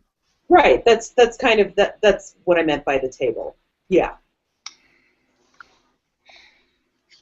Yeah, too, I look at it, from the biblical way, I look at it, Acts 17 says, and he made from one man every nation of mankind to live on the face of the earth, having determined their appointed times and the boundaries of their habitation, that they would seek God if perhaps they may grope for him. It says that he's appointed their habitations even, and their appointed times in history. And then, I agree with what Jacob's saying. I'd rather God be in control. It depends on how literally you want to read that, right? So we could just say in a general sense, or we could say no, down to every atom. The context of the verse sets the how literal or metaphorical we are to take it. And this is why, like, I don't mean anything towards you, but there's so many people that use the that's your interpretation argument, when what a lot of people don't understand is that it's not a matter of everyone having like a random interpretation of Scripture. If you're reading it correctly, you're reading it in context, and the context sets how you're supposed to interpret it. So, but you just said it right there. If you're reading it correctly. Mm-hmm. Yeah, even that's up for debate, unfortunately. Well, let me ask you a question. If I give you a bottle of rat poison, and on the bottle it says, "Do not eat, you will die," how likely is it that you're not reading that correctly? Or could I say that your reading that it says, "Do not eat, you will die," literally means that you're going to die if you eat it? Well, that is a very specific warning. That's not, a very long passage in a very old book that needs to be translated to even be read. Yeah, that would be the genetic fallacy. Okay. I think that could you explain that? Interesting argument based on the argument that I've seen for this scripture is, as you're reading it, I mean, you'll be filled. You'll know what it means. You'll get the understanding. And so I think you guys found some understanding, and I can only say for myself in reading it and hoping, and saying that I have a spirit, that I'll find that understanding either as well or it will be different. And I don't know whose will be right. Well, that's why we have Calvinists and Arminians and Catholics and the whole diversity of, Very true. Could I so-called ask you a question, Hermine? Absolutely, but you got to pronounce my name right. Hermine? Hermine. Oh, It's a Hermine, that's right. beautiful name. I'm so horrible with names. Silent H. I was just say Christ had not come into the world, but God had just judged the world according to its sins. Mm-hmm. Would God be unjust? No. Okay, now if you took the world and split it in half, and God judged half of that world according to their sins, but the other half He gave God grace, would God be unjust then? No. Then you see, it doesn't make any God any less unjust if He, before the foundation of the world, He, by an election of grace, which, by the way, that's what election actually means. I didn't have an issue. I wasn't saying that I didn't have an issue with whether it was just or not. I think that was Tommy. That wasn't my issue. I just didn't believe that there are the elect. That who wasn't the elect? I just don't believe that there are the elect. That notion of elect as it ties in with like a predetermined elect. That's all. The Bible does use that term, though, a lot, over and over. And there's enough scripture that does not support that as well. So that's, and I go a circle on this one with the Trinity, and I circle on this one with my Armenian and Calvinists, and there's enough scripture to support either side. So while I hear what you're saying, and you guys have chosen some scripture that supports what you've positioned as well, I wish I was well versed enough that I could just swoop and pull it up, but I'd have to do a Google search. Yeah, that's and I the think thing. that's unfair. Yeah, that's the thing, because I used to be on the other side of it, and I'm not saying it in like a way. I never studied it. Then when I started studying it, and I haven't, to be honest with you, I don't really come across any scriptures that do seem to. So, I mean, if you have any particular that would. So, Truth Scholar, what are your? I don't mean to put you on the spot or anything. I don't mean like it academically, but like where are you finding information that you find helpful these days? So, like, where are you getting your information? You mean like as far as what's informing your point of view on that topic? Actually, just studying the Bible. I've always seen it in the Bible. I think it was years ago I heard R.C. Sproul do a thing on it, and that's what got me very interested in. So I live in the Bay Area, and he passed away recently. He was a very controversial pastor, but Harold Camping, are you familiar with him? So he had a very Calvinist bent, and I was fascinated by listening to because he would answer questions from viewers, and he answered from essentially a Calvinist point of view, and it was a pretty literal point of view, literal interpretation, but they were always very intelligent, well-informed opinions that he opined on. And so I found him a fascinating advocate. He got in a lot of trouble because when he got older, he was constantly predicting the end of the world, and it never came to pass, according to his calculations, right? So he became pretty easy to dismiss. But nonetheless, he was an interesting personality. I was listening through my wireless headphones about Harold Camping, and I was like, please don't tell me you think Harold Camping's like I don't know, some sort of like trophy of I consider Calvinist. myself an agnostic atheist, but I would like to think that I'm an open-minded person, and I don't have a personal beef with religious belief per se. Yeah, on May 21st of 2011, he said that Christ was going to return and basically was predicting the whole book of Revelation was about to unfold, and that he was going to take the people of his church, and he had a couple of his all of his members basically sold everything and gave it to his ministry. And on May 21st, there were like people in New York in the streets like waiting for Christ to return. It was sad. That's terrible. That's terrible. Yeah. But if you listen to just his commentary on the Bible, I always thought that it was thoughtful, and he was an educated guy.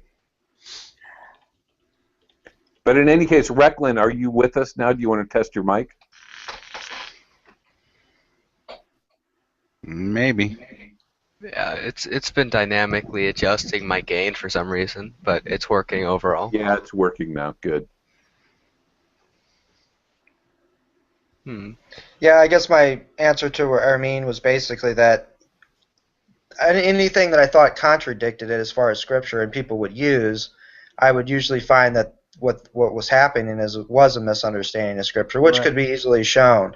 It does come to what people want to accept, and it's usually this topic is emotional for people within Christendom, and unfortunately, it can get pretty ugly.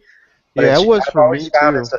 yeah, and it's always because of emotion. At the end of the day, it's a departure from scripture into emotion and subjective feelings over what's delivered. Well, the majority of us seem to be in the U.S., so many of the Puritans essentially did have kind of Calvinist predestinal views. But later, Protestantism won out, and the Protestants essentially asserted free will, and that And then that's it where the required TV an act of evangelists were faith. born. Right, or an act of faith. Meanwhile, the Catholics in Europe were saying essentially it's by good works. So yeah, there's a lot of differentiation in terms of. Yeah, predestination as far as God. It's like saying that. It's like saying that God wants to save man, but he can't, and his hands are tied because of something called free will, which makes man God and makes God man. Absolutely. It takes away his sovereignty, and it makes God sort of inapt and incapable. Yeah, it ultimately robs God of his omnipotence. Is what it does. Well, and it brings about the you, question of evil, right? I mean, it's like, well, why did God make things the way they are when we know there's tremendous suffering and there are people that are going to be damned? Right. Well, no, I think that's a very astute question, but I think it's a lot more simple than what people think that it is. And it's basically as simple as this: to glorify himself and to show his mercy. And there are a lot of people out there who, and I've heard this, right? They'll say, that's terrible. That's absolutely terrible. And I just posed to them the same question that I posed to Tommy, which was, according to what standard? There's a difference between... We can go back to the very beginning. So when you say it's also merciful, I mean, I have to question that. So if we look at the Garden of Eden story, if that's all predestined and by his will, and he was omniscient about it, I mean, he knew that I'm thinking of the fall in metaphorical terms, but either way, whether it's metaphorical or not, there's a fall that's going to take place, and there's going to be original sin, and humans are going to suffer painful births, and we're going to suffer death. And why does that have to exist if it's just to justify God's own existence? Right. How's that merciful? Right. If he created Satan, how is that merciful? Right. Okay. So there's a couple things here. When you say have to create, I would deny that. I wouldn't say that God has to do anything. He's not bound by anything to have to do anything. But you understand what I mean. I understand what you mean. Why did he do what he did? Right. We know there's a lot of evil and bad and fallen people and suffering and. Yeah, he chose to do it. He chose to do it for two reasons: to glorify himself and to show mercy through the cross. The greatest infinite, most infinite act of mercy. Hold on. It's all predestined. There's no mercy to be shown. Yes, there is. Just because it's predestined, it doesn't follow logically that there's no mercy to be shown. So to give an example, I could put someone in a room and set okay, so this room is extremely mechanical, and you can walk through doors, and I know exactly what door they'll choose because I know how to influence them to open those doors, okay? And let's say on one of the doors they end up scraping their knee, and I set the room up for that exact result. Well, as a direct cause of them scraping their knee, they'll also have it medicated at the end of this maze. Okay, it doesn't follow that just because the person or they may not. They may suffer an infection and die, right? Well, okay, so but that would assume that I don't have control and don't know exactly what's going to happen. And my No, but I'm metaphor, saying that God does, right? So why? absolutely, to Right, is glorify he, Himself and to is he, show mercy through the cross. Well, how? but Okay, that, so how is that merciful if you're going to let somebody suffer that wound and die and yeah. not be Well, saved, essentially? it does. Hold on. How is I justifying? didn't. Right. No, I How understand. is I it understand. Let me answer. justifiable to say? Let me answer. Okay, I understand. I understand what you're asking. Okay, so number one, it doesn't follow that just because God predestined someone to go through suffering, that Him saving them through the cross is not merciful. On the contrary, by mere fact that He Himself died to save that person, that is the very definition of merciful, since He had the power to, in fact, destroy them when they caused offense to Him. But how are they causing But they offense have to they him? have no If, free will. They're just exactly. essentially it's like creating puppets and just saying, okay, I'm going to take 50%, I'm going to destroy them, I'm going to take the other 50%, and I'm going to introduce them to heaven, but I'm not going to make them gods like me. Absolutely. Yeah. What's the point of it all? Is he Yes. just bored? I would say that I go back to my. Rectum. Yes, I am a Trinitarian. I go back to my farm analogy, and you may not like it, but it has to do with dominion and order that God created. I mean, when you never look at the chickens and advocate for their rights and go, well, that's unfair that they're taken off and that they're treated this way and that their end is this. They have a certain dominion and order be under us, and we accept that. In the hierarchy of God and the angels and stuff, we were made lower than the angels. We have a certain dominion, and the Bible says, that there's forces that control things, and it's either this God of this world is controlling people of this world, or God is changing the disposition of the will of people, and he's in sense, I don't like to use the word control because in a sense your will is free with God in some sense, but in the flesh, you're still In bound what in sense? sin. In what sense is it free? How? Well, you're free from sin, you're free from the law, you're free from condemnation. But that has nothing to do with free will. I mean, those are all causal effects. So you're still a puppet. And if God intervenes miraculously, there's no free will. And if there's just random forces occurring in the universe through physics, there's no free will. And if it's unconscious, there's no free will. Yeah, I wouldn't say at all that there's free will. Like, I would deny that. And like, I would agree with you. I would deny that, like, 100%. I don't think there is free will. But I don't think that the Arminian has a case at all to say, well, because I don't have free will in the sense that they define it typically, therefore it can't be true, or God's immoral, or X, Y, and Z, the typical things that I hear. Most of what I hear as objections are non sequiturs. They just do not follow. They absolutely do not follow. Can you give an example of? Yeah, about to say that. Yeah. So, like, for instance, like what you were saying before, you were saying how is God how is God showing mercy if He allows suffering to engulf a certain person who will be saved?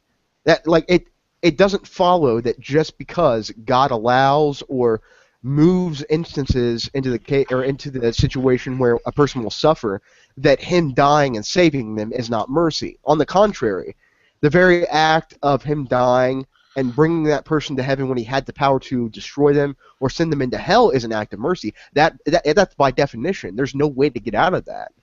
That's why I say it doesn't follow. But how would it ever be merciful if there's no free will? So, for example, I could go to the pet store and buy some rats, and I could breed them, and I could take some of the rats, and I could torture them mercilessly and give them a horrible hedonic experience. And I could take the other half and baby them and treat them as relish family and give them a long life and let them succeed and all that kind of stuff. So I'm just playing with these creatures, and there's nothing to really justify that action. It's not moral. But the idea that I'm treating one group with mercy because I'm controlling their experience when they have no control themselves doesn't really make sense to me. No, If I gave them freedom and essentially, then perhaps I could say, if I gave them freedom and then gave them, a good time, then I would see that as being merciful. The But if act they have of no mercy, freedom, right? if they have no freedom, if neither group has freedom, then it just seems kind of like random. No, it's How's not that a random. merciful disposition? Freedom with regard to free will is not a necessary precondition of mercy.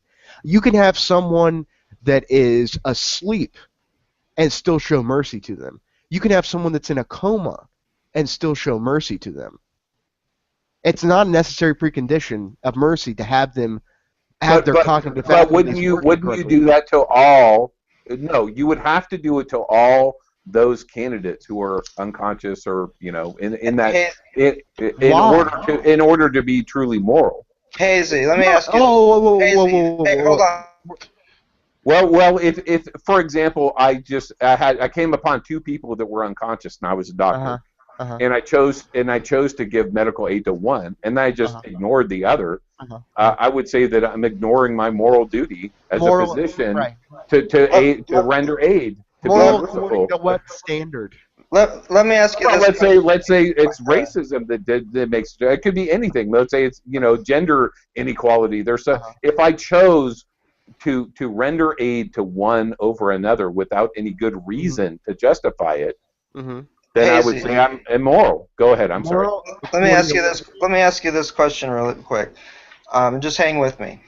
Now, if you had some ants invading your kitchen, would you go and spray them with bug killer and have them removed?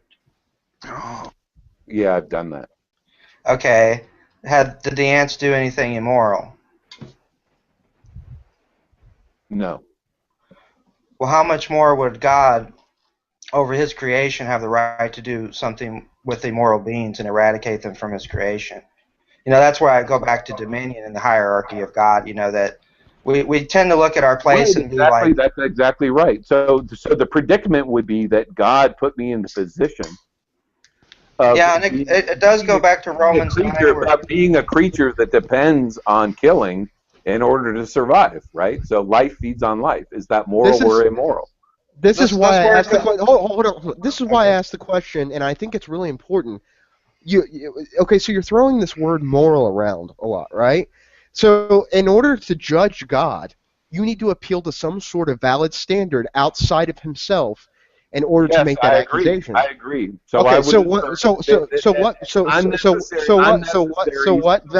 what valid standard do you have that you can appeal to? Yeah, in other words, demonstrate to me that that's immoral. Yes, I will. So for any intelligent, sentient being that has reasoning, that incurring the unnecessary suffering of another sentient being is bad and negative and immoral. Yeah, if you can help one, do you agree or do you disagree? Prejudicial reason. No, let me respond. Okay, so you're begging the question. In other words, I don't grant to you that it's unnecessary. That's what's in dispute. That's what we dispute. But why? What is the justification for it being necessary or due? What is the reason to justify causing unnecessary or causing harm to a sentient being? You must. If you're going to do that, you would have to suppose that it must need to exist. So, what is the need? What is the purpose? What is the meaning? It could be a number of things. It could be the Romans 9 verse that I read earlier, where it says, "What if God, bearing great patience with the vessels of wrath, made them for the purposes of destruction, to show His riches and glory to those who are in fact vessels of mercy." Now, if you come back and say, "Well, that's not justified," Well, I would just say it's not merciful. It's not truly merciful because. Okay, so if it's not how is it not merciful if God in fact? Well, because what you suggested earlier was that God is essentially creating suffering in order to essentially justify His own existence and to create. Go ahead. Yeah, that's not what I said. I didn't say He did it to justify His existence. Well, what other excuse is there then? I told you there were two. To glorify Himself. Well, that's what I mean by justifying His existence, is glorifying His.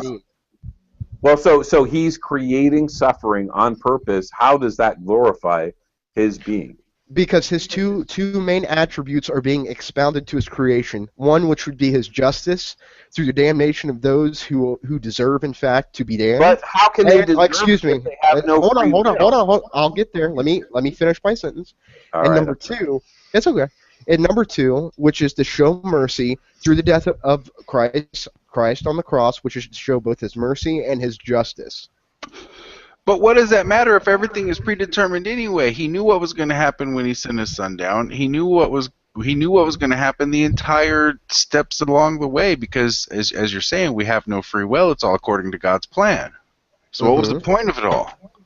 I told you the point of it was those two reasons, and it doesn't follow that just because God knew. How is that Excuse me. moral? I mean, the bottom line is what it comes down to is.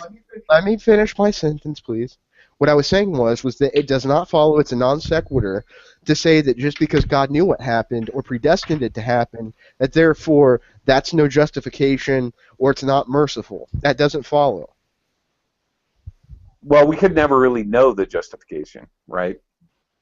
We could just assume that God is almighty and he does what he does. The rain falls on the just and the unjust, and that's all we know. No. I'm not merely advocating that a being exists that's just really powerful. A God, by definition, would be the greatest maximal being possible.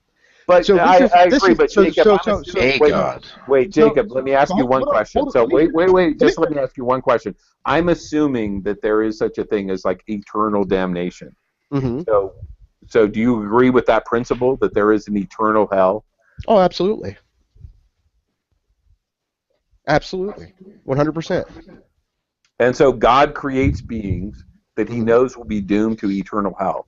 Oh, not only knows that they'll be doomed to an eternal hell, chooses them for eternal hell. Chooses them to actually go to hell. How is that merciful? That's not merciful. I didn't say God shows mercy to all. What I said is that he expounds both his justice and his mercy. In the case in which God were to determine someone to go to justice, the idea of justice is that somebody is due the penalty that they've incurred. In this case, you're saying they have no free will, they've incurred a penalty, now they're eternally damned. How is that justified? I would say that the choices that they're making are in the confines. They are making the choices, but they're in the confines of this thing called the sinful nature. Well, if they have no free will, then that's there's no choice if there's no free will. It's not the way people would call free will. That's why I say I don't believe in free will the way people call it, because you're still making the choices and the sinful choices. You're still breaking, whether it's the natural law of man or the law of God. You're making those choices, but you're controlled by a sinful nature. Mm-hmm. You see, and that's why I would question how could that possibly be moral? Well, no, the question is not how that could possibly be moral. The question is, if I were to make that proposition, how would I justify it? I wouldn't know how to justify it. According to what standard? If the I greatest, agree with you there. if the greatest maximal being exists, okay, and that being makes some sort of action, what standard am I going to appeal to be that being's counsel and say you're immoral? I would go with the standard. I would go with the standard. Do you torture your children? No, I don't. Hold on. Why? Aren't you justified? You created it. No, Could you just use it to glorify that God, to glorify your existence? No, I did not say that. I know you didn't. I'm sorry. I didn't mean to imply that. But you understand. You understand where I'm going with the question, I understand. right? So. Yeah, that's specifically why I wouldn't say something like that. Like, I would not say that God has the right to do what he wishes with his creation because he created him. What I would say is that God has the right to do what he wants with his creation because he's God. Those are two completely different things. So to try to use like a human's relationship with their child in this context, given that I'm an imperfect and non-maximal being, is going to be a faulty metaphor. It's just not going to work. Fair enough. The Hindus agree with you. Okay, well, I got a question. Then you asked about the moral standard. Wouldn't we subject it to the moral standard that being had set forth? Sure. So that would be the standard that we would judge God by, the standard that he's put forth for us. Yeah, I mean, it depends on the context, but of course. So, for instance, if God says, So, you well, ought, like he was.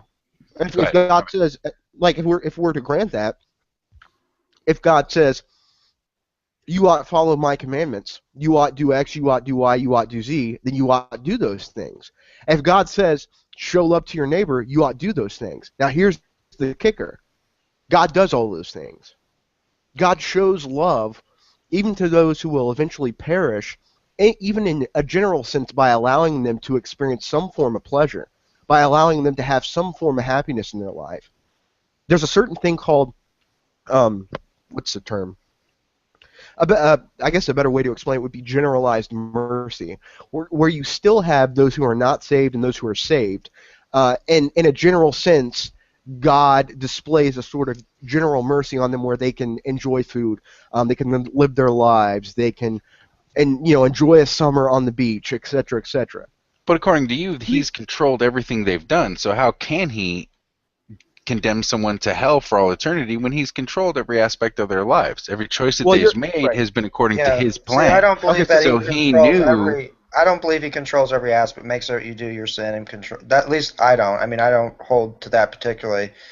That's why I refer to the farm analogy. I mean, if you could imagine some chickens having a theological argument, if they could communicate with one another, and they'd be saying, "How that farmer, he takes us off to the slaughter when we get to a certain age, and we go off, but these other ones, they go off to the green pastures. It doesn't seem fair." And it's kind of what Jacob was saying. Who could they appeal to?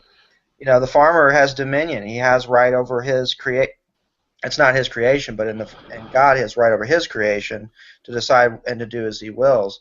And that's what Romans 9 says when says, shall the thing formed say to him who formed it, why hast thou made me thus? I mean, it's trying to understand that God in his proper context and who he actually is. He has dominion. He has right over his creation to decide. In the same way, if you created something, you would have decision over what you create to do with what you will with it. But to me, when you bring up the farm analogy and the chickens and all that, well, he has a right he has a certain right with those animals. He can't just do anything with them. There's laws that govern cruelty to animals. He can't just kill them. He can't torture that's them. our laws, He can't. right? Well, he can't just torture them eternally. Well, that's Just what because Jacob the was chicken. saying, is that he can, and he does. Yeah. That's why I was suggesting that it seems immoral. So the idea that life feeds on life, and it's a horror show out there, for animals. I don't know how like, what do you mean when you say immoral? This is why I keep going back to this. And I hope Right. my tone doesn't sound pointed towards you. Let me reiterate it. So we'll introduce a new topic. So the idea of an objective morality, whether it's possible. So many Christians say that, look, there may not be an objective morality outside of what God has ordained for humans in the Bible. That's it. If I may, I think, yeah, I with who's echoing me? Yeah, objective morality comes down to how you define morality, really. I mean, if you want to redefine morality to who can eat the most cheese sandwiches, then there can be an objective standard, right? Yes. But Recklin, I tried to introduce an idea that if an objective morality exists, it might be that for any intelligent reasoning being, causing unnecessary harm or suffering to another sentient being is bad. And that we can arrive at that by pure science and logic.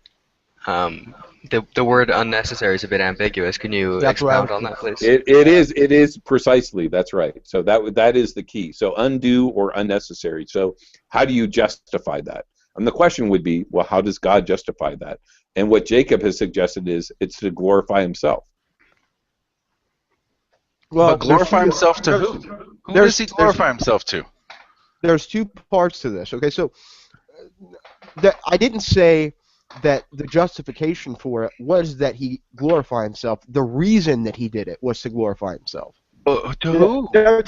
Hold on, one thing at a time. There are two different. What's the difference, Jacob? There are two. Yeah, that's what I'm explaining. 20 minutes ago. There are two things being discussed here. Okay, so the first one is, why did God do X? The second one is, how is God justified in doing X? So you get the difference. So for instance, God intended for a certain outcome by Him causing causal chain X. Okay. Is that just a supposition, or do you have something to? Yeah, I mean, absolutely. There are tons of scripture that talks about God being glorified by suffering and being glorified by mercy. Well, so let's go to the beginning then. We start with the first notions of God in Christianity and in the Bible. They talk in Genesis about there being two trees, right? Uh-huh. So one is the knowledge of good and evil. The other is the tree of life. Mm-hmm. Do you agree with that? If I remember correctly, it's been a while since I went through Genesis. Yeah, but I'm pretty fair enough. And there Yeah. are different interpretations. There's different, translations and versions of the Bible. So the idea of God would know that Adam and Eve, who apparently lived in some, they didn't suffer death, that they weren't, aware of shame of their bodies or their sexuality. They didn't really need to kill to eat. Mm-hmm.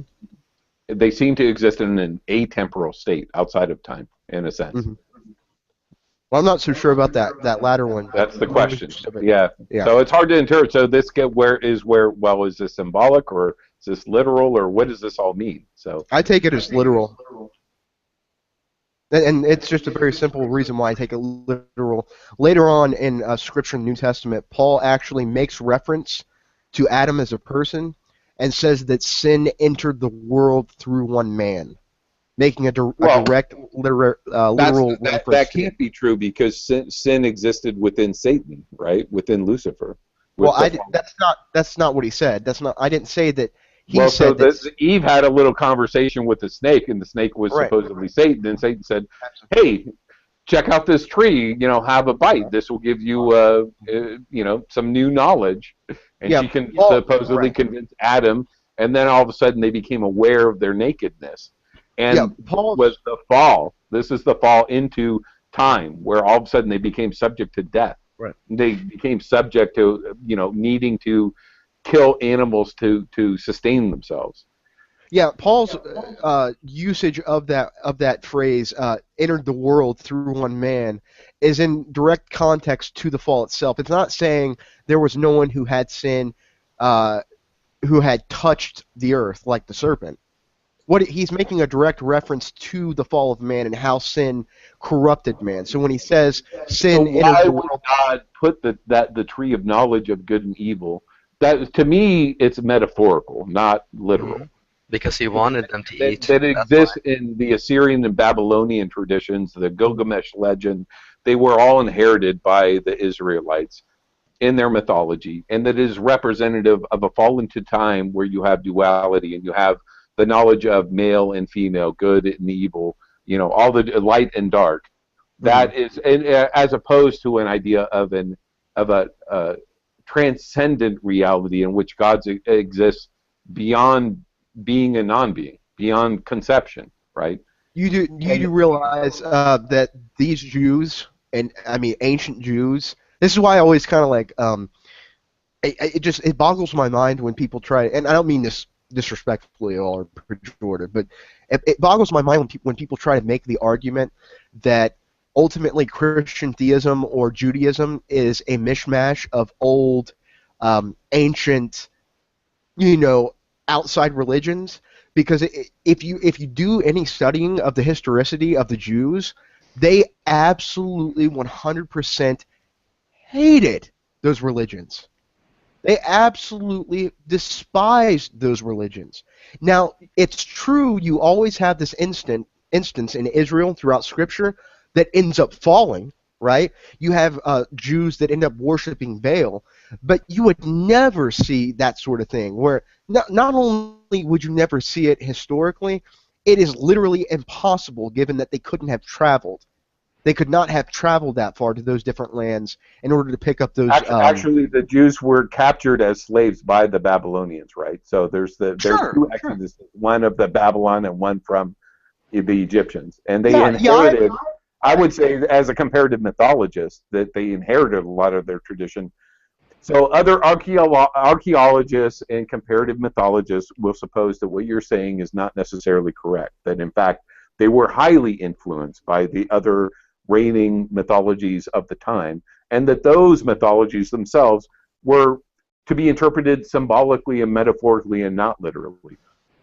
Oh, yeah, so I should have qualified my statement. When I said that they couldn't have traveled to all those lands, I don't mean to say that there weren't some Jews that were influenced by some pagan stories. Remember, I made reference to Baal. I mean, Jews were captured by the Romans. I'm sure there were some Jews who believed in the ancient Greek panoply of gods back then too, right? Yeah, well, we could just look at the predominance of Christianity today and its incorporation of pagan religions with Christmas and Easter and stuff like that. We know that's true. Right, right. Yeah, I don't. The early Jews that were captured by the Babylonians. It's very, very important. I don't deny that, right? I deny that there's totally like a bleed through with some of the Jewish, some of the fringe Jewish settlers at that time. What I deny is that Christian theism is sort of a Frankenstein of just about every religion that existed around that time. Number one, because it completely contradicts those religions in about 99.9% of the instance. But number two, I go back to my argument as far as travel is concerned. It's like I said, I totally grant that maybe one religion, two religions, three religions they would have been exposed to, but certainly not all of them, and certainly not a majority of them. So when I hear people like Dan Barker, for instance, making the argument that, oh, well, the story of Christ or Christian theism or Judaism is just cut from the same cloth as these other religions, and then he lists like 30 different religions from all over the world at that time, I respond to saying, dude, you're nuts. Not only is that not not possible because of the inability to travel all over the globe of the earth at that time, and at least not have a very low chance of surviving that, given the state of ancient Jews at the time, that would be highly unlikely, given the historicity or the historicity of a document or of a certain tale is typically judged to be true or false given its probability. So that's. I'll be right back, but that's all I have to say about that. No worries. That was great, man. Good job. Well, thank you, sir.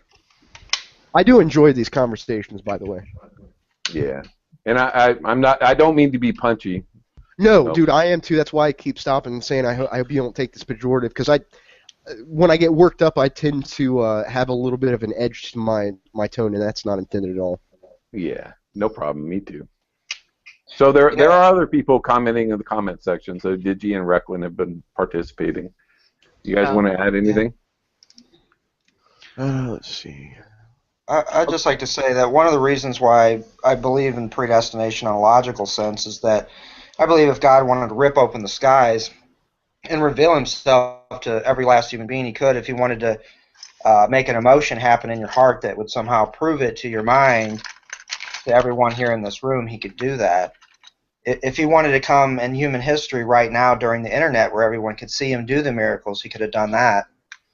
There could have been something resurrected in the past, like even when the disciples, like I don't know if you remember the Transfiguration, and Peter wanted to build a couple statues, and Jesus said, no, you don't know what you're talking, God created a system of faith for whatever reason. The Bible says without faith, it is impossible to please God. For anyone that comes to God must first believe that he exists, and for whatever reason, that's what God has created. The question becomes why, and you can't answer, when it comes to God, you can't answer all the whys. You can't know the mind of God completely. That would make you God. Yeah. Well, that gets back to my point of the two trees. So, Truth Speller, are you familiar with the mythology of Genesis, where it's not just the tree of knowledge, or of good and evil, but also the tree of knowledge, and that the tree of knowledge is what the cherubim protect? And the tree of knowledge would give Adam and Eve essentially the same consciousness as God. It would make them gods. Are you familiar with that at all? Yeah, I'm familiar that at least that was the lie that Satan told, that the day that you eat of this fruit, you will be like God, knowing both good and evil. And I'm still coming to my understanding, because I think that was a lie to the degree that we really did know good and evil. I believe good and evil is something that's been taught to us, by our cultures, by our parents, but ultimately through prophets, through the coming of the Ten Commandments, and through the moral philosophies of Jesus. But is I don't that a know. cause and effect scenario that you're Yeah, proposing? yeah, I do. Yeah, God, I believe, if it wasn't for those, there's a scripture that says if Jesus hadn't came, we'd all been made like Sodom, we'd all been made like Gomorrah. I personally don't think I'm any better than people in the Roman culture. If I was back in the culture and I didn't know any better, and I was born in that time, in that history, I would probably be participating in whatever they did. I don't think I don't think, I separate myself in my mind just because it's kind of like we were talking about earlier. We could have been born in another culture and with another set of ideals, No. So. Well, I mean, if you were born into that culture, it wouldn't be you. It'd be an entirely different person, right? That Yeah, I depends. guess as far as I guess what I would probably grow to learn and understand, and around that culture. I mean, Well, but that's a little tough. Like, I don't know if I would be willing to say that that's a true proposition. It depends on how one defines yourself, right? Like, so for instance, let's say that I wasn't a Christian and I was a Muslim. It doesn't follow that I'm not myself and I'm somebody else just because I hold to a different proposition, right? Like, let's say, like, I've been a drummer for 15 years, right? I compose music and write music for indie video games. Let's say instead of doing that, I play the banjo, right? It doesn't follow that I'm a separate person or a different person because I, hold to a different hobby. yeah, Well, that's a good But point. if you were born in a That's a, different time, or someone of the same genetic structure as you were born yeah. in a time with none of the same experiences, then it would be a different person. That was my understanding of his proposition. I might have misunderstood. Right, and that's what I'm saying. It's like I'm not sure I agree with that. It depends on how one defines like self, right? Um, I just that's a very ambiguous sort of thing, and I don't mean to be splitting hairs. How do you define Yeah, the self? because for one thing, we're constantly changing. Right. Ourself is constantly. We always change. The Bible says God doesn't change, but we constantly change, and ourself. And yeah, our genetic code, like if you could take a time machine and our exact person was there, either in baby form or adult form, and then begins. But either way, you will begin to change, through cause and effect. I guess, like Hazy was saying, I do believe there is that happening. But ultimately, that is, the will of God. Yeah, I think the question like how you define self is a very, very profound question. I don't even know if I know how to answer that.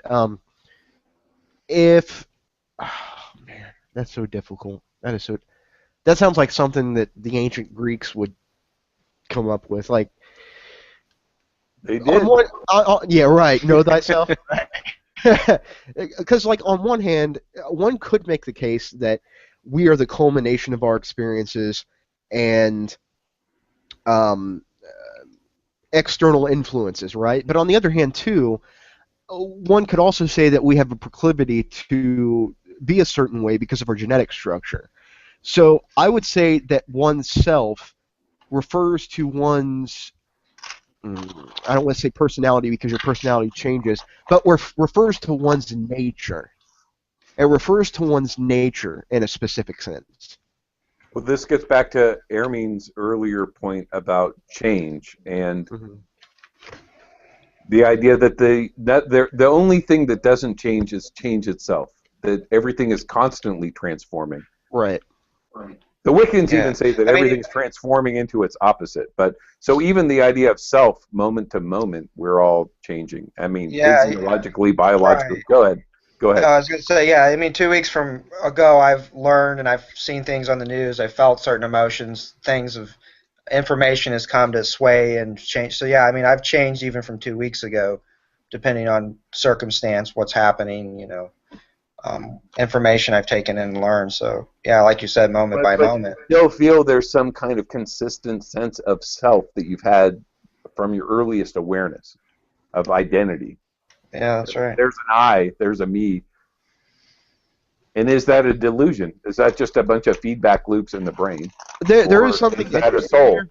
There is something interesting here that I didn't want to pass up, and I forgot when someone had mentioned it. I do deny, though, that your religion is determined by your geographical location. Like that's one of the most common. I think. So if you were born in India, you think you would still have the same beliefs? No, I don't know. I don't know. But what I can say is Well, this. what do you guess? Yeah, that's what. What That's are the what I'm talking odds? about. Right. So that's the thing, is that geographical location has nothing to do with one's religion. One might be able to make the case. No, just listen. Let me finish. All right, my bad. One might make the case that the people around you may influence you to be of a certain religion, but take the West for instance. America is not where Christianity was founded. But it was Jacob, hold on. this seems to contradict your view of cause and effect, and that there's no free will, and that essentially we would assume through cause and effect you would inherit your culture. There's no like magical. All of a sudden, I'm a soul, I'm a personality, and that I can ascertain some kind of cosmic truth outside of all the other influences. I mean, we know that people are shaped totally by their culture and by the experiences that they have. No, I deny that unqualified, and I'll tell you why. I know just as many people who were raised in Christian homes that became atheists because they were raised in Christian homes, as many people who were Christians because But they were that raised was in all Christian homes. causally determined. No, I agree with you. I'm not denying that. What I'm saying So though if is, you were born, if you think that if you were born in India 1,000 years ago with no TV or whatever, that you wouldn't be Hindu? no, what I'm saying is that no one can tell me definitively that I would or would not. That there's nothing about a geographical location, or even to a 100% probability about their influence with regard to your social structure that will determine that, specifically because we see the contrary of that in situations in which people are inundated with that sort of culture. I'll give you an example. Well, that's true. That's true too. So, for example, I mean, but the bottom line is it comes down to cause and effect still. So you are the product of whatever your experiences are in the environment that you're in. That's it. I think that's part of it. Well, so where would this information magically arrive? Some Christians do believe that essentially the will of God is written on a immortal soul, and that all cultures, no matter what they are, have this kind of divine morality inscribed on their heart. Yeah, so I would definitely, I would be careful to flesh that out if I were to ever say that, because Scripture does say that the law of God was written on their hearts, but you have to look at the context and what it really means. I do believe that in a general sense, there is a consensus amongst a majority about what one should do or should not do. Things such as killing, like the extremes, or rape, or murder. So would you call that an objective morality? No, I wouldn't call that Why not? objective. That's what I'm getting to. I wouldn't say that that's an objective morality. What I would say is that God's law is in fact God's law. And when I say God's law, what I mean is the Ten Commandments, the statutes that He's laid out in Scripture. Those are objective, but the same thing that's written on the heart is merely a reflection of the law that He's given us. It's like His thumbprint.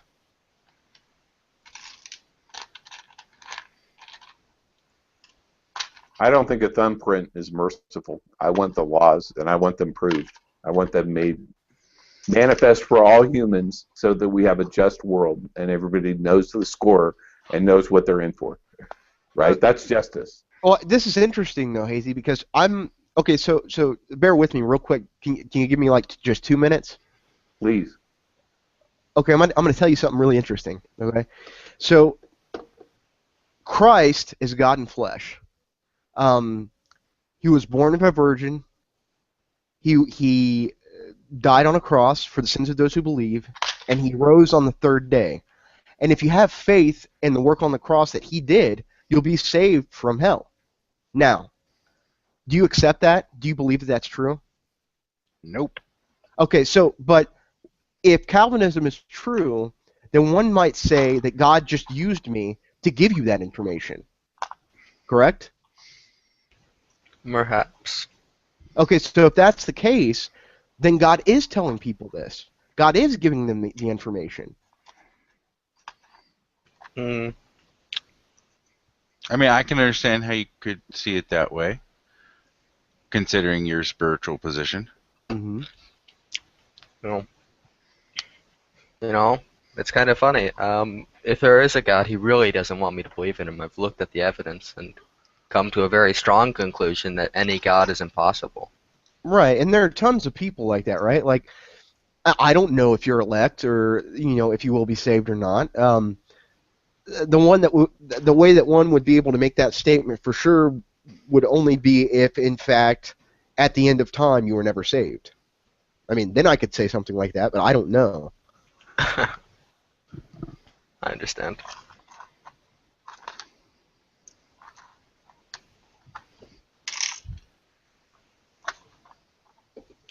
There seem to be a lot of Christians on YouTube who think I'm going to convert soon, but that they've said that for like years. Oh. Yeah, I've seen that so much. Like, I think that's counterproductive to say something like that to a person who's not. Well, it's up to God, right? God will intervene.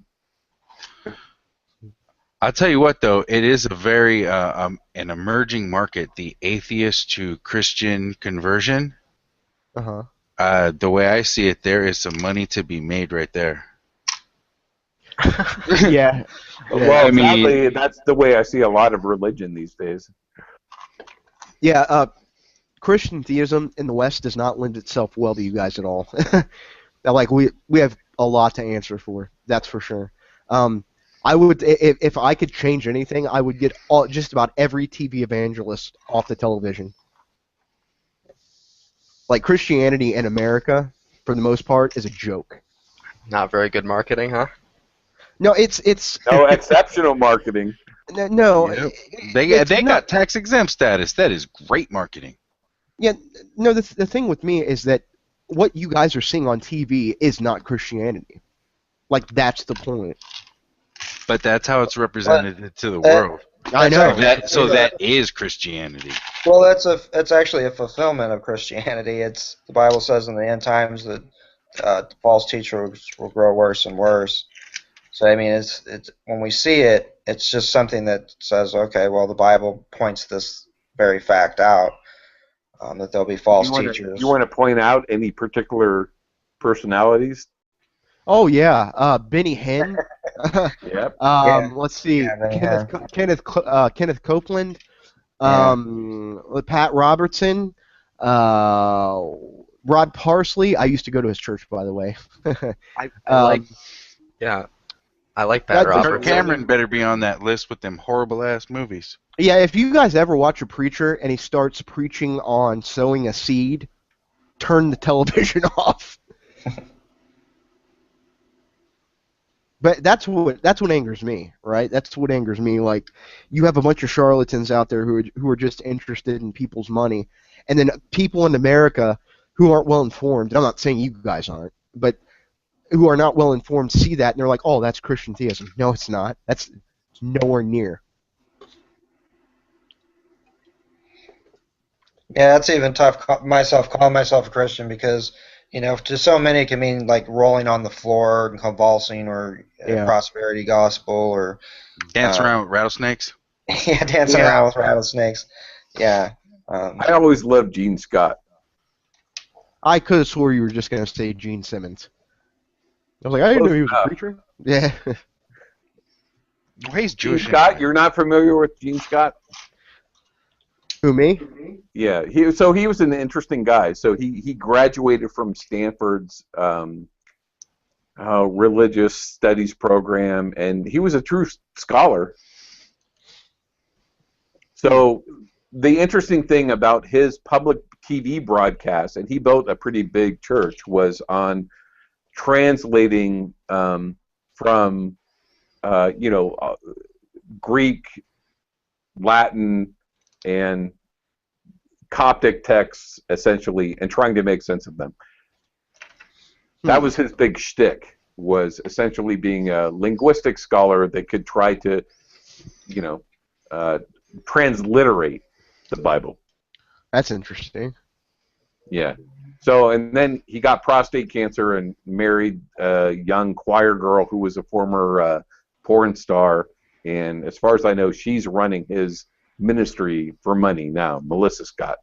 But they were really big on the West Coast and around the world, I think, with his tele-evangelism. Yeah, Jimmy Swaggart's another one. I'm sure you guys know him. Well, Gene Scott was just so far above those guys in terms of being a true intellect. Oh, he like was credibility. really a brilliant guy. Yeah, I'll have to look him up. I bet I know him by face, just not by name. You look him up.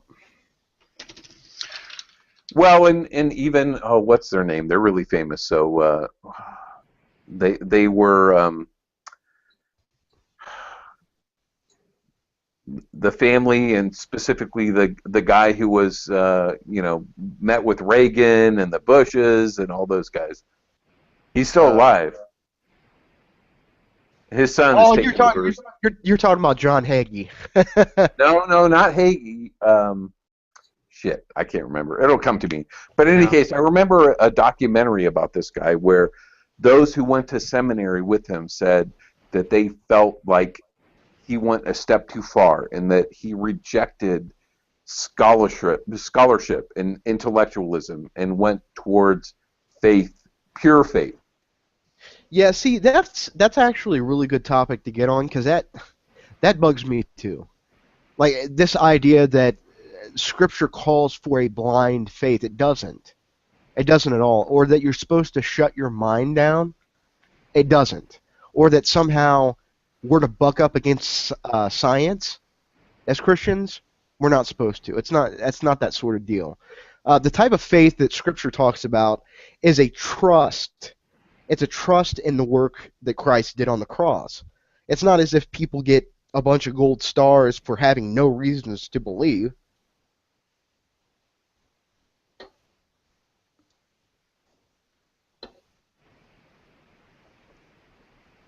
On a separate note, we were talking about in the side chat. What do you guys think about taxing churches? I think it's a bad idea. I don't. Hmm. I think we should tax churches. I've seen no reason why we shouldn't. Churches, right now, they're not being taxed because they're not interfering in politics, right? They're not controlling politics in a tangible way. Right. And if they were taxed, they would be able to. And I would rather have a secular state not controlled by religion.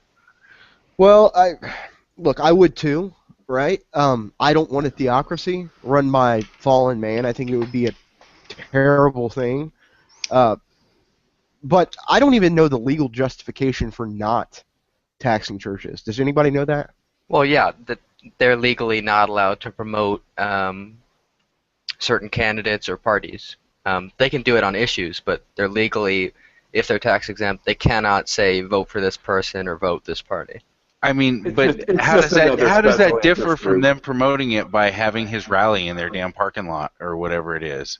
That's the same thing as endorsing that candidate. That kind of stuff already happens now, because we do have the separation of church and state type of donations or anything like that to the campaign funds. I believe that should be blocked or not allowed. Well, it is from the churches, but not the individuals. This would be after the tax exemption is lifted. They would still have no say in that. That's very interesting, because when Barack Obama was elected, that would be.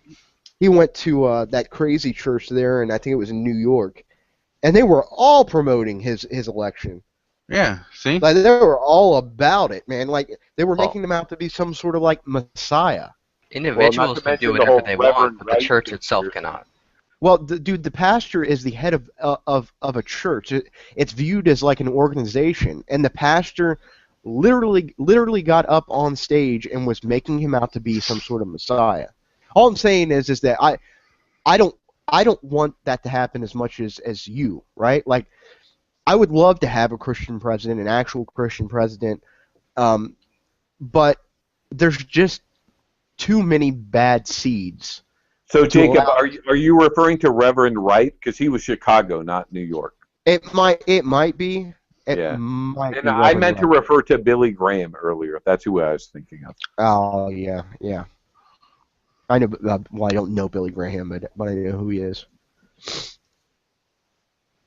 All right, guys, I got to jump off here. I got to go to work tomorrow. But great conversations.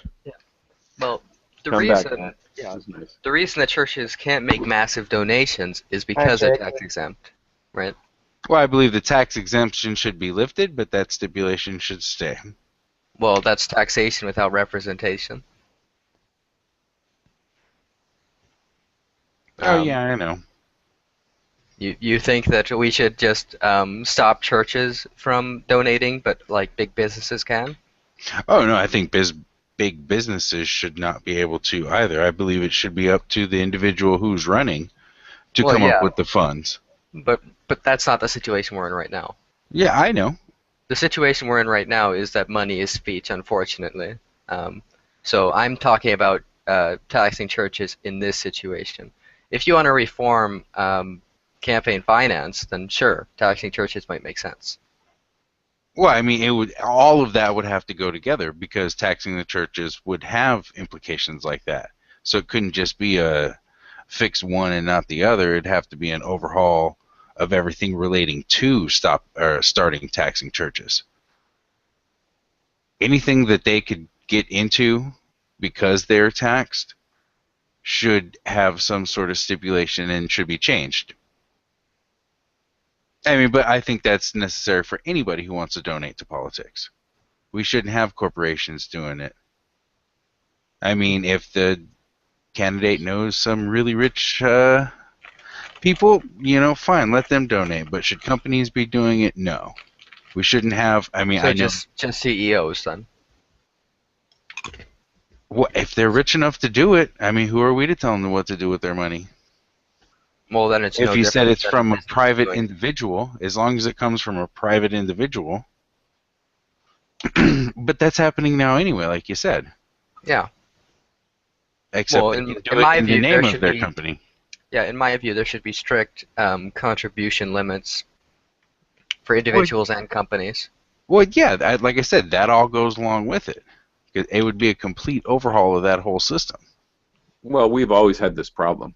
So the bottom line is it's not taxation without representation. The point is that it's special interest groups that have representatives and then create political action committees, and they get, their interests voted into law. And it happens with married people and people with kids and people who want to put their kids through school, but it also happens with religious organizations, and it's only because they have popular political support socially.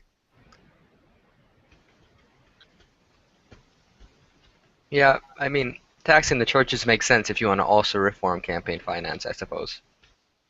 But right now, just starting to tax the churches right today, it will be catastrophe. It would be a catastrophe. Well, have you followed like the Lawrence Lessig's? Originally, it was Root Strikers, and then later they changed it to, I forget the name, the Mayday Pack.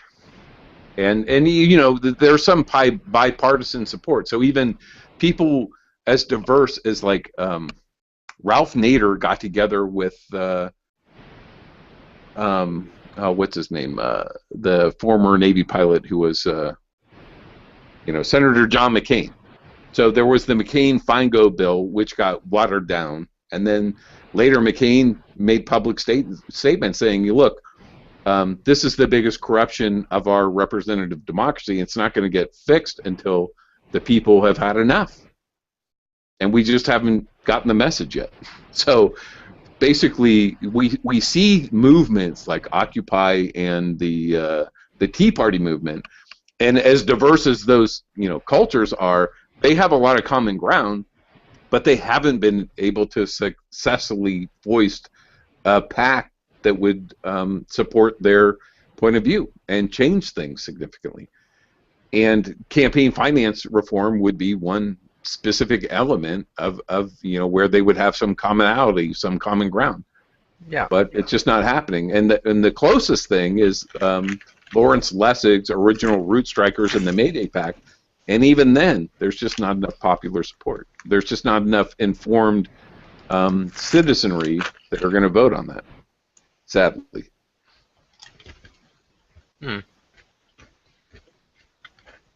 But, yeah, I have a problem with taxing churches in the current situation where money is speech and that there's no limits. But if you wanted to limit all businesses and all individuals, then sure. Taxing churches would make Well, sense. there are limits right now, right? Even among those. So I think it's $5,000 contribution, something like that. But that's not insignificant. I mean, hell, most of the churches are ran like businesses anyways. Well, the other thing is that there's no way to create an official religion in the United States. The only thing that renders one quote-unquote official is having an IRS status. So you and I could go and start our own churches or start our own religion, but it won't be official until we get an IRS status. Yeah. Well. Yeah. Yeah, but businesses inside churches are taxed. Just the church itself isn't taxed. That's true, but they have ways of moving their money around, right? So, and we've seen that with the Catholic Church, especially. So, for example, there were dioceses in the United States. Chicago is one well-known one where they moved money around in order to make it non-accessible by any civil lawsuits because kids had been raped in their community. Yep. I remember hearing about that one. Well, and that's just one example. There's plenty of others, but yeah, I was about to say several. Yeah, it's an issue, but I don't think that legislation can necessarily solve it. Right now, anyway. Why? Well, I don't think that it will, but why would you say that it couldn't?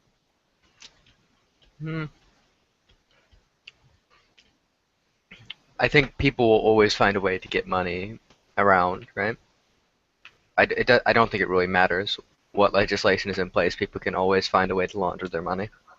Yeah. Well, we saw that with the banks, right? So, and we're still there. That hasn't changed. I would agree with you.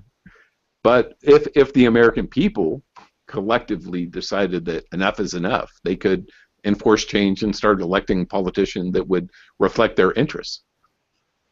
So we potentially we could. I mean, the levers of power are still available to the representative democracy, but they're not being used, and so we end up with plutarchic oligarchy. Yeah. Yeah, people voting in their own interests. Now you're dreaming, huh? Well, I think that people, I mean, this is the question, is whether in a representative democracy people can be trusted to vote their own interests and collectively the best interests of the majority are the best interests of the country, and whether they can do that effectively. And I agree that is in question. That doesn't mean that it can't happen. It can't. Well, So for example, we're looking at an economic future, which, let's say there's more people that are unemployed, we're facing an economic crisis. Would the people begin electing representatives that would, essentially reflect their desires for what government should be offering them? And at that point, there would be a usurpation against the corporatocracy, so to speak, and for the people. And that would probably look like socialism, right, to some level. Or social democracy, or whatever you want to call it. But it would mean that, look, the AIs and the robots have come, and there's a lot of unemployed people, and the economy should work on behalf of the people, not the reverse. So people will start voting their interests and saying, look, we want to have a guaranteed minimum income. Is that unfeasible in 100 years? I don't think so. But the question would be whether those levers of power are really available to, the representative democracy. Hmm. I think they are. They're just not being used. Yeah, I don't think the populace cares enough right yet. Well, that was my point, right? So when things get bad enough, they'll start caring, or there will be a revolution in the end, because you can't put up with that for too long. That's what history has shown in every culture. When things start getting tough enough for people, then they're going to say we need to change, and if the change doesn't come, they're going to force it. But we have a history in the United States, thankfully, of relatively peaceful change. And we do have the ability to, nominate people who are going to represent our interests. And I think that people do vote their interests, primarily their economic interests. They just don't do it very effectively because they're an uninformed citizenry, right? And only 40% are voting, and those are mostly older people that, have a lot of skin in the game.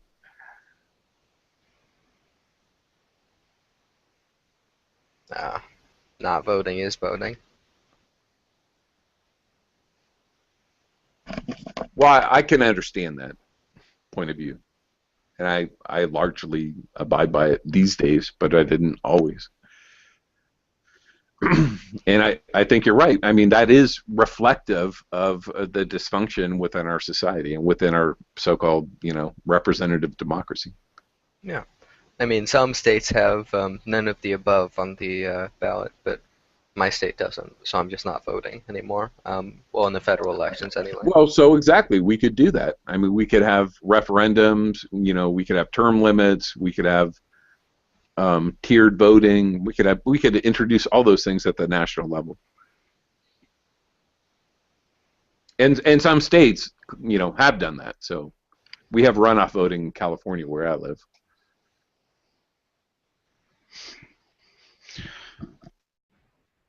All right, y'all. It's 3. I didn't realize it was that damn late. Have a great discussion. It was really good talking with you guys. Later. I just woke up. No worries, man. Nice Later. talking with you. For sure, y'all. Bye. Yeah, maybe it's because I have to go and clean carpets at 4 in the morning. I don't know. Like office spaces or what? Yeah, empty ones, yes. Yeah. Sounds very meditative. It's kind of cool. Well, it's not terrible. Yep. Heck, I can even listen to a hangout while I'm doing it. Yeah, exactly. That's cool. I worked in IT, and I had a lot of late nights that was, dedicated, where I was like the only one there.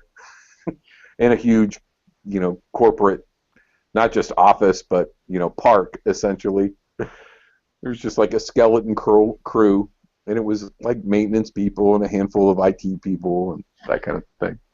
It's a different world. It's kind of fun. No.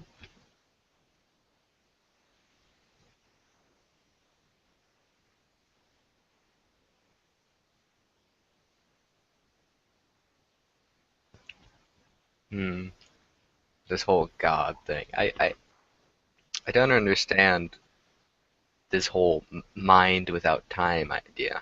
Like God is a mind, but he exists outside of time. Yeah. Well, it just depends on one's definition of God. So do you think that it's possible that there's a transcendental kind of reality? So, for example, can nothing exist? And can a transcendental reality without time exist?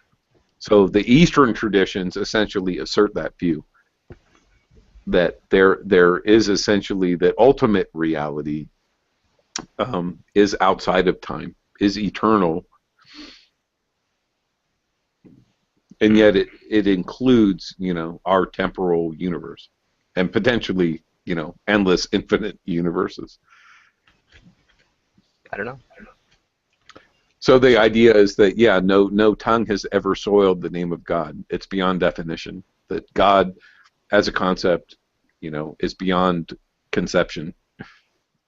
Yeah, but If it just plain doesn't make sense, like a mind needs external stimuli to give it thoughts or things to react to, and God Right, doesn't but have that. so this comes down to the idea of what is consciousness and how do you define consciousness. So the idea is that the universe can be a manifestation of consciousness, and that you can have a transcendental consciousness that exists outside of time and is eternal. I personally agree with you. I mean, I find this. I understand the concept. I mean, on the one hand, we can say we can never conceptualize that, right? But I can understand somebody supposing that such a phenomenon could possibly exist. So that consciousness is the, substrata ultimately of phenomenal reality, of all reality. Oh. But oh, here we go. Nadia's flirting with maybe being awake. I don't know. And this touches on like the panpsychism arguments and that kind of thing. But I personally don't have enough evidence to support that kind of notion or belief. I've seen you before. I can't remember where. Yeah, I've been in a lot of Nadia's chats, and I've visit like in Mentem's Do Not God channel on occasion, that kind of stuff. So the idea of consciousness as being, fundamental to the nature of reality would be the question, and whether consciousness exists in some kind of transcendental way. And a lot of religious belief systems assert that. And by doing so, they essentially assert that it exists outside of the temporal world, outside of time and space. So, in my view, I mean, all we have is time and space. So that the universe is a causal phenomena that's unfolding in space-time. We don't know what the first cause was. There's a lot of supposition, but there's a lot of interesting things in physics where they suggest that, yeah, there's quantum foam that ejects particles that are matter and antimatter that spontaneously destroy each other. But if it happens to occur near a black hole, there's the possibility that some of these pieces of matter that spontaneously are introduced to our universe materially, essentially, one may be destroyed and the other will go free and create new matter, that kind of stuff. So how's that happening? Well, then, what is quantum foam? Where does it exist? What about multiple dimensions?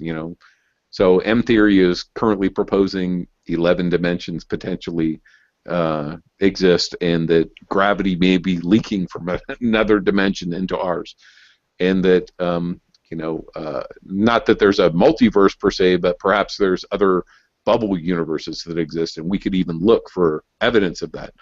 That's all totally speculative, right? And we might find some evidence of that, but it's still hypothetical. But Yeah. what does that mean? I mean, it means that what is outside of the universe? How do we even begin to fathom some of those questions? It's very difficult. So what's the first cause? And then you have Krauss talking about the universe from nothing, and can nothingness exist? And Nothing is something with Krauss, though. yeah, exactly. So nothingness can't exist, but is it confined to our universe, or does it somehow exist in some other way outside of our universe as well? So what gave rise to this universe? And there's a lot of great scientific hypotheses about how that happens. But when we start talking about God, then all of a sudden we get bogged down in mythology and comparative mythology and trying to make sense of all of that and coming up with philosophical questions. So if you're going to say, oh, there was a creator or there's some kind of transcendent reality, how are you going to define that? There's a lot of people that, there's a lot of religions that are just born exactly out of that, trying to make sense of our cosmology. And they're basically thousands of years old. They haven't caught up to contemporary science. That's all. So most of the people that are talking about religious beliefs are stuck in a technology that's 2 to 4,000 years old. Yeah. Wow. It's kind of weird. In what way? So have you ever Oh. studied comparative mythology? No, not formally. Yeah. I've read That's on. all right. I've read, but not anything formal. Well, it's just the idea that there's fundamental functions of pattern seeking, pattern recognition that humans have evolved, right? As part of our survival mechanism. And we try to make sense of the universe as it is. And a lot of that was inspired by the idea that there are certain consistencies in the universe. I mean, you know, water boils at a certain temperature, but beyond that, that there's stars, and those stars year after year follow certain patterns. And when early humanoids were trying to make sense of their reality, they began to invent stories, you know, to explain phenomena. So whether it was lightning and thunder or fire, or, you know, why we're here, or how humans evolved, or got here, you know, what we're doing. So we can imagine what it would be like to just all of a sudden you're born, you're on this wild planet, and you have to survive, and you have no other information. We begin to try to, you know, understand everything and tell stories to each other about how to make sense of the world, and that's what we've done. And now we are in a postmodern condition where contemporary empirical science is calling into question all those traditional belief systems, of which over, you know, thousands, 6,000 of them supposedly existed, probably more, on planet Earth. And there's over 4,200 different belief systems right now on the face of the planet. And they're all trying to do the same thing, just make sense out of reality and explain it. But most of them don't incorporate contemporary science, which is something new. I mean, it's basically born out of the last 100 years, which is just a, you know, a second in the lifespan of hominids on the planet.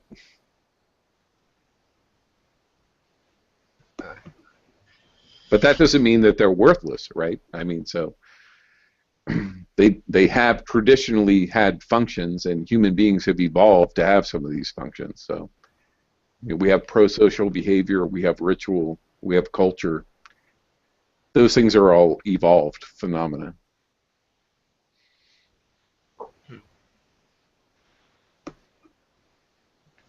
Oh, is What's up, Nadia? Go ahead. What? I was just saying hi. Welcome back. Is there something like a naturalistic explanation of how religion arose? Well, you missed it. So there was an interesting conversation. It was pretty good. So what was his name? Jacob Recklin, Digi. Who else? And we all talked about Calvinistic views of free will and you know, the nature of. We touched on morality as well. Yeah, objective morality and a lot of the same shit, but it was fun. Nobody got in a fight. That's my favorite example of an objective morality is the person who can eat the most cheese sandwiches is the most moral.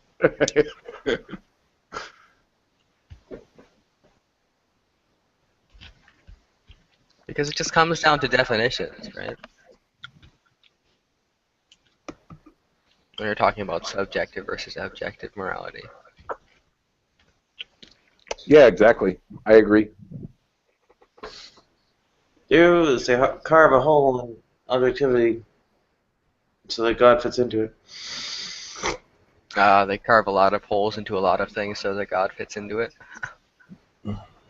That's all we do. That's what I was talking about. That's what myth is. And it's dead. Myth is dead. It still may be operative in our unconscious, but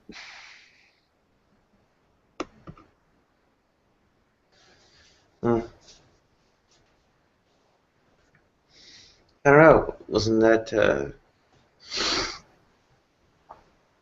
process ongoing in the time of dailies and such? Yeah, well, we'd have to incorporate in the future. If there's a new myth to be born, we'll have to incorporate our current worldview and what science tells us. And you can't really anticipate it any more than you can anticipate what you will dream tonight, because it's coming from the same place. But it's going to have to represent, what we know about the world as it is now. And that's why all religions have failed. That doesn't mean that they don't have truth in them, but as long as they're being interpreted literally, they're failing. Metaphorically, they've got lots of truth. But Is this Deepak Chopra? Is the next? no, it's not. But it does sound a little bit like that. Sorry. Sorry. You run into Yohanan yet? I don't know. I don't think so. He's an idealist. I guess. Well, that would be interesting. I'd love to talk to him. I mean, I love Hades. Hades is so cool. He's the sweetest guy ever, I swear. Hades? Well, he's an idealist, right? Is he? That's not Hades. I think you're thinking of probably Iman Padama or Rodney Mulroney. Oh, you're right.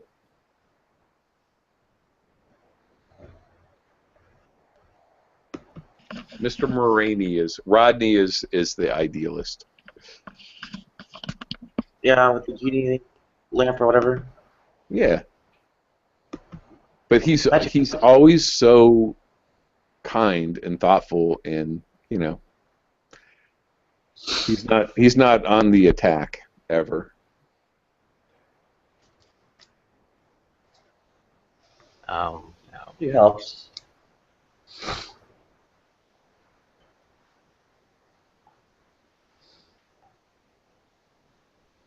I was about to read a news story, but it's from Fox News. I'll find it from another source. It doesn't matter. It's okay. Nah. I don't like reading Fox News because I What's like the reading topic? things that are Well, how do you know these days? Shit, man. Fox has so many news sources, and they just make it up as they go. Al-Shabaab calls for attack on Mall of America. Yes, I saw that headline this morning when I woke up, and I turned the news off immediately. I was like, fuck this. Al-Shabaab? Is that even a real organization? They're an offshoot of Al-Qaeda in Somalia. It's in response to the fact that we basically wasted one of their intel guys with a drone attack, I think. It sounds too much like food. I'm suspicious.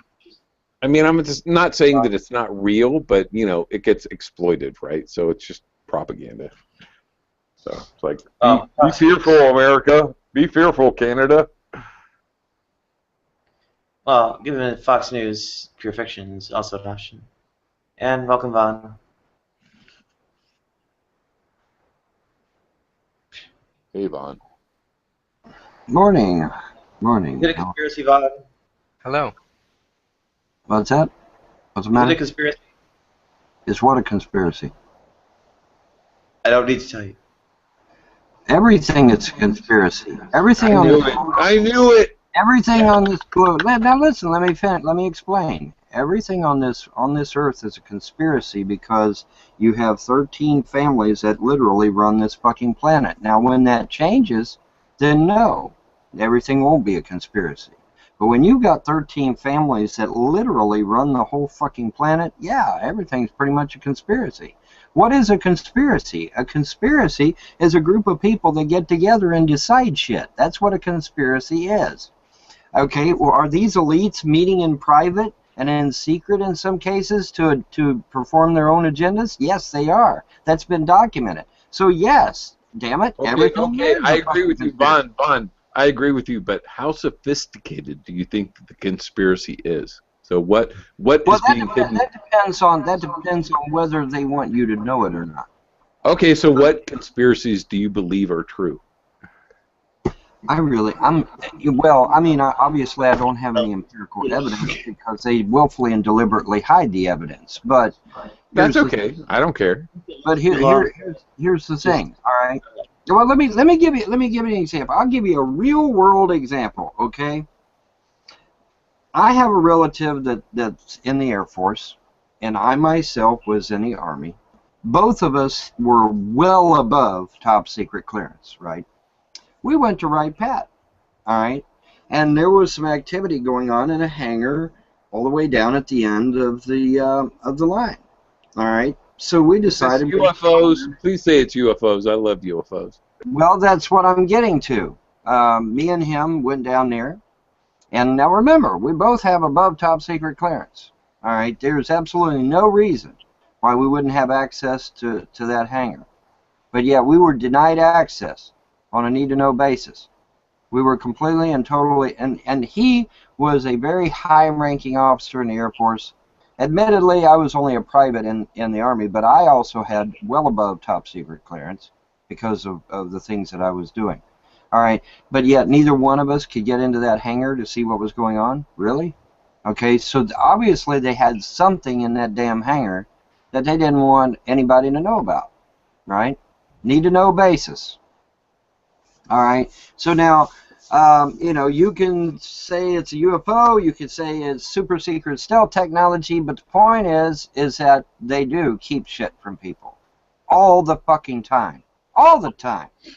There's always something that they're keeping from you. And when they finally do release it, they've been playing with it for about 10 years to 20 years. And then they finally release it to the public, and it's like, oh, okay. Well, we've only been playing with it for 10 to 20 years before we gave it to you. It's just, where do you think the internet comes from? Hello, dipsticks out there. Where do you think the internet comes from? It comes from the fucking military. It comes from the fucking military. And what was it before it became public? Oh, that's right. It was a black op. The very fucking internet you're using today used to be a black op. It did. I know. So what? That's all right. It's all ARPANET. No biggie. So now wait a minute. All right. So now that we've established that. Get back to the triangle over Ohio, man. That's what I want to know. Well, yeah, I don't know. I can't explain it. But I had a carload of witnesses that backed me up on that shit. Because it was fucking huge. It was a big-ass fucking black triangle. It was so fucking big that you could actually make out the detail on the bottom of it. And you could tell it was way up high in the sky because the fucking clouds are passing underneath it. Okay, but how fast was it?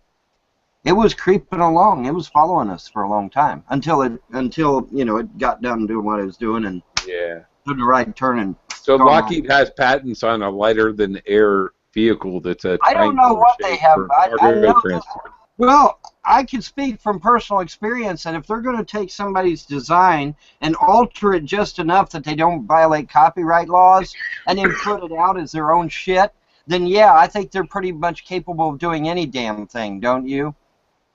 I would be fucking rich right now. I should be a rich man right now for coming up with that fucking design.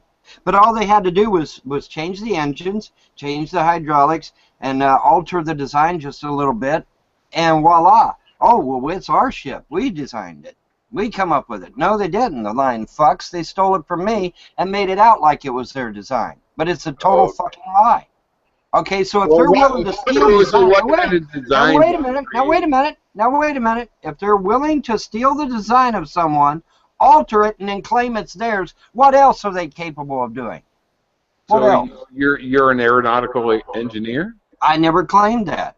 I never said I'm just asking. So how did you? No, I'm not. No, I'm not. I'm not an aeronautical engineer. I am not anybody special. The only thing I care about is. But what I did do is I submitted a design to NASA. This is absolute fact, because see here's another thing too. There was also another high-ranking Air Force officer that decided, like you, that I was full of shit. So he went and actually talked to NASA. Vaughn, I He never actually talked to said that. people. I Now never wait a said minute, that. hold it. He went Hold on, Vaughn. Wait. I never said you're full of shit. I saw a UFO, I believe. He went and talked to people at NASA, in the government, and he was a troll. He was one of my trolls, and he come back to me and he apologized to me publicly. He said, "Vaughn, I had no fucking idea. I've never had so many damn doors shut in my face in all my life." I said, "I tried to tell you." You know, and this guy was in the Air Force, a high-ranking member of the Air Force, and he got doors shut in his face every time he mentioned my name, let alone mention the design that I made. Okay, so, and like I said, somewhere in my mother's house is probably the original NASA documents I submitted. Okay, but let's get back to I used to correspond with NASA all the fucking time, guys. Okay, but so what do you think? Are there alien civilizations? Are we being visited? Yes, Where are they there coming from? Fuck yes, there are. Absolutely, there are. Absolutely, there fucking is. Are they? You know, listen. I go out my fucking front porch. My wife is out, standing out on the front porch. She had just got done doing a video on the moon. All right, her video on the moon is on YouTube for everybody to go see. She had just got done doing her video for the moon, and she looks up and she sees what she perceived to be a very bright star. All right, so she calls me outside. She says, "Hey, Vaughn, come out here and look." And I look up here and I said, "Honey, that ain't no star. That's not no damn star." And she's like, "You think it's a UFO?" I said, "Fuck yeah, it's a UFO." And I said, "Wait a minute." Why did you say that? How come it's not a satellite or the space station? Because first of all, the way it was blinking was totally different. It didn't blink like a star. And number two, because I could kind of make out a disc type shape to it, more so than just, you know, the bright light. But anyway, but now listen, I go inside, or no, I said this. I said, "Honey, let me go get my camera." All right. I no sooner got those fucking words out of my mouth, bam, it's gone like fucking lightning. I mean, just within seconds. All right, we ain't got nothing that can do that shit. All right, any normal plane or helicopter or craft that would do that, the pilot and co-pilot would be a pile of goo in their seats. Okay, because it would literally, the G-forces would have literally crushed them. All right. Okay, so no, we don't have something that can go 0 to 1,000 miles an hour in 0.5 seconds. We don't have something like that, because the pressures on the body would kill the pilot and co-pilot instantly. Well, why do you say we don't have that? Because it defies the law of physics, gravity, and all that good shit. It defies the law of science. If we're retro engineering, you know, UFOs, then well, now if we're retro engineering UFOs, such as the TR-3B, Google that if you haven't already. TR-3B. Now, if we're retroing craft and then using the designs, the parts, whatever, then that's something else entirely, obviously. But a normal craft. You think that we may be doing that? Oh, fuck yeah, I do. Yeah. Fuck yeah, I do. If the Russians got a hold of that shit, do you think they'd hesitate backwards engineering it? Fuck no. So why should we? You know, I mean, seriously, why should we? If a UFO really did crash at Roswell, you can bet they snatched the fucker up and are trying to figure out how it works. Hell yes. Hell yes. Do you have any other experiences witnessing so-called UFOs? Not UFOs, no. Those are the two biggies for me. You know, I saw that big black triangle years ago when I was young, and then I saw a UFO outside of my front door. I mean, seeing something outside your front door is pretty damn compelling. At least it is for me. Yeah. Well, I think the triangles are real, but I think they're American. Well, I tend to agree with you. I think anything that is either triangle-shaped or delta-shaped or wing-shaped, you know, anything that has kind of an aerodynamic look to it, I'd say more than likely that's probably something of ours. Yeah. But now the disc, the birthday cake, the cylinder, All these other fucking shapes? No, I think they might be ET. I think they might So be. that's what I saw. But I was near. My dad was in the Navy. I was like 12 years old. It was the late 70s, and that's what I saw. Which one? It was a disc with red lights along its edge, and it seemed to have portholes on a little dome at the top. And I'd never seen anything. You know, I was scared shitless. So the story. My story is that you know, as a kid, I was in Boy Scouts, and my dad was overseas, and we were having the Pinewood Derby. And a friend of mine, his dad said, "Well, come on over. I'll help you make it." You know, with our sons. They were also in my same Boy Scout troop, and they lived close to me, but we were near a military base. Right. And it was in the fall, and it was in the evening, so I started on my way over to their house, and I just saw this object up in the sky, and it wasn't that high. I mean, I you know, have a dim recollection at this point because I'm 47 years old. Right. This happened when I was a kid, but it was, you know, maybe 1,000 feet up in the air. And it was huge. And then it slowly kind of wobbled up into the sky until it was still discernible as a disc, but then some kind of reddish orb came out of the bottom of it, and it just almost disappeared. I mean, it just flew off. And then that vehicle itself just kind of disappeared. I mean, it didn't disappear. It seemed to just move at an incredible rate of speed until it was out of sight. Yeah, ultrasonic speed. Yeah, and I was scared shitless. I hid behind a tree, and I ran to my friend's house. And they were having dinner, and I could look through the front door. They had a window on the front door. I could see them sitting down, and they knocked on the door, and their mother answered the door. And I said, "I just saw a UFO." Well, it turns out, because I had called my friend, said, "I'm on my way over." He was waiting for me on his porch, and he saw it too. And he told his parents, he yelled to them, you know, come out here, there's a UFO. And they all saw it. They saw the same thing I did. And we never explained it. I wouldn't be surprised that it was some kind of military thing, though, given Was it birthday cake, or was it a disc, or? It was a disc, yeah. Because the birthday cake is like, you know, it looks like a birthday cake, stacked, you know, stacked layers. This was a disc, and it was obviously technological. I mean, it was almost like you could see rivets in it. I mean, it was like metal, and it, you know, it wasn't a moon or it wasn't a star or anything like that. It was just like seeing a 747 at, you know, 600 feet. It was just like that technological, and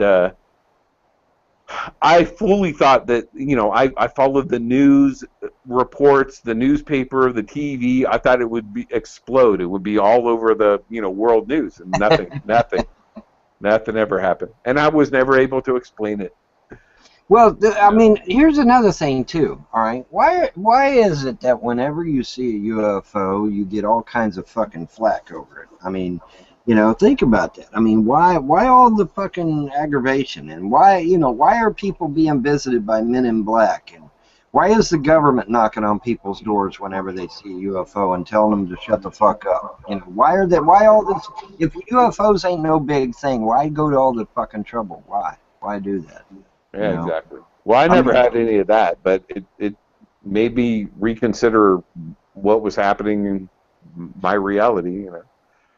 You know, I mean, 'cause I've known people that have seen UFOs that have been personally harassed by the military over it. You know, well, why? I mean, if UFOs ain't no big fucking deal, why get harassed by the military over it?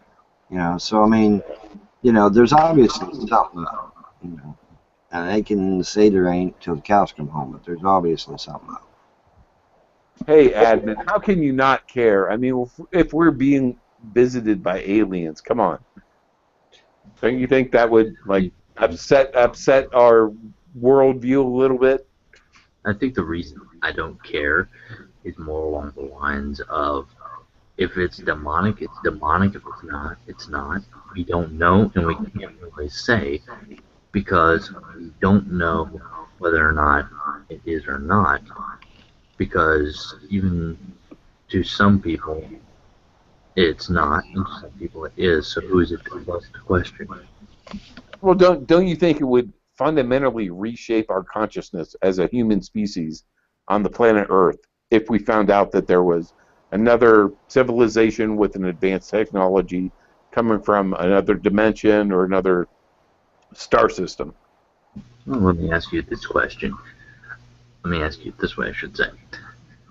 Don't you think that if we found out that they were demonic, or were not demonic? Well, what does that mean, demonic? Come on, man. Hold on. Hostile. If we find out that it would be demonic or even would not be demonic in that case, because I'm pretty sure Naughty asked me, are UFOs demonic? If we figure out how to harness what it is in their regards of their technology, do you not think that that would potentially harm us as a civilization as it is, since we're already, according to ourselves, harming ourselves, hurting the ozone, per se? Do you not think we're doing more if we abide by that than we are now? I'm not sure I understand you.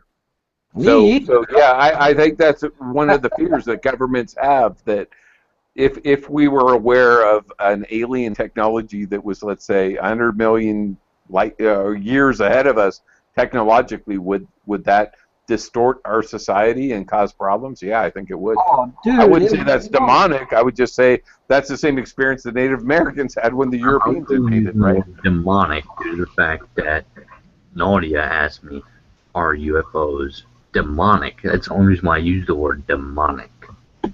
When the Spanish conquistadores came to Central America, the Aztecs, Incas, Toltecs, and Mayans thought they were gods because they saw their flintlock rifles, they saw their ships, they saw all the technology that they had of the day, and they literally thought they were gods. So, Vaughn, did you ever see that Mel Gibson movie based on that First Contact? I forget it's called Apocalypto. Apocalypto. Yes, I did see it. I did see it. In fact, I thought that was a great movie. You know what's really bizarre though is the idea that the Mesoamericans, the Aztecs, had in their own mythology a prediction that a god would return, and it happened to occur on that exact day. And it had so many weird similarities with the conquistadors in terms of being white-skinned, having beards.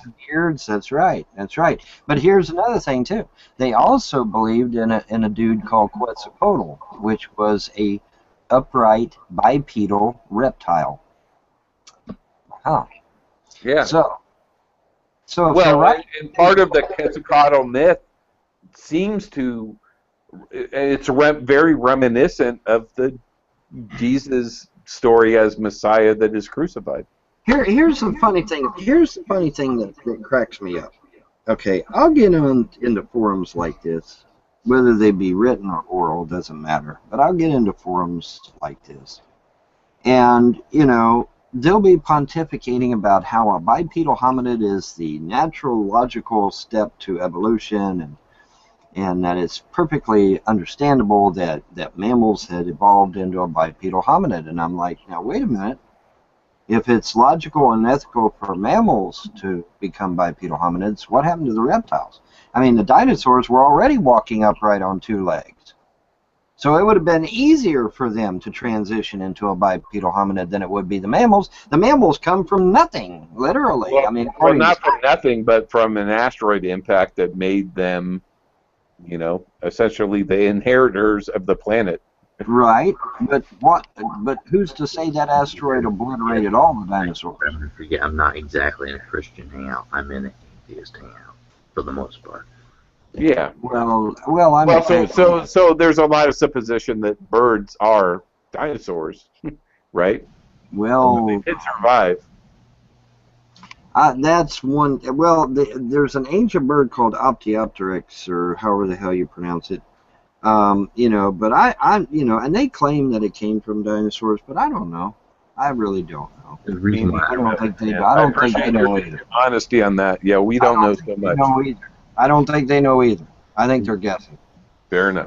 But I mean, yes, Optiopteryx, the first bird, You know, they allege came from dinosaurs, but we don't really fucking know. Listen, I read an article, and I wish to God I could find it again, but I read an article years ago online where a scientist just blew the lid open on these dinosaurs and shit.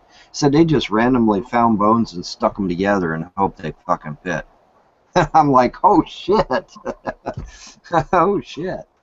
You know? Well, that used to happen. I don't think it's happening now, but you got to remember that when some of those early paleontological and archaeological digs took place, they thought they were the cream of the crop, and that they were like, well, thank God that we discovered this stuff and we could apply our own knowledge to it, versus 100 years ago.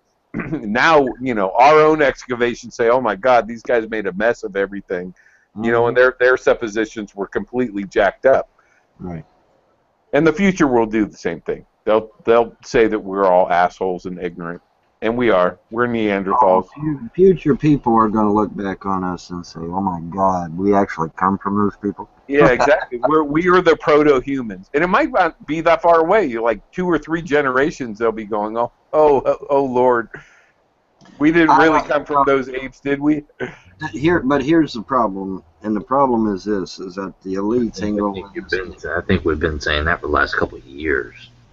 The elites ain't going to let us get too technologically advanced. They can't, because if we get too technologically advanced, we'll tell them to fuck off and die, and we'll go do our own damn thing. They don't want that. Well, that will happen. I think that will happen. You think it will? Vaughn, I actually agree with your statement you just said, with except for the profanity, obviously. I agree that if they let us, which they won't, get too technologically advanced, they'll pretty much tell us to go screw ourselves because we have more power or as much power as they do, so therefore we won't need them. That's what they're thinking. But the problem with that line of thinking is I could have sworn that all men were created equal. But they look at that all men created equal and take that as in the government we're all created equal. Everyone else is under that. Well, the way they look at it is that they're all created equal and you ain't shit. That's how they look at it. Vaughn, I just said that. That's how they look at it. You pretty much just said everything I just said reversed. All right, but here's the thing, man. All right, no, they're not going to let us to get. I mean, look at all this stuff. Oh, we're going to go to Mars. Well, what happened to it? Well, the X project had a major explosion or some shit, and NASA has decided to delay it. You know, but therefore, wow, all this hype about going. They were actually training people in the Arizona desert for Mars. You know, it's like, yeah, we're hyped up. We're gonna go in 2020 or whatever, and we're gonna go colonize Mars. And all of a sudden, all these problems started happening and popping up. You know. And I mean, and you know Branson, who spent millions of dollars on this shit out of his own pocket, and then he has all these problems crop up out of nowhere, especially after proving that he can send a ship up without all them expensive ceramic tiles. Ooh, yeah. So now all of a sudden all these problems are developing, and what's happened? Well, they put everything on hold for Mars, haven't they? Yeah. You know, so, Vaughn, do you ever read science fiction? I read science fiction all the time, bro. Right on. Yesterday's fiction is the future's fact, bro. It is. I'll give you a good case in point. Flip phones. Flip phones. Started out in Star Trek, now we got them for real. That's just one example of thousands. You know. Do you have any predictions for our future? I'm sorry, go ahead. Do I have predictions for our future? Fuck yeah, we're going to be slaves to the fucking New World Order. That's exactly what our future's going to be. Well, I mean, like... Listen, by the time the people... You okay, Nadi? Yeah. I was going to say, there needs to be a New World Order. We need a one-world government. No. Absolute power corrupts absolutely, Nadi. You don't want a one-world government. That's a bad fucking idea. Anyways... You know, well, wait a minute. Let's go back. Let's talk about the UN. The UN's a joke. They really are. They're a fucking joke. Make it a I mean, global yes, government. What about federalism? So you have states within a federal framework. Okay, all right, the founding fathers did not want a huge federal government because they realized that if we gave our politicians a huge federal government, they would railroad us. Let's see, what did Jefferson? What did We need a Jefferson? much bigger government. Every job should be a government job. No. What did Jefferson say? Jefferson said, something to the effect of, "We're going to wake up one day and we're not even going to be owners of our own land in our own country," or something to that effect. And so, what do we see We today? shouldn't be. Land ownership should be abolished. Yeah, but what? Yeah. What did Adams say? What did Madison say? What did Hamilton say? What did Washington say? Only unfortunate part was what Nausea just said of land ownership should be abolished. Anyone that owns their own home, that means they no longer own their own home. That means the government owns it. That's right. Which is control. Exactly, which means hold on, Vaughn. Which means that there is no longer private property, and you can no longer say, "Get off my property," and you have no longer a leg to stand upon in that regards. Be considered personal property. Pretty much just do away with the Constitution. But go ahead, Nausea. And be considered personal property, not private. So. No, yeah, there's no things like You're land itself not be covered. Rather, the actual important part is the exclusion of like mineral rights and the reproductive affairs like that. Nadia. Nadia, let me give you an illustration of something. Out here where I live, okay, the government bought at least, I would say, 1,000 feet. I mean, 1,000 miles of nothing but open space and farms out there. You know what happened? They said, "We're going to build a dam out there." Guess what's funny? They never got to build a dam out there because the farmer said the ground is not the same way as you think it's going to be. Guess what? 20 years down the road, they get the professionals out there to find out the ground's not the same way as they thought it would be. And guess what? There's all kinds of weeds and things sprouting up, so you can't really use that as an illustration of the ground nutrients. They told them, but they didn't listen. Well, fair enough, but how do you justify the idea of natural rights and common law to own property? So what are natural rights? How are they derived? They come from God. Your rights come from God. So prove God. That's the problem. Whoa, So there's a lot of wait. So I mean, I don't necessarily disagree with you. Historically, we know that common law and Jefferson did say, yeah, they come from our Creator. They're inalienable. In current libertarian philosophy, there's a dispute between these two groups.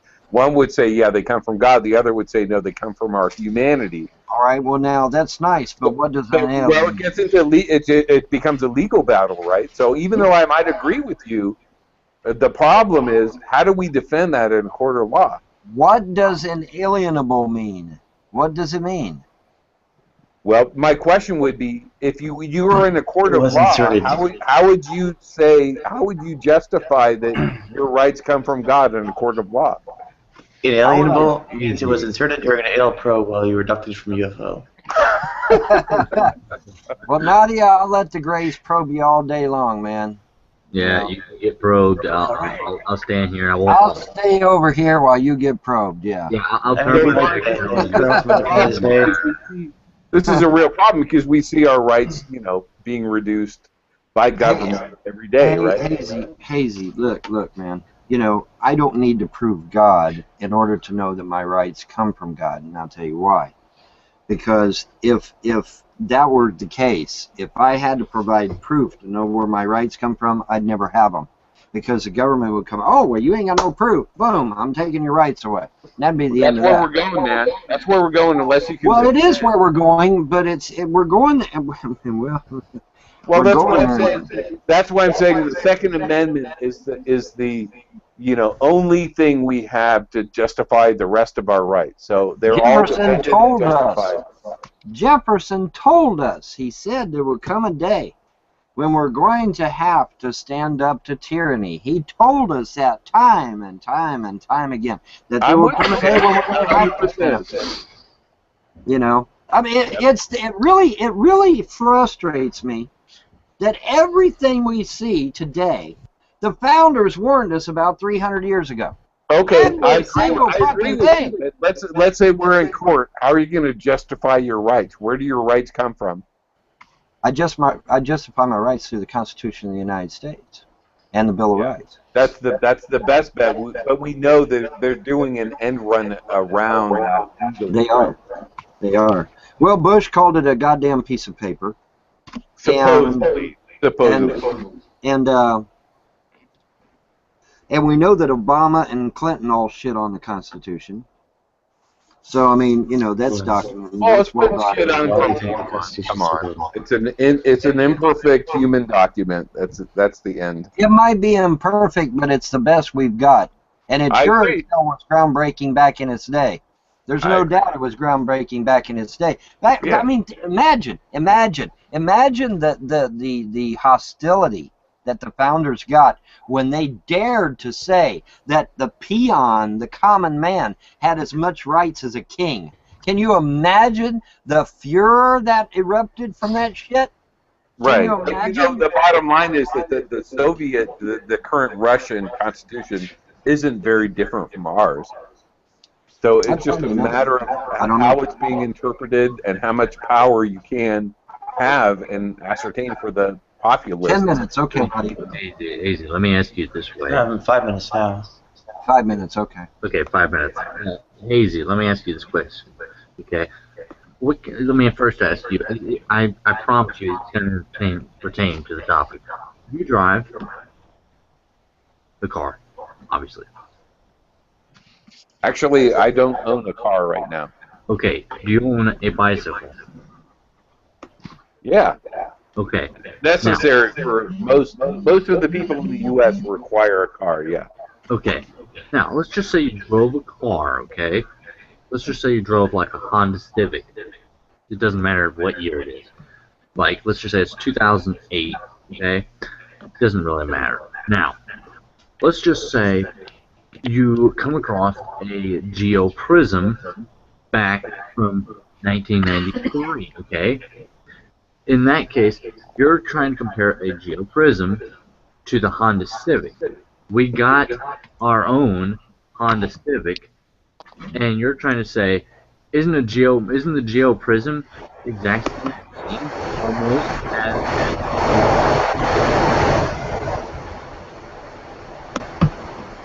Isn't? Well, it ain't me yet. Yeah, I know that was naughty. That's why I stopped. Isn't the Honda the same thing as the geoprism?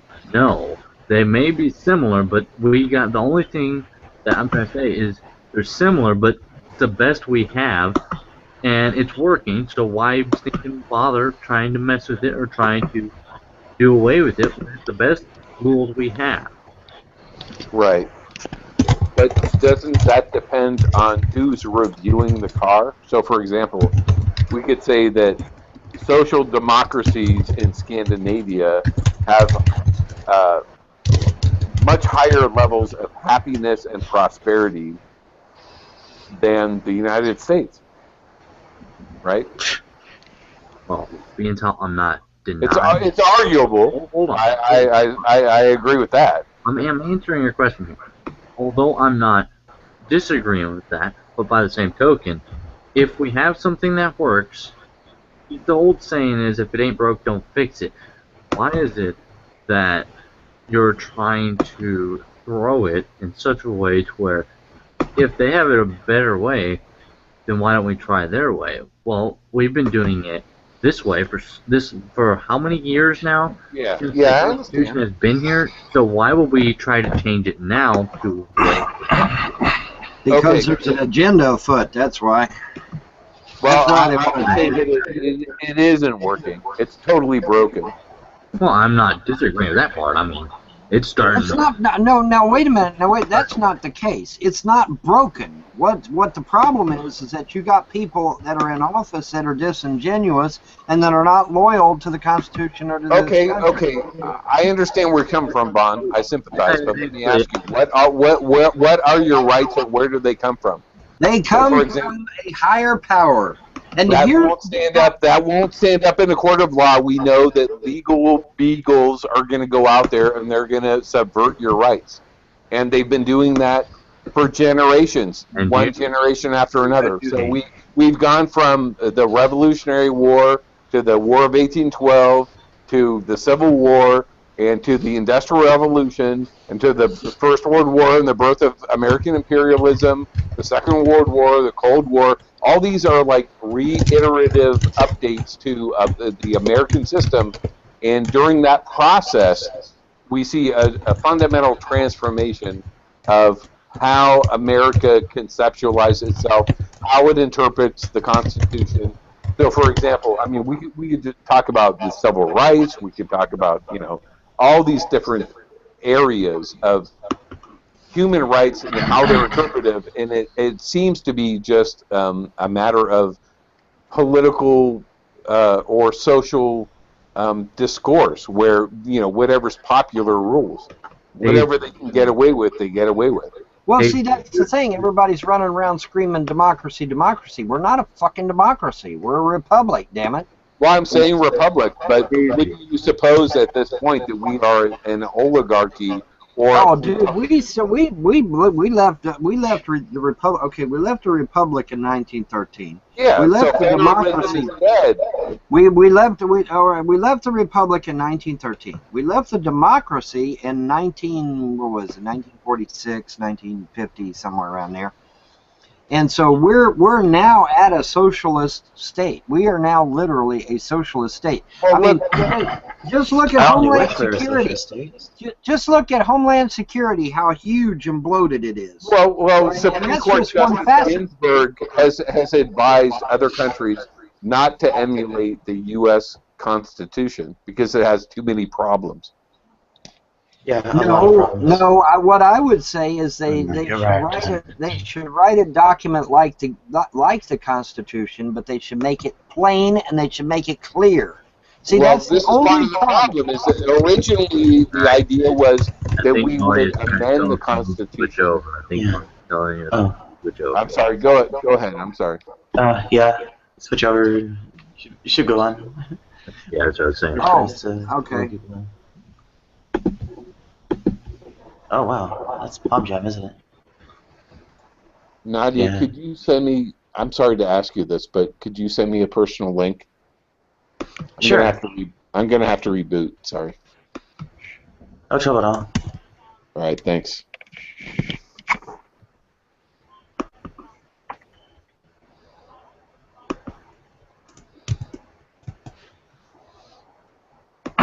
Okay, is everyone in? Yeah, Constitution has a lot of problems, deadly ones. And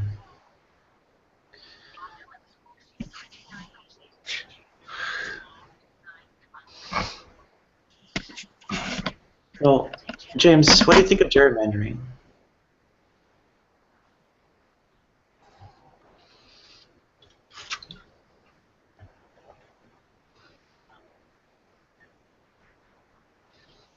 It's drawing the lines of districts in a way that basically rigs the election.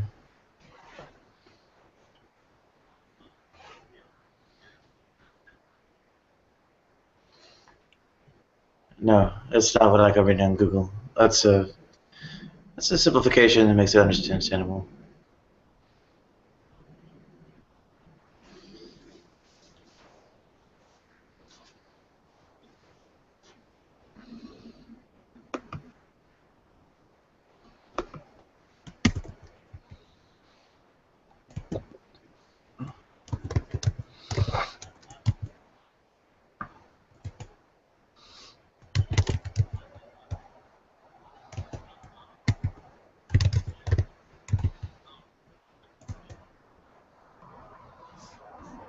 Why is that?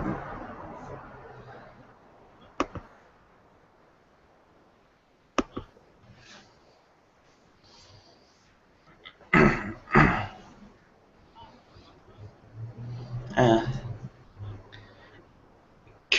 curiously, faithless electors are not observed to be an actual issue, but vast malapportionment, disproportionality of influence on the outcome of election between districts is seen to be a huge problem.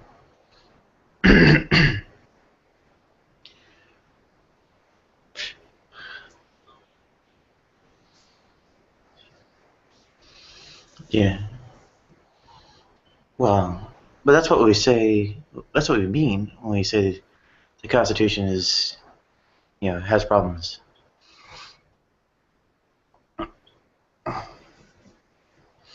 Well, there are systems of, elections that don't rely upon. Excuse me, they don't rely upon districts.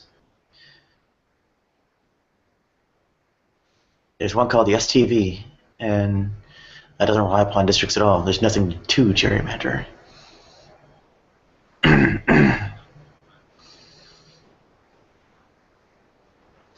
Just because they don't have a district doesn't mean they don't have a what? Boss. Boss. Okay. Somebody that's in a higher stature or a higher position. They make you leader. Yes, they make you leader. Okay. You having fun there, Vaughn? I'm trying to fix my camera.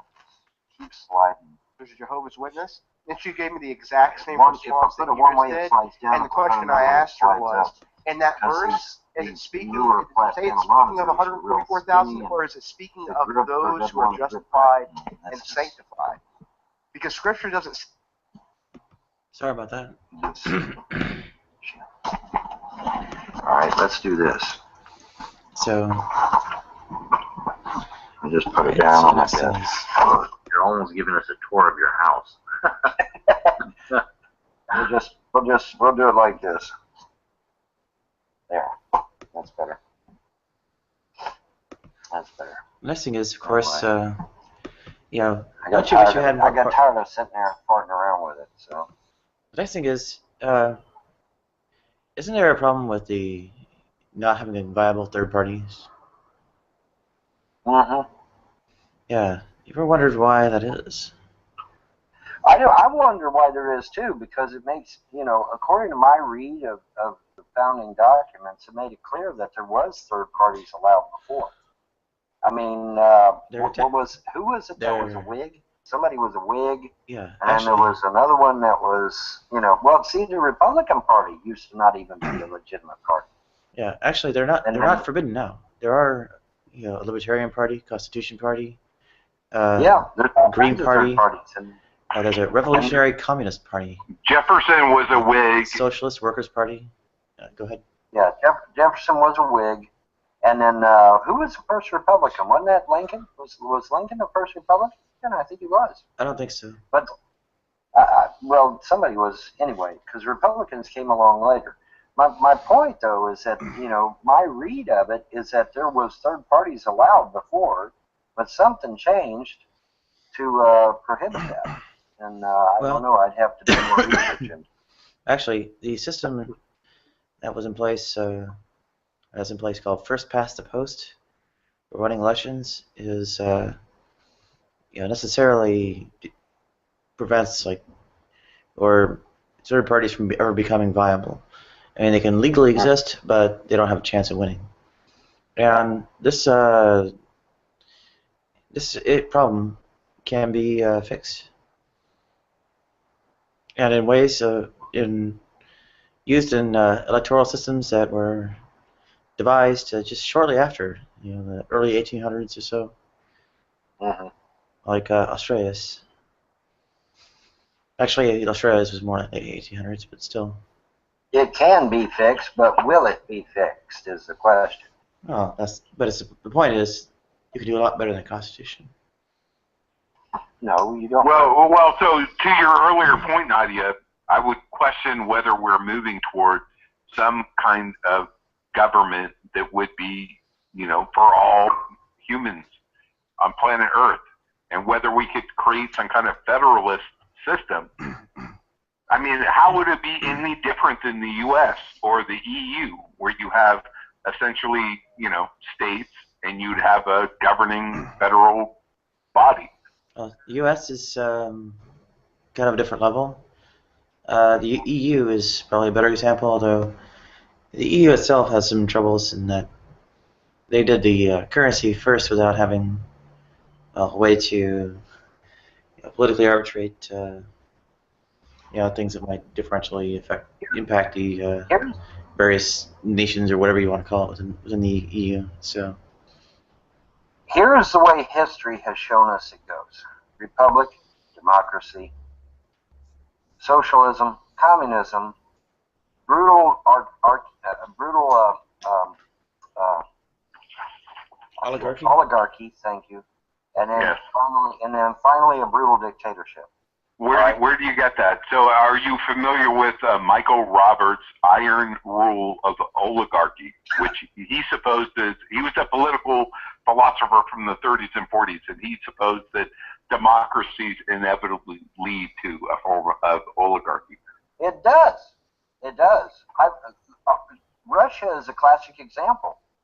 Russia is a classic example. When the Tsar was removed, there was democracy.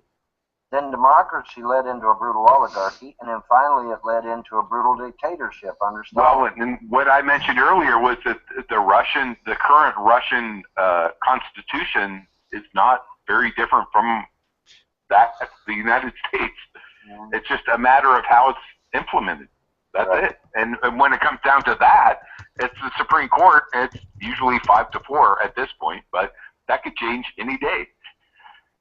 And if you read some of the judgments that these, the Supreme Court has made, and it's absurd, some of the conclusions that they have arrived at. We know that they've made mistakes. I mean, we're fallible. Humans are fallible. And Mistake is an understatement. All right. Amen. Given the UN more power than the Constitution, yeah, I'd say that's a mistake, particularly in light of the fact that the damn Supreme Court's job is to protect the Constitution. But they're gonna roll over the Constitution in favor of the UN. What the fuck? Why? Now, Steve, here's the thing. Well, wait, Vaughn, wait a minute. The Supreme Court is supposed to be the body that interprets what the Constitution means. So who are you to say what the Constitution ultimately means? Because I can read. I've got a brain. I know. Here's the thing. Oh, it just so cracks me. Because I know what the word inalienable means, all right? And I know what the word shall not be infringed means, okay? But apparently our illustrious Supreme Court that's supposed to fucking know what it means doesn't know what it fucking means. And I just find that hilariously funny. I really do. I find that hilariously funny. So when the founding fathers said that all men essentially are created equal and that, they laid down the Bill of Rights, do you think they meant what they said, even though they owned slaves at the time? Well, here's the thing. Everybody used the word slave, all right, for the founders. Yes, it's true slavery came along later, but, I would think that those people, I mean, we used to have a painting in Washington, D.C. of Washington's slave. You know what? He was wearing a top hat and tails, standing behind Washington. Okay, that's not a slave. I'm sorry. Somebody wearing a three-piece suit and a fancy hat is not a slave, damn it. Slaves is like roots where you're in fucking chains. All right, that shit didn't come until later. These guys were indentured servants, is what I call them. They owed a fee for coming across on board ship. They paid, but when they paid their fee, they were done.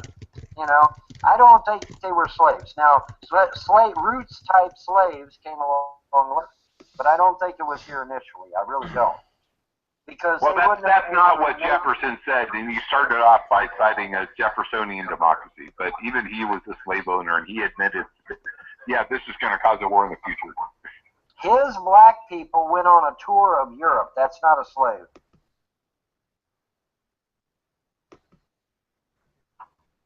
His alleged slaves went on tours through Europe, man. In fact, one female black person under his charge escorted his daughter to Europe on a shopping spree. Does that sound like a slave to you? Does that sound like a slave? It doesn't sound like a slave to me. And that's just one example. There are many other examples.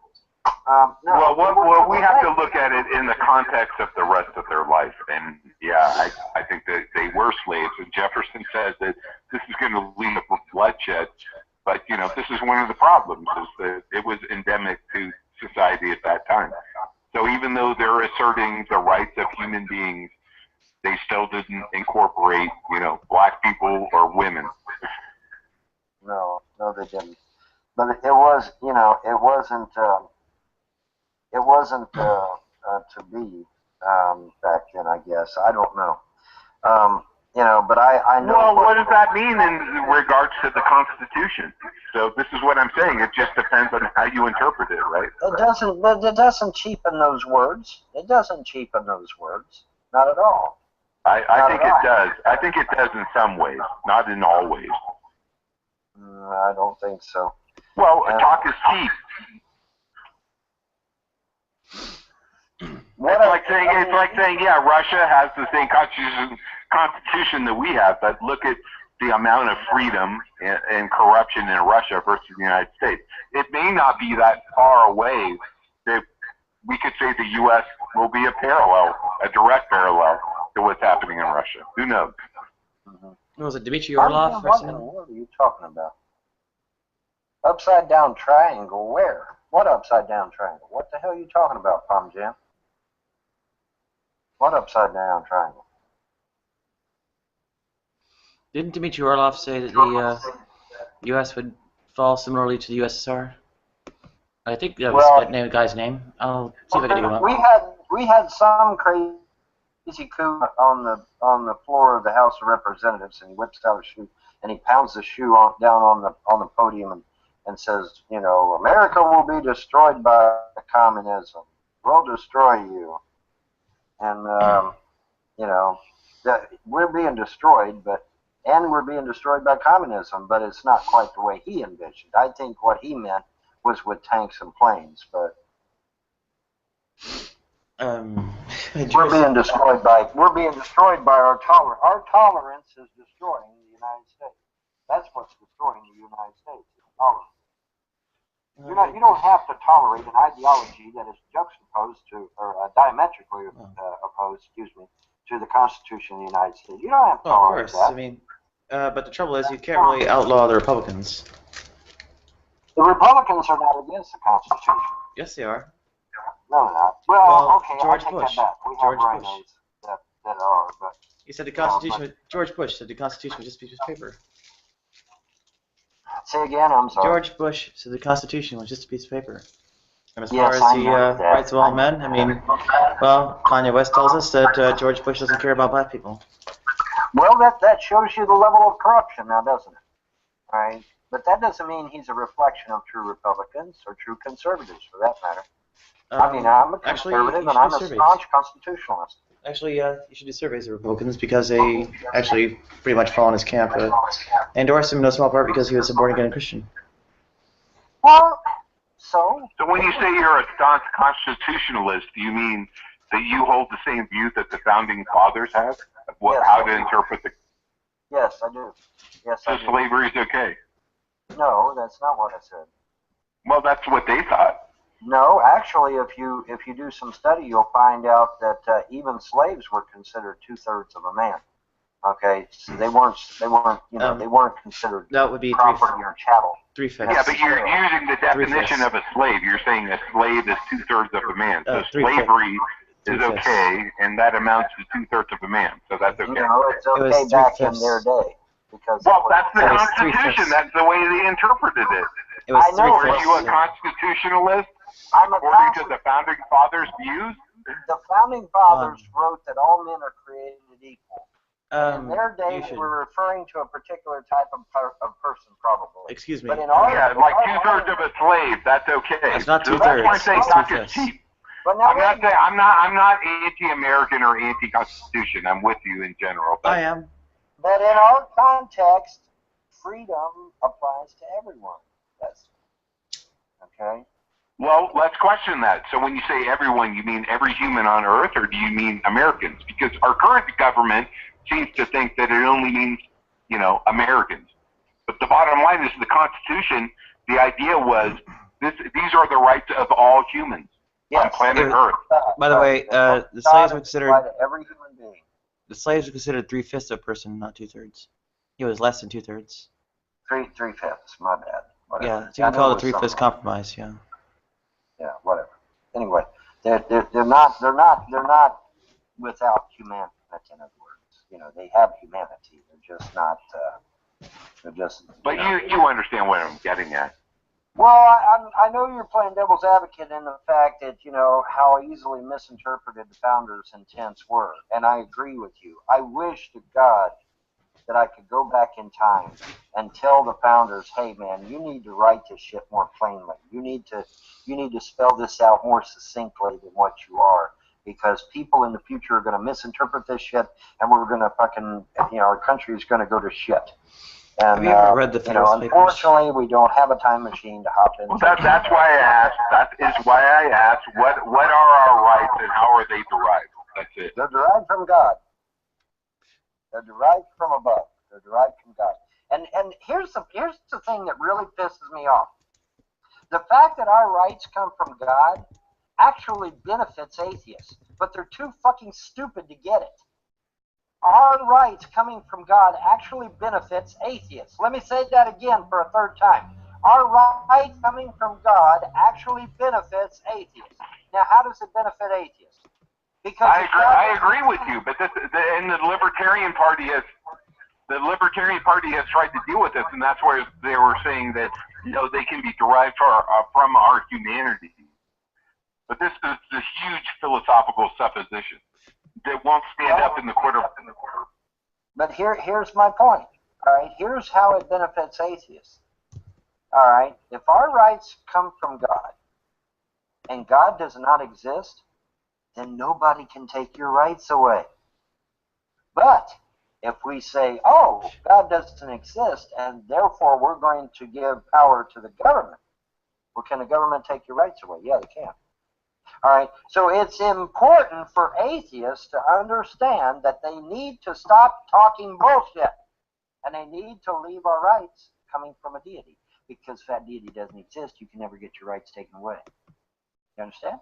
Anybody not understand what the fuck I'm saying here? We understood, even though you misspoke yourself. Come from God, and God does not exist. God can't take them away, can he? No. But if the government gets your rights, they can take them away from you just like that. That's why it's important. That's why the founders did it the way they did it. They gave the founder the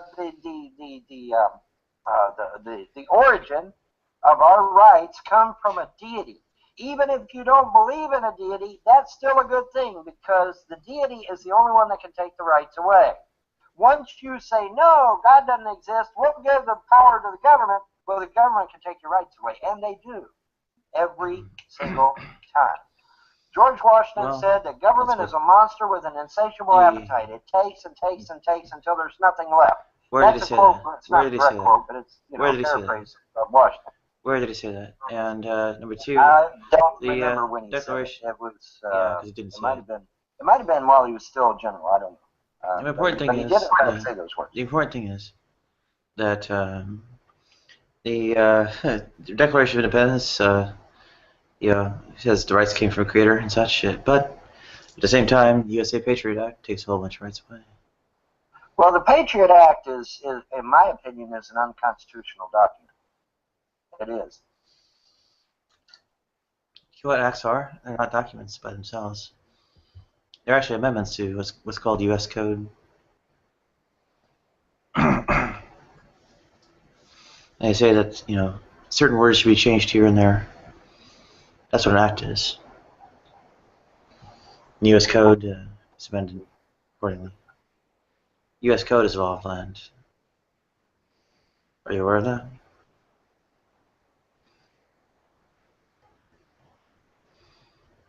Are you aware of that? Yeah. What is the status of the U.S. Code? Where is it described in the Constitution? The Constitution has a big hole in it surrounding that U.S. Code because it says nothing of the kind as far as, or it gives no sanction to anything of the kind.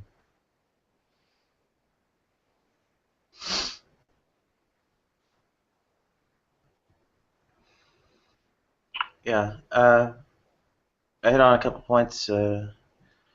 First one was that despite the description of the rights to a creator, rights are being taken away regardless. Then second is that the objective of the Patriot Act was an unconstitutional act. I said, well, in fact, the entire quote-unquote law of the land is unconstitutional. There's no specific sanction given for the U.S. Code, which is the body of federal law in the U.S. Constitution, and there's a little bit of a problem there. The entire sort of like body of law is nowhere pointed to by the Constitution.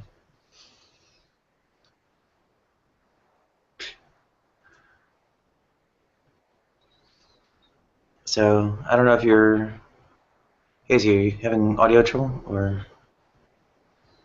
Yeah, he's having probably server error number 9. So Sitting here listening. I mean, that's a glaring hole in the Constitution that should probably be patched up. I mean, the body of federal laws and the U.S. Code. Just make an amendment, drop it in somewhere.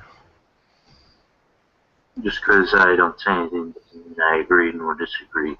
I just choose to sit back, listen, then research later. Yeah. Well, do you know about the United States Code? I'm not gonna play like I do and I don't.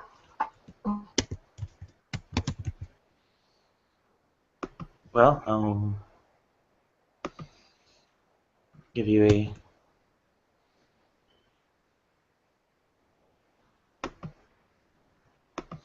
link to it here.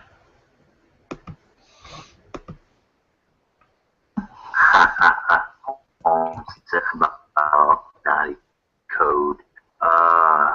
Vaughn, why are you not here? First off, second off, Vaughn and I both have the same conclusion.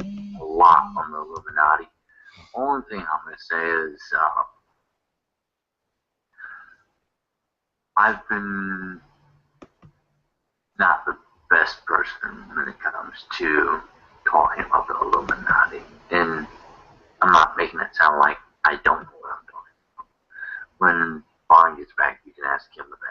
He can educate you more upon our topic about the Illuminati on another call. Well, still, there's a giant hole in there, right? Where is the body of federal statutes? There's no specific provision for it in the Constitution. Probably should have been something somewhere that says, okay, given the Constitution, this is how you find the body of federal law or federal statutes, whatever. Okay, I have a question. If there's nothing on your topic to Paul, mind if I ask it? Ask away.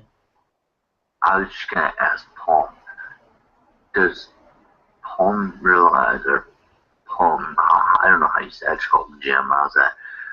Jim, do you realize that 12 gauge is like very, very, very cheap? You're aware of that, right?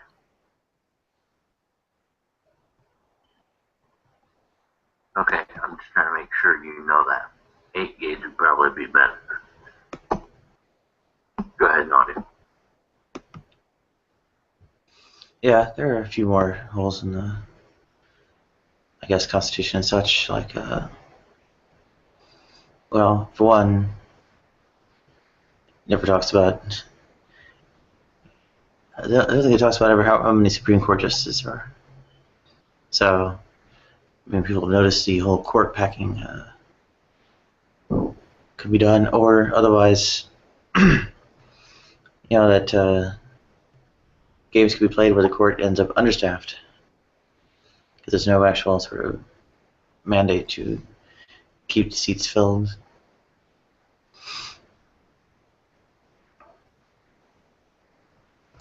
That's a problem. I mean, basically, you can see like Obama getting stonewalled as far as his Supreme Court picks and so on. I mean, there's more. Like the entire reconciliation process between the House and the Senate. Well, how does that work? Where is that in the Constitution? If there's something outside the Constitution that set it up, well, where does the Constitution give it sanction? It's a big problem. I mean, the way the whole legislation works is just totally unconstitutional.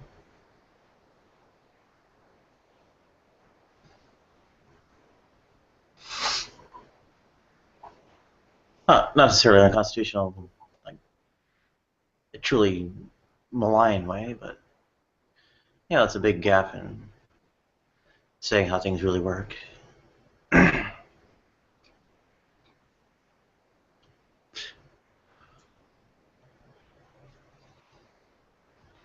Delegation of powers, that's not very well discussed.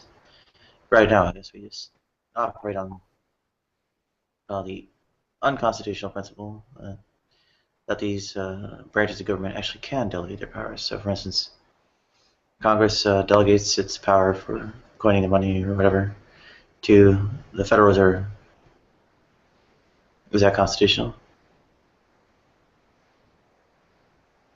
Well, I suspect you might highly object to delegating the power to coin money to the Federal Reserve. I missed the question. What's constitutional? You probably ask about 50 of them, so don't worry. Yeah, I've been gutting down the Constitution. It's real full of holes. I hit on, I think, I guess the first one was the U.S. Code. This body of federal statutes is nowhere referred to by the Constitution. I mean, you can basically pick up any piece of paper and say it's U.S. Code or body of federal statutes. Second is that, Supreme Court justices don't have the number of seats specified, or any kind of mandate to keep the seats filled or avoid packing the court by appointing huge numbers of justices to outweigh the ones that are left in there for life. The court packing that everyone's afraid of. Next was the U.S. Congress has a reconciliation process to pass its bills, laws, whatever, and so on. Well, bills really. They're generally amendments to U.S. Code. And this reconciliation, etc. process, making sure the two houses of Congress work together, isn't specified anywhere in the Constitution. The reconciliation process as used by Congress is nowhere specified in the Constitution. It's unconstitutional. Next is that the delegation of powers of branches of government to various things is nowhere constrained or specified. And one that you guys might object to is that the Congress has apparently delegated its power to coin money and such to the Federal Reserve. Is that constitutional or not? Well, of course, the Federal Reserve isn't constitutional. It's unconstitutional on its face. Really? But people are deceived into thinking it's part of the federal government when it's not. It's a private bank. That's where the problem comes in. Then describe on what grounds. On what grounds? Be a lawyer for a minute. What's the argument that these? On the grounds that it was founded by David Rockefeller. All right, find me in the line. That's on the ground. Find me the line. It was founded by David Rockefeller, a private citizen. It was not founded by a government institution. It was founded by David Rockefeller, a private citizen. It is a private bank. Find me the line. Find me the line in the Constitution that bans it. The Constitution says that Congress shall coin money, not a fucking private bank. So yes, the Federal Reserve is unconstitutional. The IRS is unconstitutional as well. And where is the line in the Constitution that says Congress cannot delegate its power? I don't know if they can delegate power to a private citizen or not. Not in that regard. Controlling our entire financial industry? No. Where does it say you can't? Where in the Constitution does it say you can't? It doesn't say. That's what I'm saying. I don't think Congress has the right to delegate away the financial aspects of our government. It doesn't say you They can't. don't have, huh? It doesn't say Congress can't. Right? That's a problem Exactly. with the Constitution. Exactly. That's a problem. The Federal with the Reserve is Constitution. unconstitutional. No matter how you cut it, no matter how you slice it, the Federal Reserve is unconstitutional. No, They there do are not there are have the no. power to coin money. It clearly states in the Constitution that Congress shall There's coin no- money. there's no not a fucking constraint. private bank. There's no constraint to the delegation of power specified in the Constitution. It's a problem with the Constitution. Well, that's a different subject, and you may be correct on that. I don't know. I'd have to delve into that deeper. Right. But, So I've rattled off a list of issues here where the Constitution is well, chock full of holes. like I said earlier, the only problem I have with the Founding Fathers is that they should have made this shit more clear. They were very vague, as far as our modern understanding. We're kind of vague about this shit.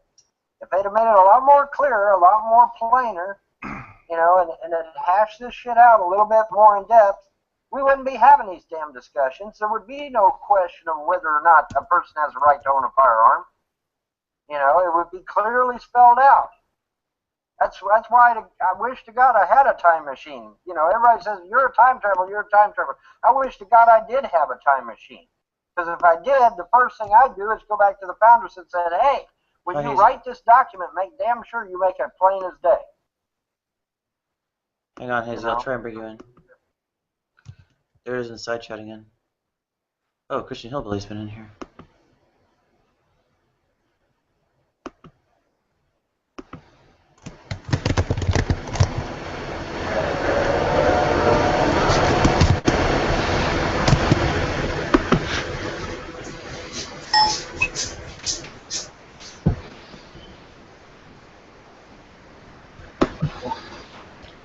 Hazy, are you having server errors when you try to connect to the other one?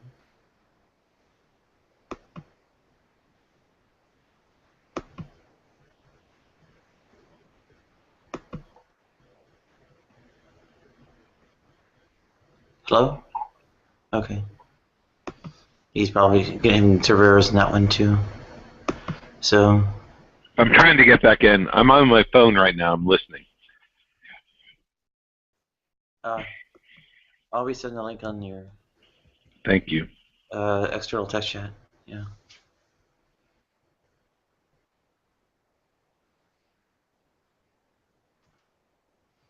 So we're trying to get Christian Hillbilly in here.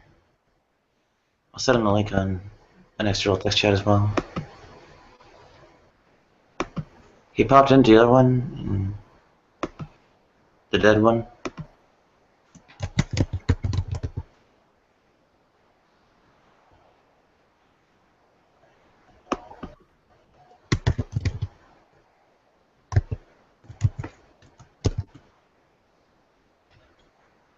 There we are.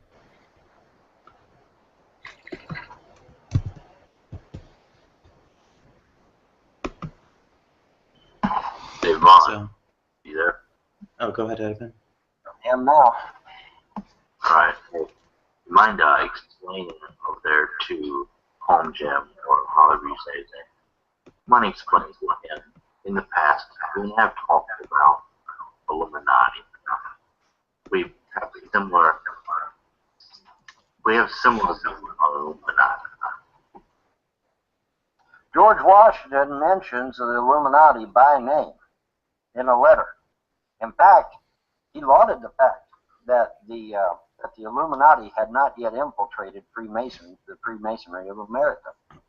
That was the intent of the letter. Right. I was talking about, don't we have similar opinions, and we've talked about this before. Talking about you and I imagine we do. I guess. You know, if you Have say we so. not talked to the Illuminati before? I think we might have. We might have brokered the subject once or twice. Once or twice. Matter. About to meet, not really the plan, predicaments about the way I do it. You, about 2 weeks ago. Hold it. Let me mute because I'm having trouble hearing you. I said about 2 weeks ago we were talking about it. I believe it was, I can't remember whose channel it was, but basically we were talking about it. And I said, yeah, I think I've overstepped my boundaries at least once, been shut off the air. Do you remember that?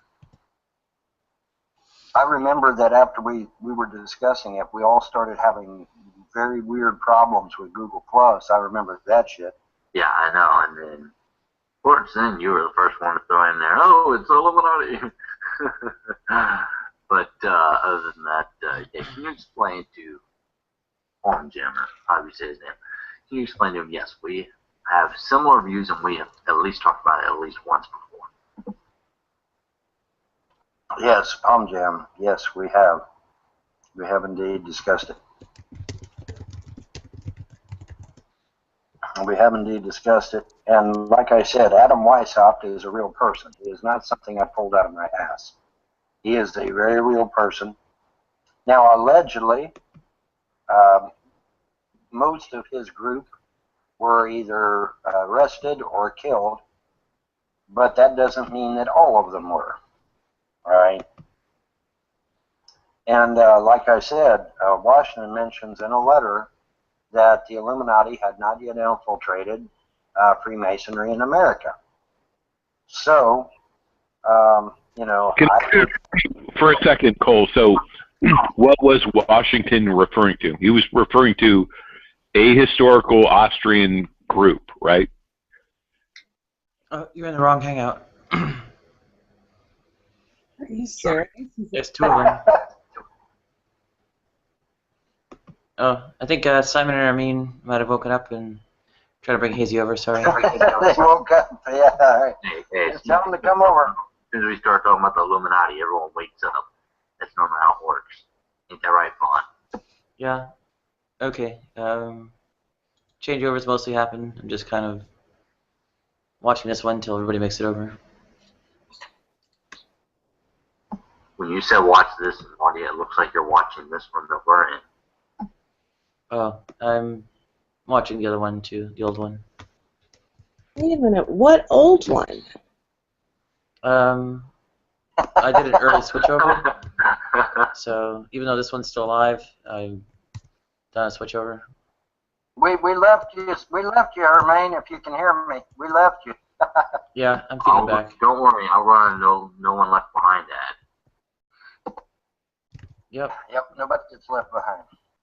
No G plus are left behind. Here. No kid left behind.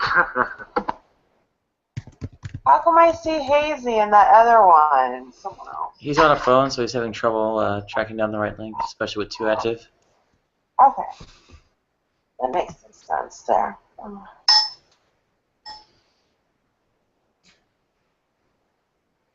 By the way, good morning, Hermaine. Thanks. Good morning. What are you eating? Chili Mac. Okay. I'm kind of curious. Were you sleeping while you were listening? Oh yeah. I'm guilty of it. I do it too.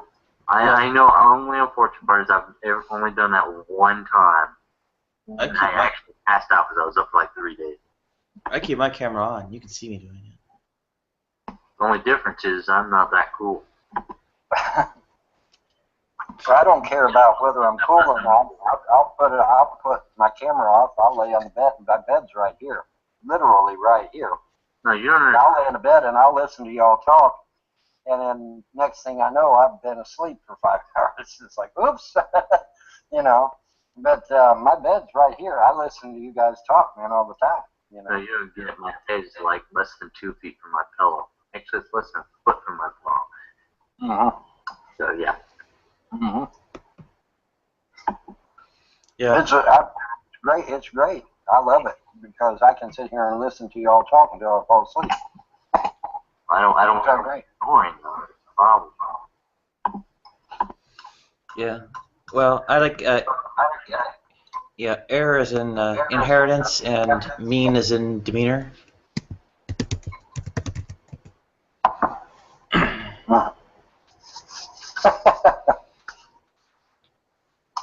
Now, that's not exactly fair, Nadia. I happen to think that Ermine has a wonderful disposition.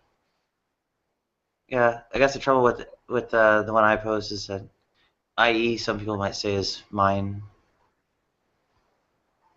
And besides, it's air, A-I-R, air, just Ermine, Ermine, air, A-I-R-M-E-E, Ermine.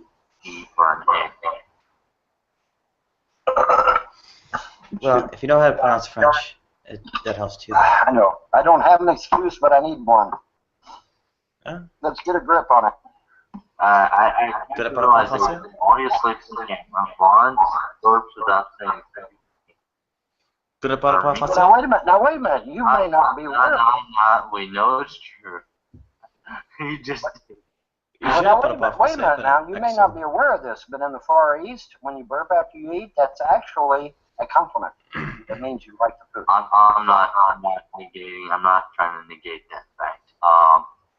For me, sleep while she's listening. I don't care if she does it. I'll talk about it sooner or later. Simon, any dirty facts we need to know about you while you're listening into the calls?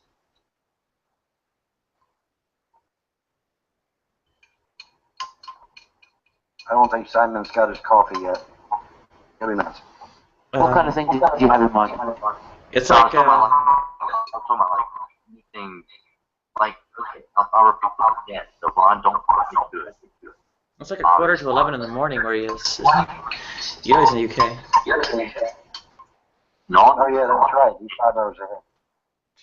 John, James Paul burps without saying excuse me. Hermine sleeps as well and off. So is there anything that we need to know about you, Simon? Quite an echo going on. Hang on. I'm in mute. Oh no, it's me. That is. Go ahead. Okay, what was the question? Okay, I'll repeat that question one more time. Nadia sleeps on camera. Then we got James Paul, the one that burps and never says excuse me, and we got Hermine, the one that sleeps while she's not on camera. So, do we have any naughty facts about you that we need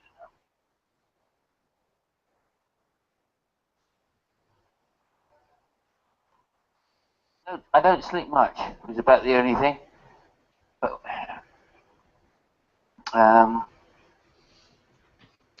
don't know. I've just woken up and I've got no idea.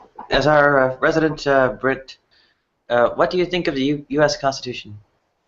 Back to that time. I'll mute my mic. Go U.S. Constitution. What about that? Yes, go Constitution. Well, British or American? American, we don't have one. Isn't there like a whole meme or something about the British Constitution? Well, I don't know. No, not really. I mean, the thing about the Constitution, the British Constitution, is that it's an ever-expanding book, which seems to just carry on expanding. So, what you have to do over here is something like every law stands unless you repeal it, or something stupid. So, if two laws contradict each other, they're both in law at once, or something silly. But I've just woken up. It's too early. There used to be a video on YouTube, and it was ironic in a funny way. But there's this British guy, and this, like I said, this video, it might even still be on YouTube, I don't know, but there was a video, and this British guy is out in some square or something, and he's talking through a megaphone, and he's talking about something, I forget now what the hell he was even talking about. And the police come to arrest him. And he says, well, I've got freedom of speech. And the officer looks at him stone-faced and says, "That's America, you dumb idiot." And they threw him in the paddy wagon, and off they went with him. That sounds about right. Yeah, it was on YouTube. I don't know if it's still there, but it was on YouTube. Yeah, and he's like, "I got freedom of speech." He said, "No, you don't." And in the paddy wagon he went. Oh, good one. I'll be right back. I just need to get a cup of tea together. How free is your speech really when your speech is so politically dominated? Like Hazy was saying earlier, employers scour the internet looking for your face, your voice. Well, everybody has a misconception of what freedom of speech means. Freedom of speech doesn't mean you can say any damn thing you want. Freedom of speech means you can speak out against the government without reprisal. That's what freedom of speech means. Doesn't mean you can get on here and say whatever the fuck you want, because you can't. You can't, for example, you can't yell fire in a crowded room. Why? Because it kills people, dumbass. You can't say that speak shit. out against the You go to government jail. without reprisal. You know? I mean, advocating insurrections or even resisting the draft is subject to quite some reprisal. Indeed it is, as they found out in Kent State. Kent State? No. Advocating against the draft was Schenck versus the United States. It's the court case where the phrase fire in a crowded theater came from. Advocating resisting the draft got Schenck put away in prison. Didn't they shoot 4 people in Ohio? Oh, I believe they did. Yeah, Was that they freedom shot of him. speech? The Marines shot him dead. So what? That doesn't actually serve, reinforce or contradict the point. It's a red herring. Crosby, Stills, Nash and Young made a song about it.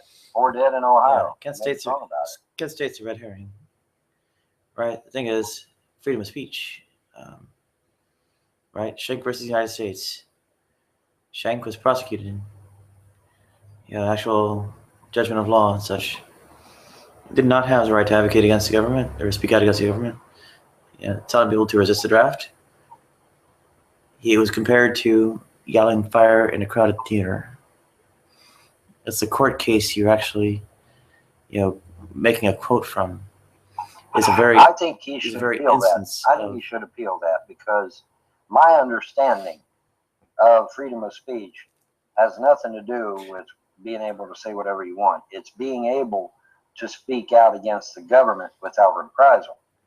That's my understanding of the original intent of the founders, is that the whole point of being able to peaceably assemble and freedom of speech and freedom of religion and all of our freedoms is so that we can do so without government reprisal. If the government can go against us when we do that, when we exercise our freedoms, well then it's all for naught.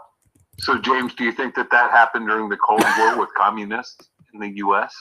So they were we were infiltrated in 19. Well, I recognize that, but the bottom line is, if you have a free society, shouldn't they be allowed to espouse whatever views they want? No, because what happens is that people are deceived into believing that the government. Well, that sounds totally contrary to what you're just suggesting. Let me finish. You didn't let me finish. People have a misunderstanding. They believe that government is an authority figure, and they're more inclined to listen to government because they perceive in their mind that government is an authority figure. But the truth is, government is supposed to be our servant. Okay, but and that's how can a servant ever be a government if government rules by force? But that's the point. They're not supposed to rule us by force. But we don't have a voluntary society. Government always rules by force. Well, now, wait a minute. The Constitution says those things that are not specifically delineated to the federal government are reserved to who? They're reserved to the states and to the people. Not after the 14th Amendment. I'm with you, but that changed, right? I don't know that the 14th Amendment necessarily changed that. I think historically it has, but I can understand where you're coming from. Well, you know, you've got people that'll sit there and twist in the wind. I mean, but that doesn't. I don't know. I mean, you know, they find loopholes. They find ways to get around the. That's my entire point. That's my entire point. It's been legislated around. It's just a legal battleground, and they can twist the meaning of words, and the interpretation comes down to 9 justices, and it's totally political and personal. So, I mean, you've got people like Alioto that are just basing it on their own personal moral beliefs, without significant intellectual justification. Well, like I said, it's fucked. Yeah, well, we can still fix it. We can fix this, okay? It's still not. I don't believe it's too late. I believe we. Well, I tend to agree with you, and that's why I was asking earlier about the levers of power for the Republican democracy in the United States. That the people, if they want to, they could elect representatives that will vote for their interests, but that's not what is happening. Well, it's not happening because, like I said, the public is being told, listen to us, we're an authority figure, when they're not the authority figure. Well, it's still bogus if so, for example, you don't know what your rights are, and you might say, well, I have a constitutional right, but it has to go to the Supreme Court to decide, and they can say, sorry, you're wrong, and put you in jail for the rest of your life. And you before you did the deed, you wouldn't even know whether you really legitimately had the right or not. That's why it is important. But, well, the founders told us. They said you must be vigilant. You must be vigilant. That's what the founders told us, and they said this over and over and over again. Be vigilant, be vigilant, be vigilant, be vigilant. They said it over and over and over again. But that's what federalism was supposed to entail, was that individuals could determine for themselves. And then the 14th Amendment came around, and the federal government began, impositioning itself on the states. And there's a lot of interesting battles going on right now regarding those kinds of issues. Right. Well, the whole point of the Civil War was not slavery. It was about states' rights versus federal rights. Who had the most power? Right. Well, like Scalia has said, the Civil War decided once and for all that secession is not a right of a state. Well, I guess. Well, Texans disagree. I disagree. I disagree. I too, but in terms of legal standing, Texas might have the most jurisprudence to back it up. Well, Texas kind of came late to the party any damn way, so yeah, perhaps they do. But here's the thing. All right, we got to get back to the original founders' intent, minus the slavery part, so don't go there. But we do need to get back to the original intent of the founders, because... Well, who determines that? So, for example, Oath Keepers. Do you support Oath Keepers? To an extent, I do. I believe Oath Keepers has been infiltrated, but I do support them to an extent. Well, look, it's not that different than any other civil servant that wears an oath to the Constitution.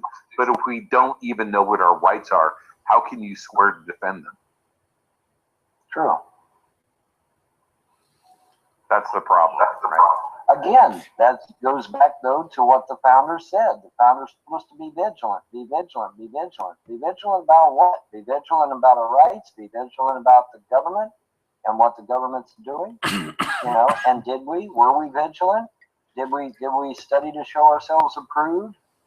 No, we didn't. We dropped the ball. It's, this bullshit is just as much the citizens' fault as it is the government's, because we were supposed to have been vigilant. We were supposed to have been watching our government. I'm with you 100%. And we didn't. We didn't. Right.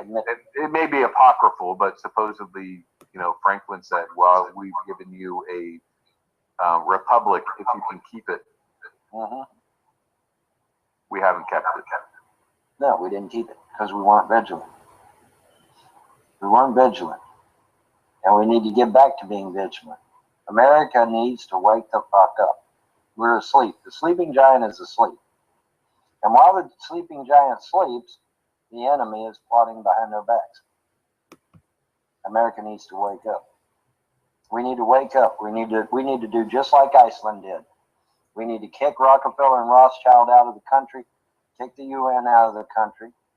We need to get rid of the politicians that support them, and then we'll actually have a real freedom again, at least in this country. And this time we'll have fair trade, not free trade. Fuck free trade. That's exactly what I was going to bring up. So you're aware of the current IPC negotiations, right? Oh, trade. What do they call it? What do they call that? Trade winds by the seas or some shit like that. Oh my God. You ought to read that fucking document. It's sickening. It's fucking sickening. And our government actually agreed to that document. They all need to be hung. Every goddamn one of them need to be hung from the highest yardarm for agreeing to it. Did you vote for Ross Perot? Also, No, I did not vote if you think Iceland's such a good example, here's the Constitution of Iceland. Iceland, I don't know about Iceland's constitution, but I know that Iceland has the right idea by throwing off the banks. Well, there's a link to their constitution. You can read it. Okay. But they I don't know about their constitution, but I know they were right in throwing off the banks. Because Rockefeller and Rothschild are an anathema to a free society. They are anathema to a free society. Let me say that a third time, David. You're an anathema to a free society, you fat fuck. Anyway, that's my opinion. So do you think that the problems of the world, for example, things like global climate change, can be solved by a global body or organization? I think that we're ants crawling around on this thing. You think we're doomed? I don't know about doomed.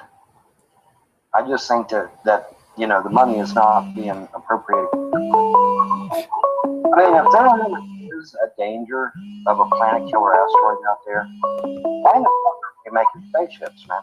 Why? Well, this is my view. I mean, I appreciate the ideological purity of things like anarchism and libertarianism, but I think the problems in the world are so significant that we have to have regulatory government that is powerful, and it has to have international connections with other governments that can work in concert. This is the problem we face as a species. Yes, but you just described the one world government, which is exactly. I did. And like I said, Nadia brought it up earlier, but even from the progressives of before or after the First World War, they thought we made the world safe for reason of science, democracy, and then everything's gone to shit since then. Yeah. Well, they didn't. I don't think they anticipated another. No, they had the best interests of the free world in mind. Right. They did. I still fervently believe, though, that we can turn this ship around and get America back to being great again. But it's going to take everybody. It's going to take every American. And that's the thing. Every American is not informed. Very few, only about 3% of the American people actually know what the fuck's going on in this country. It's always been like that, though. Yeah. But I agree with you. We don't have a choice. We have to get our shit together and make it work. We do.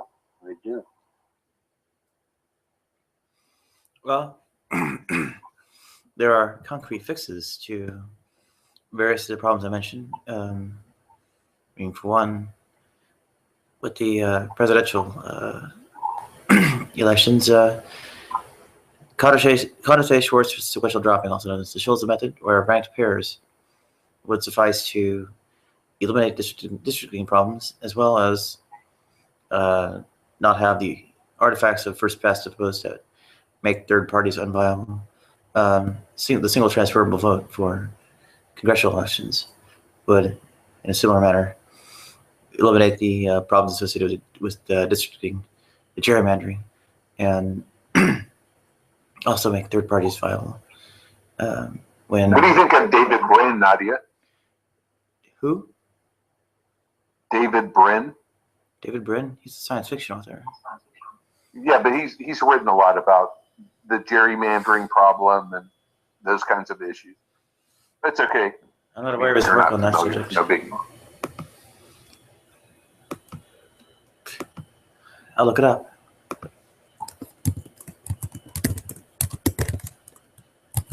He's a physicist. He's very progressive, but it's hard to pin him down. I mean, I do think of him as a progressive, but progressive in this modern day vernacular is another name for communist. So, well, that's a question. So we had the progressives of the Republicans. We had Woodrow Wilson. We had Teddy Roosevelt. The early 20th century progressives. All right, but back then, progressive didn't mean communist. I'm talking about modern. Well, so in the last election, I think it was the last election, Hillary Clinton said, I identify as a progressive. So there's both. I mean, John McCain identifies as a progressive. So it's not necessarily a party affiliation, but it is a point of view that, has parallels to this question about the Constitution, world government, regulation, government regulation, all those kinds of things. So can we use social engineering and science to inform policy for the government to make it a better world that suits and satisfies the democracy? And a lot of people will say, that's bogus. That's not the way we were supposed to go. That's the wrong road. Well, I'll tell you this much. If the founders were alive today, they'd have everybody in D.C. hung by now. I agree. They would have. They'd have us hung as traitors. Every damn one of them. Yep. Every damn one of them be hung right now. Oh, yeah. So, I mean... And I've made the same suggestions to some of my friends that, we really should be standing up and shooting some of these people. Mm-hmm. Absolutely. Absolutely. I mean, Jane Fonda committed outward and open treason against the United States. She should have been lined up against the wall. She should have. She should have. If she had have, a lot of this shit wouldn't have gone on as bad as it has. But she committed high treason, man. She should have been put up against the wall and shot. She should have. Oh, Vaughn, that's a horrible thing to say. No, it's not. No, it's not. Well, it comes down to a definition of what is treason, right? So, I mean, we weren't at war in Vietnam. It was a police action, technically. A police action, my ass. According to General Giap, we had him against the ropes. He was damn near defeated. And the only thing that saved General Giap's ass was the political movements here in the United States. Well, I mean, don't get me started, man, because we should have nuked them. Yeah, we probably should have. We probably should have. We should have done it. We should have done it to Moscow and avoided the entire Cold War. But that's not the way the world works. No, that ain't the way it happened. That ain't the way it went down. It probably should have went down there. But the point is that according to General Giap, who was head of the Viet Cong, we had him against ropes. We had him beat. If we would have hung in there for one more week, we would have had. Did you serve in Nam? No, but one of my relatives down the road here did. Yeah, my dad was a Navy pilot. He was a squadron P2 and P3 commander, and then he served as a deck officer on the Enterprise as a nuclear weapons officer. So he did like 4.5 tours rather in Vietnam, and we had a lot of discussions about that kind of stuff. Until he died, he was fighting the Cold War, and he thought we should never have left Vietnam. We should not have lost it. There's no excuse for it. Yeah. Well, like I said, General Giap openly admitted that if we had hung in there for one more week, did you ever see the McNamara documentary? I probably did years ago, but it's not that old, actually. I mean, it's maybe like 10 years old. So you might be interested in watching that. The McNamara, I can't remember the name of it, and then also the Unknown Known, or the Known, I guess, yeah, the Unknown Known, which was the Rumsfeld documentary. But in the McNamara documentary, he basically stated what is essentially viewed as the truth now, which is, look, it was an insurgency, and domino theory was wrong. but you know, it was the Cold War. So things like the Venona documents, even though they only came to light in the early 90s, that was still relatively well known in the upper echelons of the intelligence community and the military. So the fears were real, you know, the paranoia of people like McCarthy and, you know, was justified, but they just didn't have the facts really. Right, McCarthy was right. We had been infiltrated by communism. He may have not known exactly where at, but he was correct. We were infiltrated by communism. There's no doubt. Yep. Here's the thing that really frustrates me, though, because when we pulled out, the Viet Cong went south and slaughtered thousands and thousands of innocent families. All right, that is the bad thing about the Vietnam War. The Vietnam War is not bad because we went in. The Vietnam War is bad because we pulled out. And as soon as we pulled out, the Viet Cong slaughtered thousands of South Vietnamese. Had we stayed, those people would be died. Well, but the bigger point, I agree with you on the humanitarian level, but the bigger point is, did it increase the threat to the United States?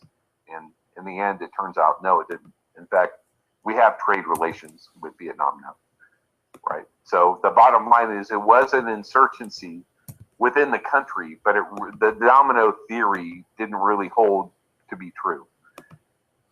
Here's a link to the Venona papers or files or whatever. Yeah, that's fascinating. I read a book about it years and years ago. I think it was called A Forest of Mirrors, which explored, you know, after the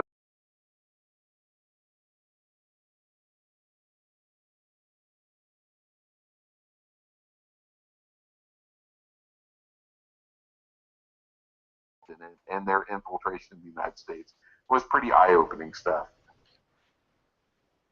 So I think what Vaughn said earlier is absolutely true, that people like McCarthy, they didn't have the right facts, but their paranoia was ultimately justified.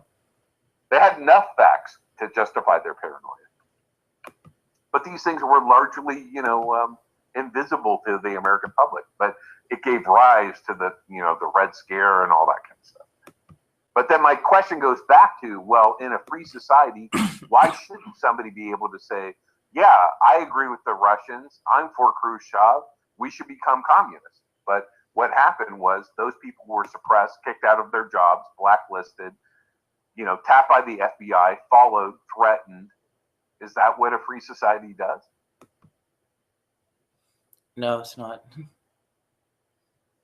Yeah, it's not. And we see the same thing happening with the Occupy movement or with the environmentalists, and it's still happening.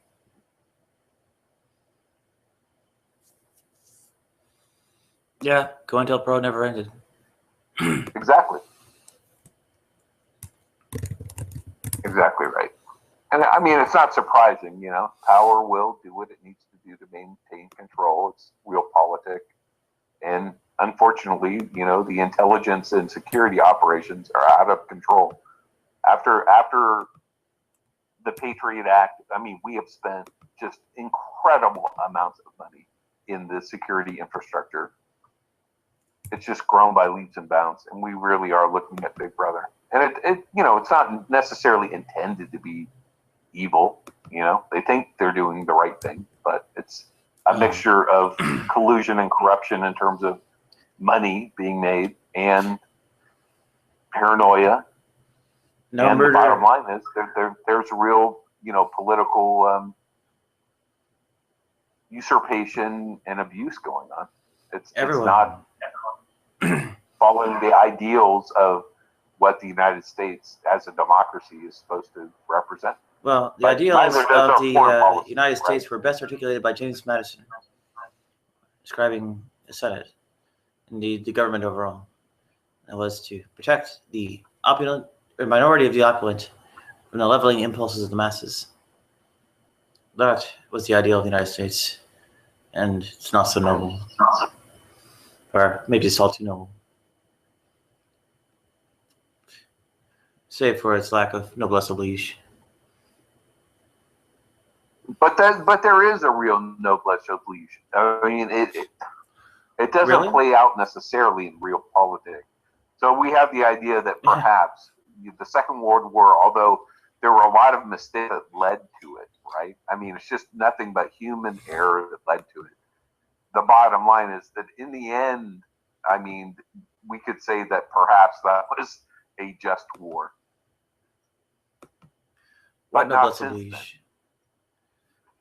I dare say, compare the United States to anything in Europe, and you'll find quite some lack of it.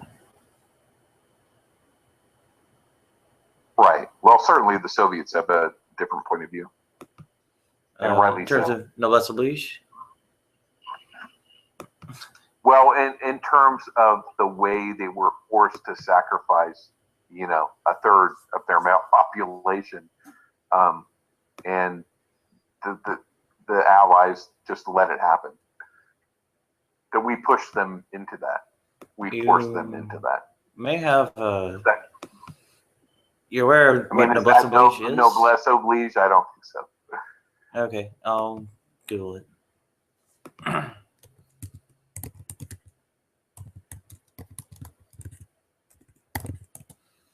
Well, I don't think I'm disagreeing with you in regards to the Second World War, but I'm on a feed some kids. I'll be back. All right, man. Yeah, it's the obligation of nobility to, I guess, the peasants and serfs or whatever. I guess to provide for them. Yeah, I guess in some sense, the Lord of the Manor was, I guess, deemed obliged to prevent the serfs from starving on his estate. Yeah, fair enough. But it's used as a metaphor, right? So it's transcended that domain. So I don't think by that large a margin. I think things like the European welfare states might qualify as noblesse oblige. Nothing in America does.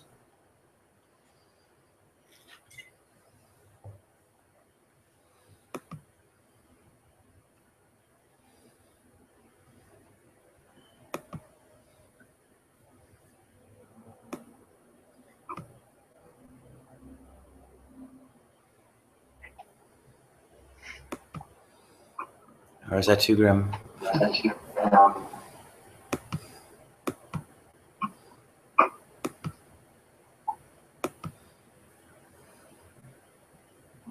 Hey, James.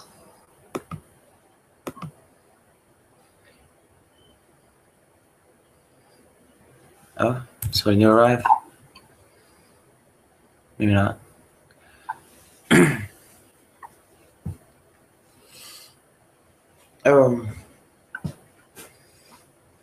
Well, Constitution, I think, apart being shot full of holes, I think, and utilizing inferior systems of, election, everything else is,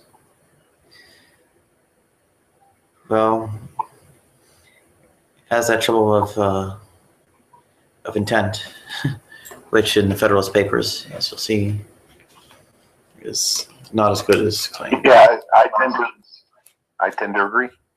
It is what it is. Howard Zinn's People's History of the United States, I think there's more or less. Yeah. Let me see. I'm hunting for it in my books.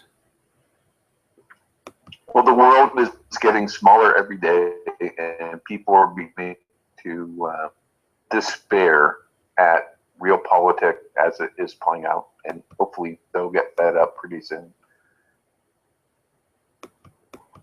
And the biggest player is the U.S., and so we get all the, blowback because our foreign policy is sociopathic and it doesn't represent we claim our ideals are. We reserve them for ourselves domestically.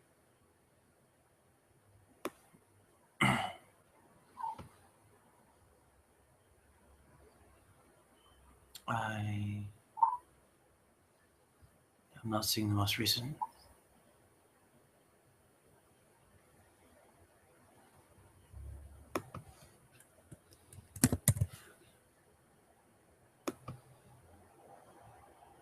Tom, your dual icons are scaring me.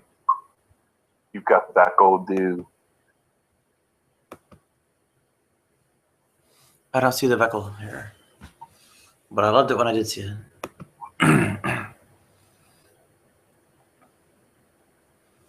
Okay, I'll have to upload it to Google Drive to share it with you.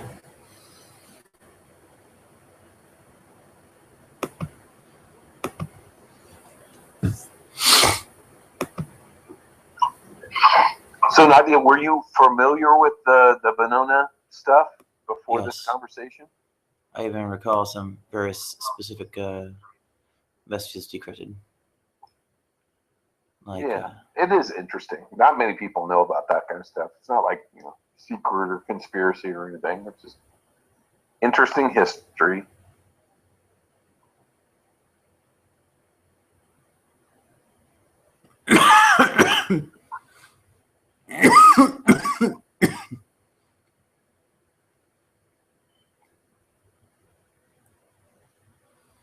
Okay. I'm guessing I have to hunt for it because I've got a lot of books there.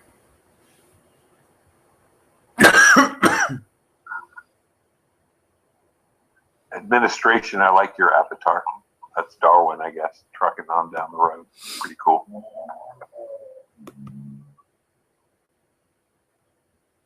Yeah, what's the theme there with Darwin? Okay.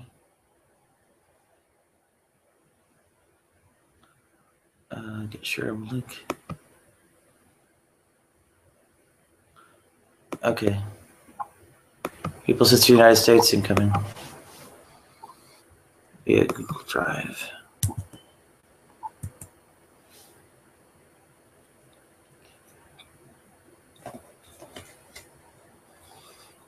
Yeah, it talks about how things were the perfect plutocracy. Various things were actually. It's never perfect, it never will be. What's that? Yeah. I said it's never been perfect and it never will be. As a plutocracy? Even then. Well, perfection is only relative to. Personally, though, I do believe that we are existing with it. And I think we talked about this before. There was a study published this last year, which is an academic kind of scientific political science analysis of the state of the U.S. government, which, suppose that, yes, this indicates that we are existing as an oligarchy. Though essentially asserting this is a fact. Oh, yeah. There's a news story on it from Washington Times, who I guess are Moonies. Yeah. I'll get that up to you. The actual studies, I think, not paywalled, if I can find it.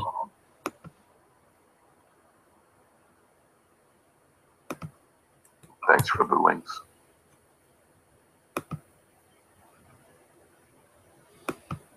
Yeah, I actually did the work.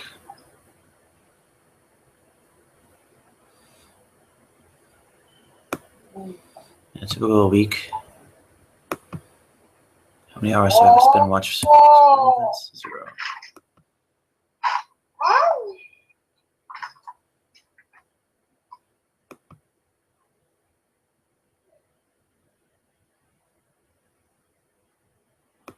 Less than once a month.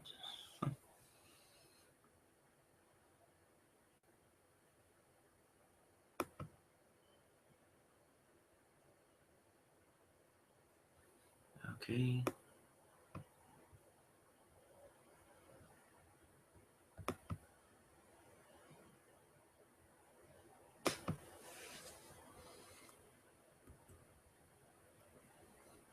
Okay. Testing theories of American politics. Elites, interest groups, and average citizens. Yeah. That's the name of the paper. Scholar at Princeton invited you. There we go. So Well, there's the I original haven't traveled much in recently years, so I'm really curious because I mean, we have seen some significant social participation in terms of protests and things like that. Nothing that compares to the Vietnam era, but it could happen again. I wouldn't be surprised. I wouldn't be surprised if there's more consolidation. People are getting fed up with the two parties. I mean, the fact that we're back to Bush and Clinton, I mean, it's just appalling.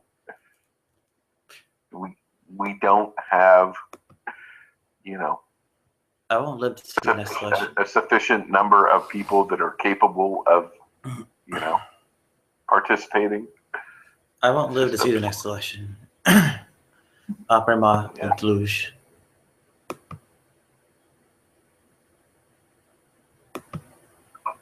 So I got to go see Ron Paul when he was in San Francisco. I was really excited about, you know, all the fervor, even though it was relatively insignificant. It still, there were a lot of supporters around the country, at least calling into question the status quo, questioning what's going on.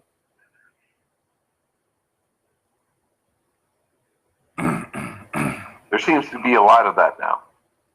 So I don't know if it's, you know, how it would compare to, you know, Depression era when you had a lot of stuff, you know. You had the Smedley Butler contingent. You had You mean the business the plot? former The business plot? The silver shirts in the business plot? Yeah, but beyond that, I mean, just the fact that you had a lot of vets, you know, camping in front of the White House, and you had a lot of The bonus displaced army. people. And so we don't hear about it that much, but, you know, there was fomenting going on. Yeah, I mean, the people bonus army. questioning whether the American enterprise was really paying off. The vets in right? front of the White House was We called the seem to bonus be army. moving in that direction again.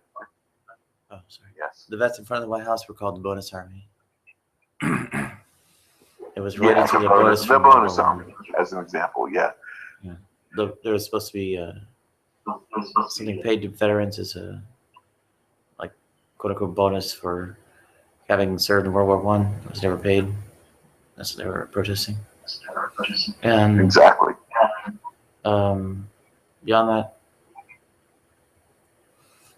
Depression era employment population ratio. Well, that's not what I was clear, feeling was that it wasn't just one thing; it was multiple things going on. So you had the Depression, you had the question of the banks, you had the bonus army, you know, you had the Dust Bowl. There was a lot of shit happening, and you know, what we get through the echo chamber of, you know, history as it's writ through the political machine and propaganda is potentially a far cry from what was really happening. Like, how far were we away from people really throwing up their hands and saying, look, we're going to demand something more. We want a revolution in government. I mean, we ended up having FDR for what was it? I mean, 12 years, 16. something like that, 14 years? Like 14, 16 years. Yeah. I mean, so like a benevolent dictator for 14 years, something like that.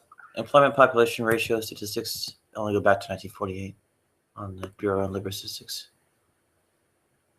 You can compare it by country, though, and we'll see the U.S. is not competitive.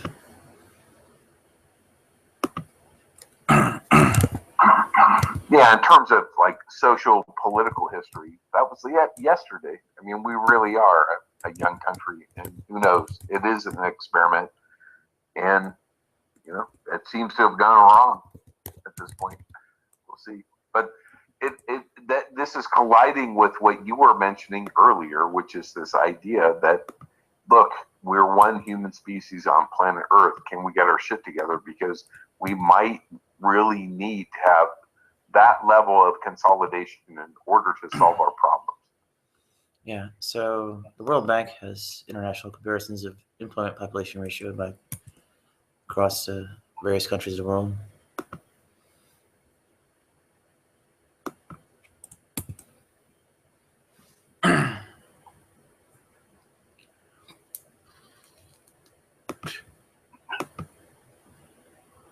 Well, I'm not a doomer, but this is what gives me a little bit of pause and makes me think that, look, it's not going to go well.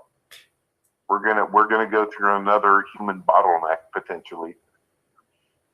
Well, the rich because there is no conspiracy that has its shit together, and there's no organization or political body that has its shit together enough to potentially, hurdle these challenges that we're facing specifically in terms of the environmental change and climate change and that kind of stuff. The rich will stand idly by as the masses starve on us. Yeah, but it's in the best interest of the rich to try to circumvent any kind of potential future problem, No, it isn't. right? So No, they want the status quo for as long as possible. But the problem is that they just make more money off their defense contracts. Too little, too late. I'm sorry. Go ahead. They just make more money off their defense contracts. Yeah. It's not. They're indifferent. It just tells them which sector of the market's going to.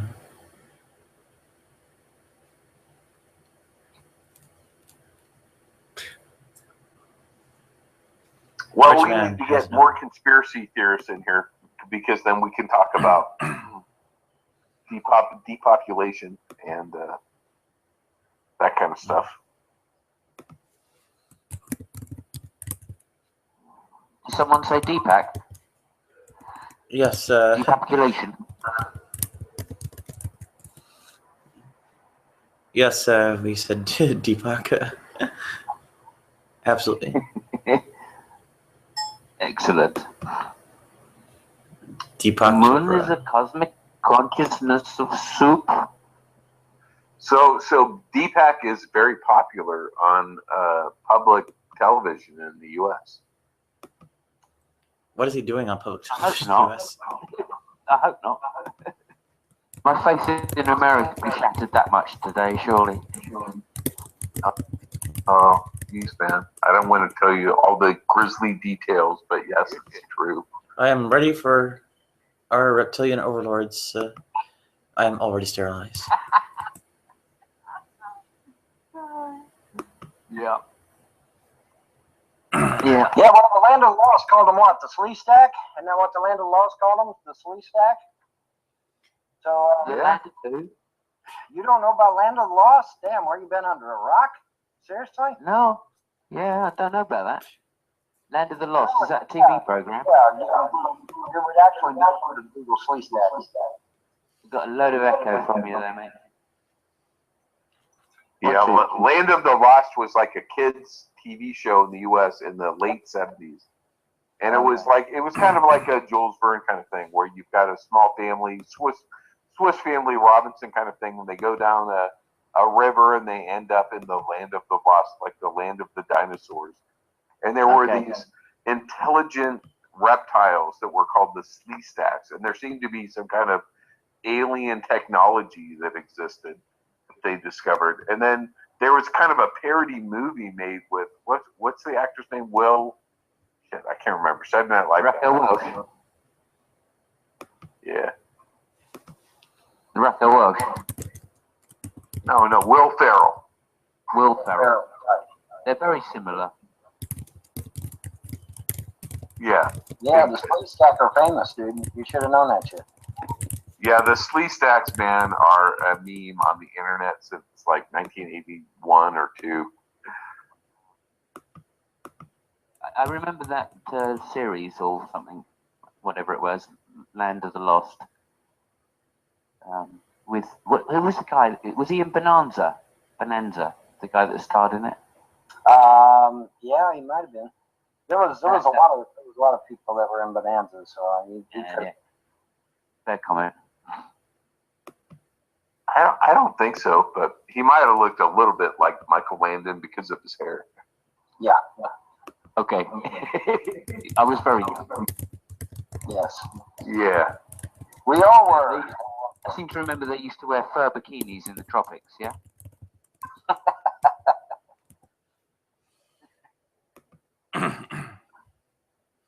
Yeah, I bet they got used to the cold whenever they actually were.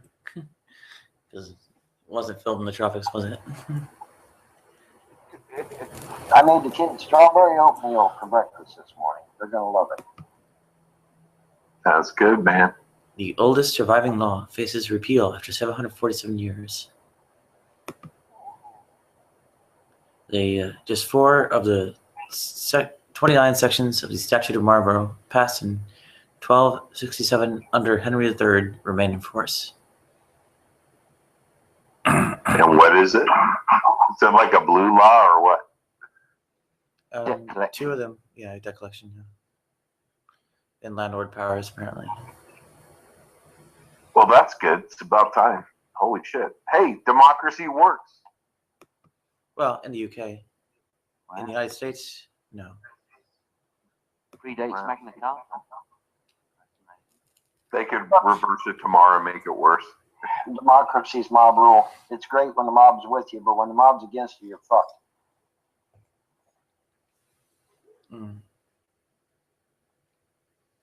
Well, in that case... Mine is right. It's a utilitarian game. That's all there is. Get used to it. Big fish eats the little fish. There's no objective morality.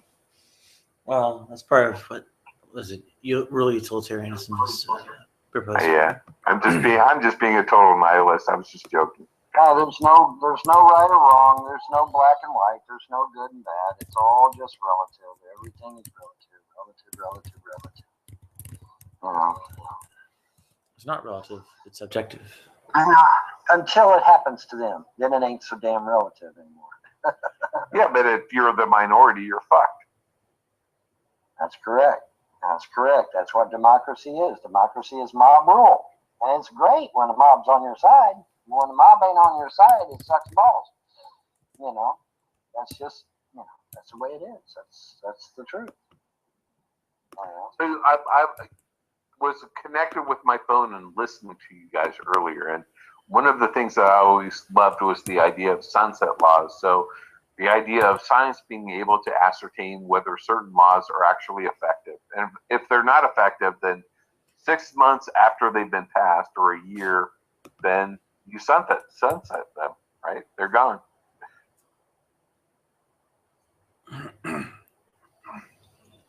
I do have one disagreement with the founders that I forgot to mention now.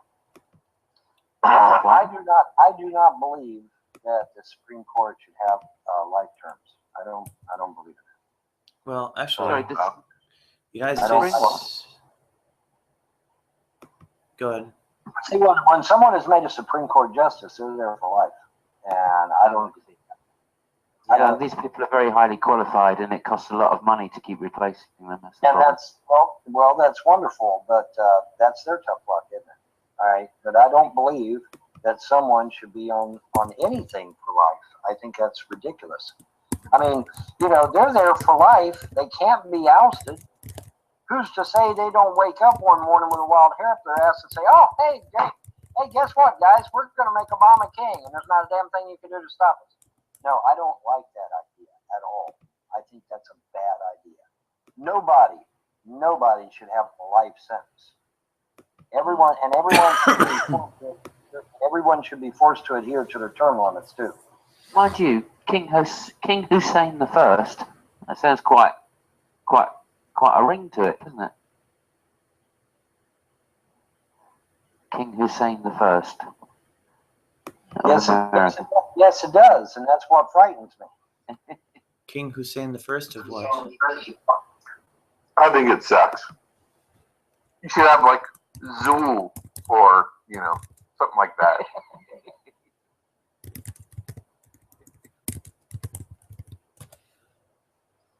Yes, possibly. Yeah, Hussein. Obama Hussein, isn't it? No, it's Barack Really? Hussein Obama. He's a communist Arab from China. And a homosexual. He's a homosexual communist Muslim. Not that there's anything wrong with that. No, we're just pointing out, you know. No, I knew James would think of that first. Well, of course. Yes, damn it, I have phobias, okay? Get off my ass. Yes, I have phobias. You have a very neat haircut. That's all I'm saying is you have a very neat haircut. Well, actually, my hair is getting a little around my ears, and it's starting to aggravate me. And so it's time to cut it all off again. But, whatever. I'm going to have to wait for summer before I shave mine off. That's good. Number two. I shaved all my hair off, man. Got a military haircut. Came back online, and somebody actually unfriended me because I shaved all my hair off. I'm like, damn, dude, really? Seriously? You unfriended me because I shaved my hair? Oh, well, whatever. You know. Well, friendship can be fickle. Yep. Who cares? I just like your T-shirt, man. Real tree is cool.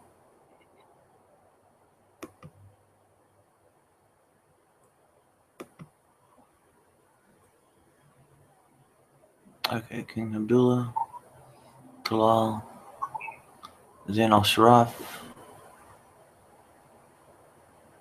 You can say in February 1999. Okay, so. Ah, right. Genetic warfare, man. Just unleash it. You know, I heard a rumor, and admittedly, it's only a rumor. I heard that there is such thing as targeted bioweapons now. That's what I'm talking about. Yep, that's real. That can actually target a person's ethnicity. Is that scary or even your family group? So That's you could be susceptible to whatever they want to program based on your heritage, your family haplogroup, whatever. If it is indeed true, and they can target it based on ethnicity, oh boy, that's some scary shit. Because what if they decide to get rid of all the white folk? That would be interesting. All right. So. Well, what does it matter? I mean, it just doesn't matter. Found King Hussein the first biography online, Gordon government website.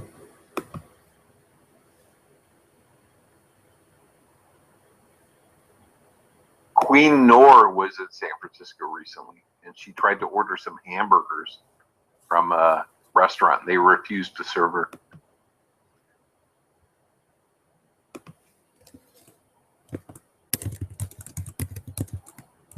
She was like a former American beauty queen.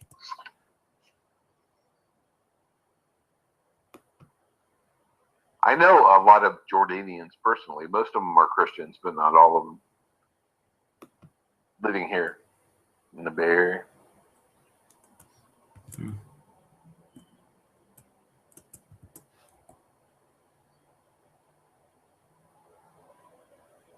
The only Arabs that I've ever met that have been like sympathetic to, you know, Al Qaeda, ISIS, etc., whatever, are Iraq and Yemenis. That's it. Iraqis? Yeah, there was, you know, I know a couple of Iraqi guys that are like, our culture is fucked, our entire history is fucked, and I'm happy to be in the U.S. where I have freedom. But yeah. I knew two Iraqi taxi drivers that were Shiite that were much more militant and were like totally conspiracy minded. They believed every fucking thing you could ever imagine, conspiracy related. It was just absurd. I mean, there's no reason involved in conversations. And there's a couple of Yemeni guys that I met, and they're all chewing cot and, you know, doing their own thing. We're talking politics, and they're like, you have no idea. They just laughed at me. Yeah. The only reference I could find to you have Queen no Noor. fucking clue about what's going on in the world, man. You know, basically, Yemen is totally sympathetic to Al Qaeda. Queen Noor's visitation to San Francisco appears to have been December 2013. I don't see a reference about the burger offhand.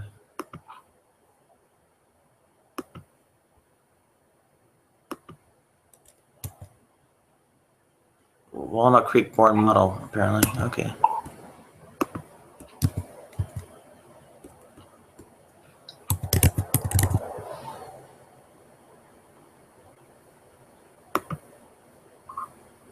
Yeah, so I live near Nopa, which is a little restaurant here in the Alamo Square area. And a lot of celebrities show up there. And Queen Nor showed up a couple of weeks ago, apparently, and she wanted, like, custom-made hamburgers for her flight home. And the staff refused to serve her. I think it was primarily because they don't want to allow people to, you know, special order food that is made on premises to go. So if she stayed there and ate it, they probably would have served her. But I don't have a problem with Queen Nor, though. I've seen a lot of interviews with her on, like, Charlie Rose and that kind of stuff, and she just, you know, she's an elite who just does all the charity work and that kind of stuff. Well, she's pretty. I'm ugly. So I'm. Yeah, exactly. Cast So down to hell. That goes along with the territory.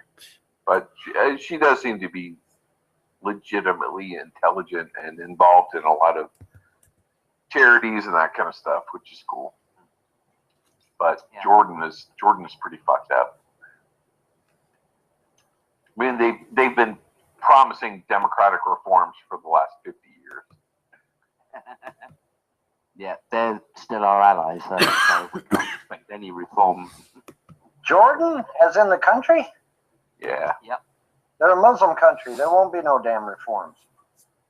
They're one of our strongest allies in the Middle East. They're a secular Muslim country.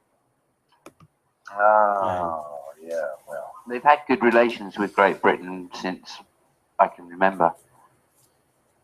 I mean, the royal family. Great Britain, the UK made them. They made the entire Middle East, essentially. Yeah. Yes.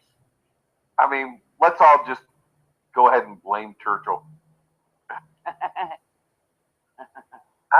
Believe it or not, I'm actually okay with that. I'm quite okay. Well, God bless the old bastard, because we need him now. You know, don't even right there. We need some pissed old fart to come up here. Tell us how to run things.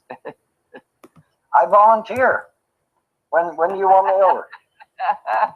Here's a bio of Queen Nor from. Can you imagine me running for Parliament or Prime Minister? Holy I'm not shit. sure I can imagine you as pissed as Churchill used to get.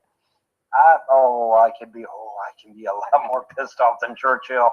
Churchill is a fucking kindergarten kid compared to me when it comes to getting pissed off, particularly against the Muslims. Holy shit. Yes. Be right back. Yeah, there's a biography of Queen Nor from an official website. Thanks, love.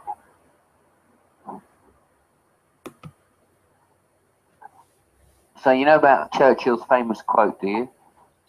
Which one? His famous drunken quote. Which one? Have you heard this? Okay.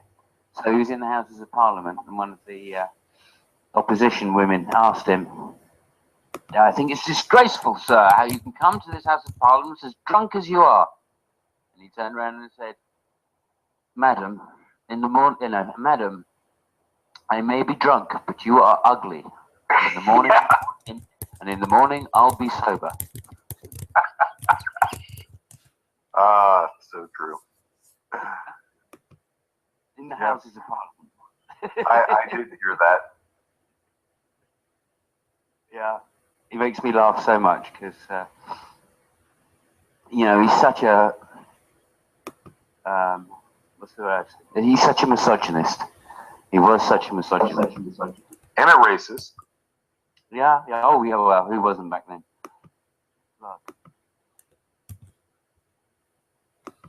Okay, so here's a link to The Independent. There's an article on that specific quote. Or at least a photograph associated with it. Well, now, wait a minute. Just for the clarity, let's make clear. Islam is not a race, and the term Muslim does not connote a race. Oh, stop being so politically correct.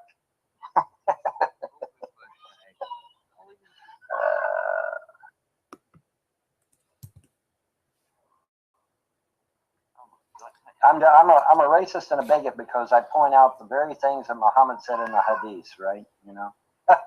Yeah, right. Yeah, it says to. Have you really studied the Hadith? What do you think I've been doing since 9/11, dude? Twiddling my thumbs? I mean, and it's funny. This is great. I don't think you were here when I pointed this out. I was actually given a Quran and study material by a troll. A troll actually sent me the Quran and the study. So I have actually. That's awesome. I'm able to. I'm actually able to research thanks to a troll. It's kind of ironic choice.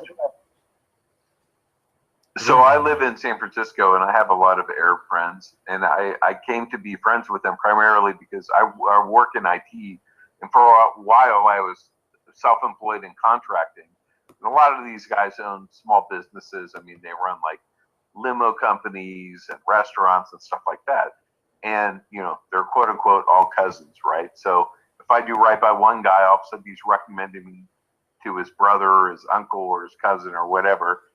And so I got to meet a lot of these people, and for the most part, they're all great. Every once in a while, you would meet somebody who I wouldn't say is militant at all, but still has, you know, they're fundamentalist in their belief. It's like, well, look, I'm a peaceful person, but the world will never have peace until we accept the Sharia.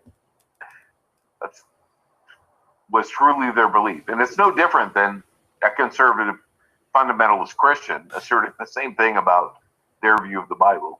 So it's like, well, more power to you, man, but you know, they're not going to go do anything about it. You know, they were peaceful people, but that's still their view. Yeah. I think I'm the only one really doing any link hunting. I'm reading your links, Nadia, just to make sure they don't go to waste.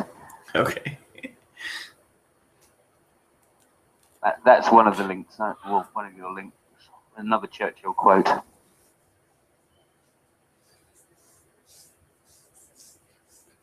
That's a big deal with other politicians. Yeah. Yeah. Thanks for that, Simon. That was good. Nadia's link. These are Nadia's. I wouldn't claim anything. Frank Sinatra and Robert Redford. But at least he's found his true love. What a pity he can't marry himself. Yeah. In terms of, say, comparisons to the Depression, yeah, the temporal comparisons aren't as easily possible because the statistics are not available for that far back in time. But we can carry out geographic comparisons, which is part of the reason why I dropped the World Bank link in there. And in that case, you know, compared to kind of countries the U.S. is sandwiched between in terms of employment population ratio. And let me see where that link went. You know, this made some press in the U.S. It was that Obama returned the Churchill sculpture to the U.K. So it had served in the White House. It was a bust of Churchill for, I don't know, 30, 40 years, something like that. Yeah. And many accused Obama of having, this anti-colonial attitude because of his father. And that's why he chose to return the bust to Great Britain as a political statement, which was a major faux pas for his first year in office. I don't know how much truth there is to any of that, but it is weird. Yeah, so if I can read the 5 before and 5 after the United States, we have Costa Rica at 58%, El Salvador, Chile, Denmark, and Austria all at 58%. Below are Malaysia, also 58, United Kingdom 57, Hong Kong 57, Japan 57, Germany 57. So Why is the U.S. so miserable if the employment population ratio is, well, right there alongside Japan, Germany, the UK, in fact, above Japan, Germany, and the UK, and Hong Kong? Well, I think we know why, right? Approximately on par a with significant portion of the middle class is now, working 2 or more jobs at less pay. Well, that's not entirely an answer. I mean, okay, why does that make people more miserable? Why is there's such a broad solvency crisis and all that? Well, do you mean miserable in terms of like a happiness quotient, right? So how satisfied are you? That kind of thing? Well, the Beatles said happiness is a warm gun. So there you go. I agree with the Beatles. What do you think they meant by that? I'm not really sure, and I don't really care. I just agree that happiness is a warm gun. Yeah, it's about heroin.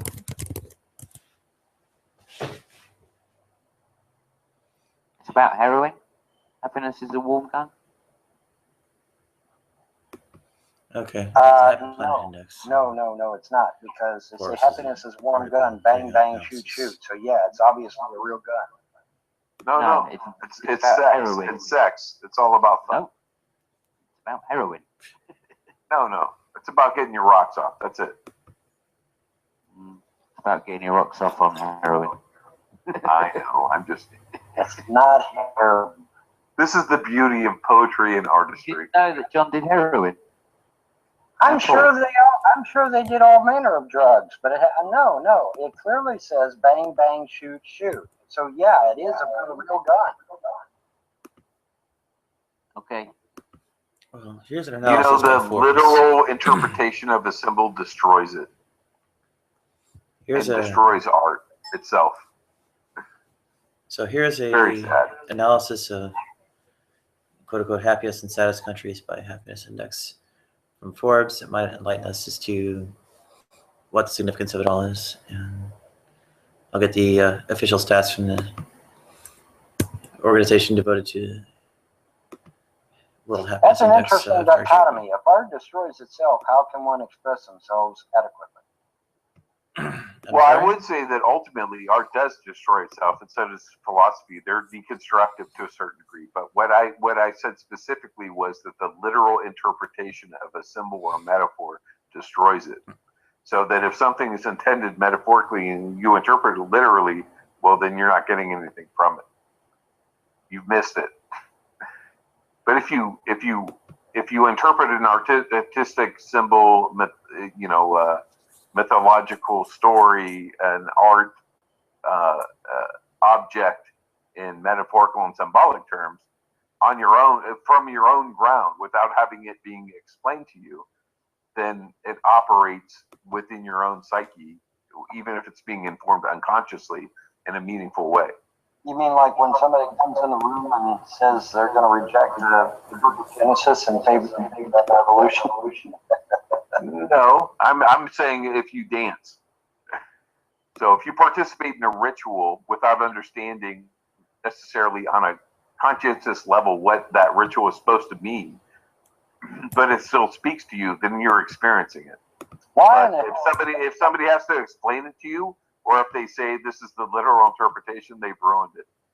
Yeah, but why does everybody insist that just because I'm a red man, I can dance? Okay, that's not true, all right? Let's dispel that myth. Just because I'm a red man does not mean I can dance, okay? Let's dispel that myth immediately. I think you've heard the wrong myth there. I don't think the word was red.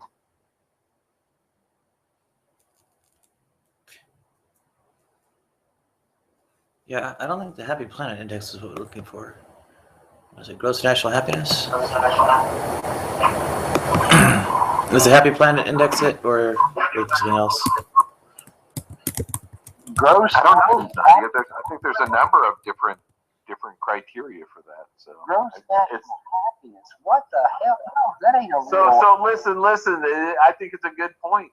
So James or Bond rather. I'm sorry. The idea is that we shouldn't be measuring, success by our GNP or by our material wealth, but literally by our own happiness. So, I mean, that's the most meaningful thing is like, how happy are you? So you could live in a relatively, what we might consider to be technologically inferior and impoverished community, but they could still be happier than we are if we're slaving our asses off in a high-tech society, with a lot of material wealth. Because I'm happy. God. There's actually a song out there about that. Yeah. So I think it was the president of what was it? Not Thailand, maybe Myanmar or someplace like that. He was like, we should really be looking at this, and actually the UN took them up on it. And so they have started. I mean, so for example, what if you had a sophisticated technology with a lot of material wealth? So, for example, in the United States, the idea of progress. What does progress represent? So, today, even poor people have more material wealth in terms of they have the air conditioning, they have access to television, they have a lot of entertainment, they have plenty of cheap food, all that kind of stuff. What kind of poor people are you talking to? The way we grade what poverty represents continues to change. So, for example, when they say, well, how many impoverished children do we have? Well, we keep changing how we label that and what criterion we view poverty as. So I don't know what it might be, a certain family income, a certain number of clothes, or in terms of the food and that kind of stuff. I don't know. It doesn't necessarily mean that these people aren't eating or eating well. It's just by a certain criterion that they're being judged. However, right? Yeah. I don't but in the big picture, I mean, what's the bottom line in terms of human well-being? I don't know what kind of poor people you're talking. How much money you earn, or is it how satisfied you are with your own life? I don't know what kind of poor people you're talking to in the Norway, its economy is based on North